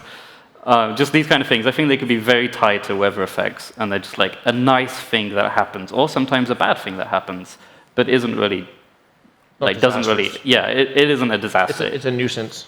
Yes. Kind of like when it rains now and you go out and you're like, I wanted to go farming today, but all the zombies and skeletons are around, and you find a way to deal with it, but it's only short term. Yeah. And there's also like thunderstorms that kind of happen right now, but people forget that they happen. I think like we could expand more on those kind of things, just like a kind of more intense and sometimes less intense version of the existing weather effects. Yeah, and I think it's really nice when let's say you built a house in the mountains in the snow biome, and you're kind of just going about your business, and then you look out the window and it's just snow all around you. I think that's really cool, and we want to enhance that sort of feeling of I'm in the game right now. This is what I am feeling right now. Because even I'm playing it 7 years later and it starts snowing, I'm like, oh, that's really nice. Mm-hmm. See, that's why you should hook up a fan next to your desk that just blows whenever it's cold in the game. If you want to be immersed, just go the whole way. Maybe just get a bucket of ice and dump it on me when it starts hailing. Yes. Got to go full immersive. So it sounds like you're really into this, implementing new types of weather. But are there any like hurdles we need to come across before we can start implementing new types of weather? I think performance is going to be a big one. Anything that has particles is just going to. Yeah, we've actually that's one of the things that due to the performance stuff, we actually built a completely different weather system in the Bedrock version than the way Java did it. So we have a little more flexibility in the type of stuff we can do, but you definitely have to be really careful about how much weather you put for performance reasons. We also currently have the problem. I don't know if it's a problem. Maybe it's a decision that weather is global. So you could be 10,000 miles away from your friend who's playing at the same time, and when it starts raining, it rains everywhere. And when it starts snowing, it snows everywhere. There's no like kind of boundaries. It doesn't kind of work the same way in real life. So those kind of things, like the more biome-specific weathers or the more interesting weathers, do you really want like an aurora everywhere on the world, or do you want it kind of like in a nice, interesting place to happen? We have no like precedent for something that's just kind of like region-specific localized right weather. now. Yep. Closest we have is like it doesn't actually rain in deserts, but it's kind of funny because you're walking along and it's pouring on you, and you're like, oops, hey, no weather. No rain. Right now we just have rain, but if you're in the desert, it doesn't show up, and then if you're in like a cold biome, and then it turns into snow.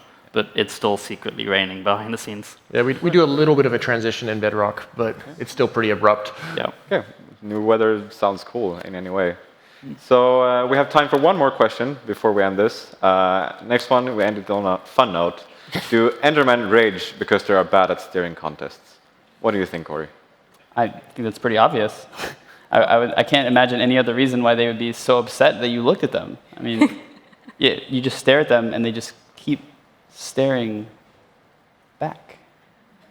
I think it's... Oh no, he's done it again. And then they quit, and then they come attack you, and then you die. Yep. Yeah. Okay, and with that, we're ending this panel. Thanks everyone for tuning in.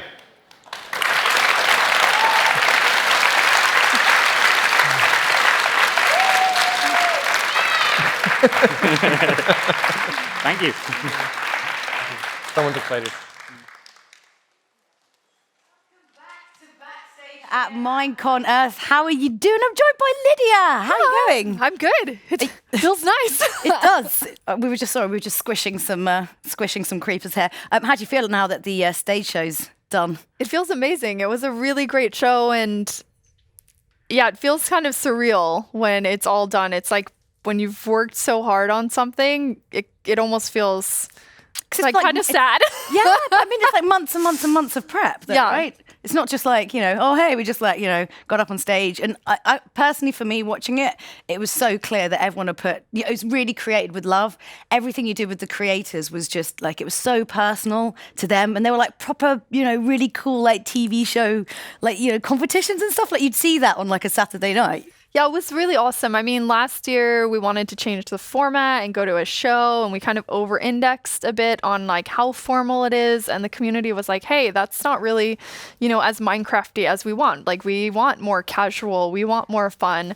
And so when we picked out the creator co-hosts, we really thought about like a diverse cast that each has their own way of speaking to their audience and things they like. And then we worked on segments with them. So it really got their personality and kind of to the heart of what they like. With Chad, it's building. With Aaron, it's like relationships.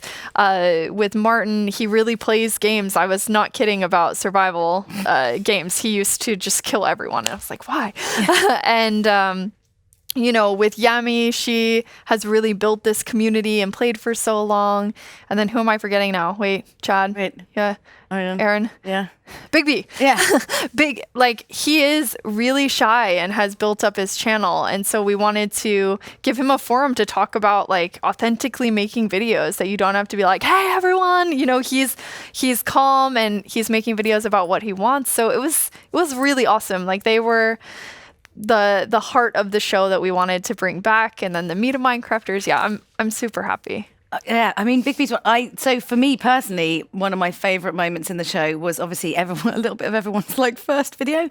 I haven't seen you on. That was amazing. You had some seriously pink hair, girl. Yes, it was a pink wig for a while, and then I dyed it pink, and then it was too much of a pain. But it was really fun, and I think, like when we talked about that, it was like, but that shows how far, like I've stopped making videos, but for all of them, their viewers think like, wow, they've always been this great, but that's not true. Mm-mm. They started from, a video where the lighting is crazy and for me where I couldn't walk. And like, if you look at Yami's and Aurelian, they're talking about 600 tweets or 1,000 subscribers. And those like beginning times, those were the times that were my favorite. And it's really cool to have the two of them talking about like, oh, here's how we started and here's kind of what you build up. Yeah, and I think, the quality, we were just talking before a bit about the quality of, Minecraft videos is so high now that, someone who's like a fan, sometimes it must be like so intimidating to actually like want to start anything because the bar set so high. But everybody's a bit rubbish. When you start anything, you're always going to be a bit rubbish. But you do it from learning. You learn from basically just doing it. It is like you keep trying, and then over time you get better at it. And I think what tips they gave today are how you can start trying with what you have, which is what we wanted. It doesn't have to be like, here's your huge setup. I say that when we're on like a beautiful set, but we could also be doing this like this is filmed on a phone. This is filmed on a phone. There's a guy. This is not filmed on a phone. This is not. But really not. But it really is like we could be filming, on a computer and making great content. And so when you get started and just do it, it's like they said, creativity is what brings it to life. I have a question. How on earth do you keep all of this stuff secret? Because you're like a big-ish company. Obviously you work with like Microsoft and Redmond, and there's a lot of moving parts in it, and you somehow manage to keep all of this stuff totally under wraps and no one finds out about it. What's the secret to secrets? I don't know, actually, because a lot of times things leak and everyone's always worried about it leaking like from our team, and we're actually much more casual. We're kind of like, oh, you want to know that? Oh, you want to know this? But it never leaks. So I think there's that like trust between people and mutual excitement. So yeah, there's a lot of cool things coming up that are all top secret right now. So there's the secrets that we told today and the secrets that are still there. There's a lot of secrets. It's like multi-layers of secrets. It is. But what was kind of really fun was obviously sitting sitting with a lot of the creators here who, you know, this is all fresh news to them, and they're like freaking out about all this different stuff. I have to say, there was so much like this. I feel like this MineCon like really stepped up in terms of announcements. Like I have like some notes that are just like I've like writing over different stuff because I've run out of space. I mean, was it always the plan to be like, it was like non-stop announcements pretty much, and huge stuff, really big stuff? Yeah, I mean, every year we think about it quite far ahead of time, like what will we announce, and now we really want to make like MineCon Earth, this is our announcement time. Like this feels the most authentic to our community. It's completely our Minecraft voice. How can we show things? But this year just really started getting packed in, and I'm like, okay, we have the okay. How do we? It escalated quite significantly. Yes, I feel it did. from last year, and we do actually have a bit of a video, so we can take a look at this and have a bit of a chat over it if you like. So I think probably the general feel in the community was pandas. Yes. Oh my God, pandas! Right. And I have to say that was also my reaction. Yeah. Because, you know, everyone loves pandas, and it's really fun, and it's bridging the team working on Minecraft in China and like saying like giant pandas would be really cool. And I was very jealous to not go to that shoot with Samuel. I was like, can I be the sound designer? Bags, I'll do something, anything. Yes, I was like, oh man, because it's just so nice and it feels authentic to that community there. But then the part that I think is really bringing everyone together with this is that everyone's excited about the pandas. So you had this like specific community saying we would really love to have pandas. Like they're our national treasure, which I was like, oh, that is like our beautiful and wonderful national treasure. I think that's what he said. But everyone's excited about pandas. I mean, you've got to be pretty cold-hearted if you can't be like, oh my goodness, it's on its back. There's like a little bit. What's wrong with you if you don't find that cool? Yes, they sneezing have a little pandas. tiny sneeze. It's really cute. Oh my God. Well, there's so many updates. What was kind of your big fave before we head off?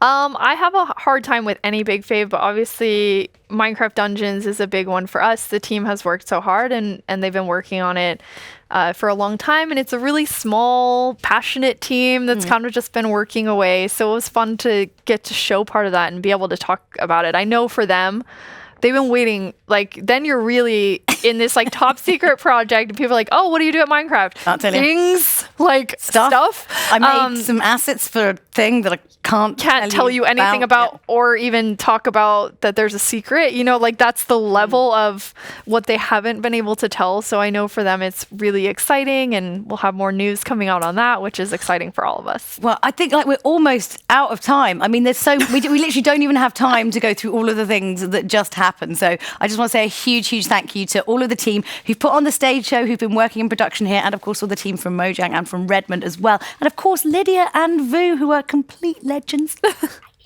And thanks to all of you guys for watching at home, and we will see you same time, same place ish next year. Bye.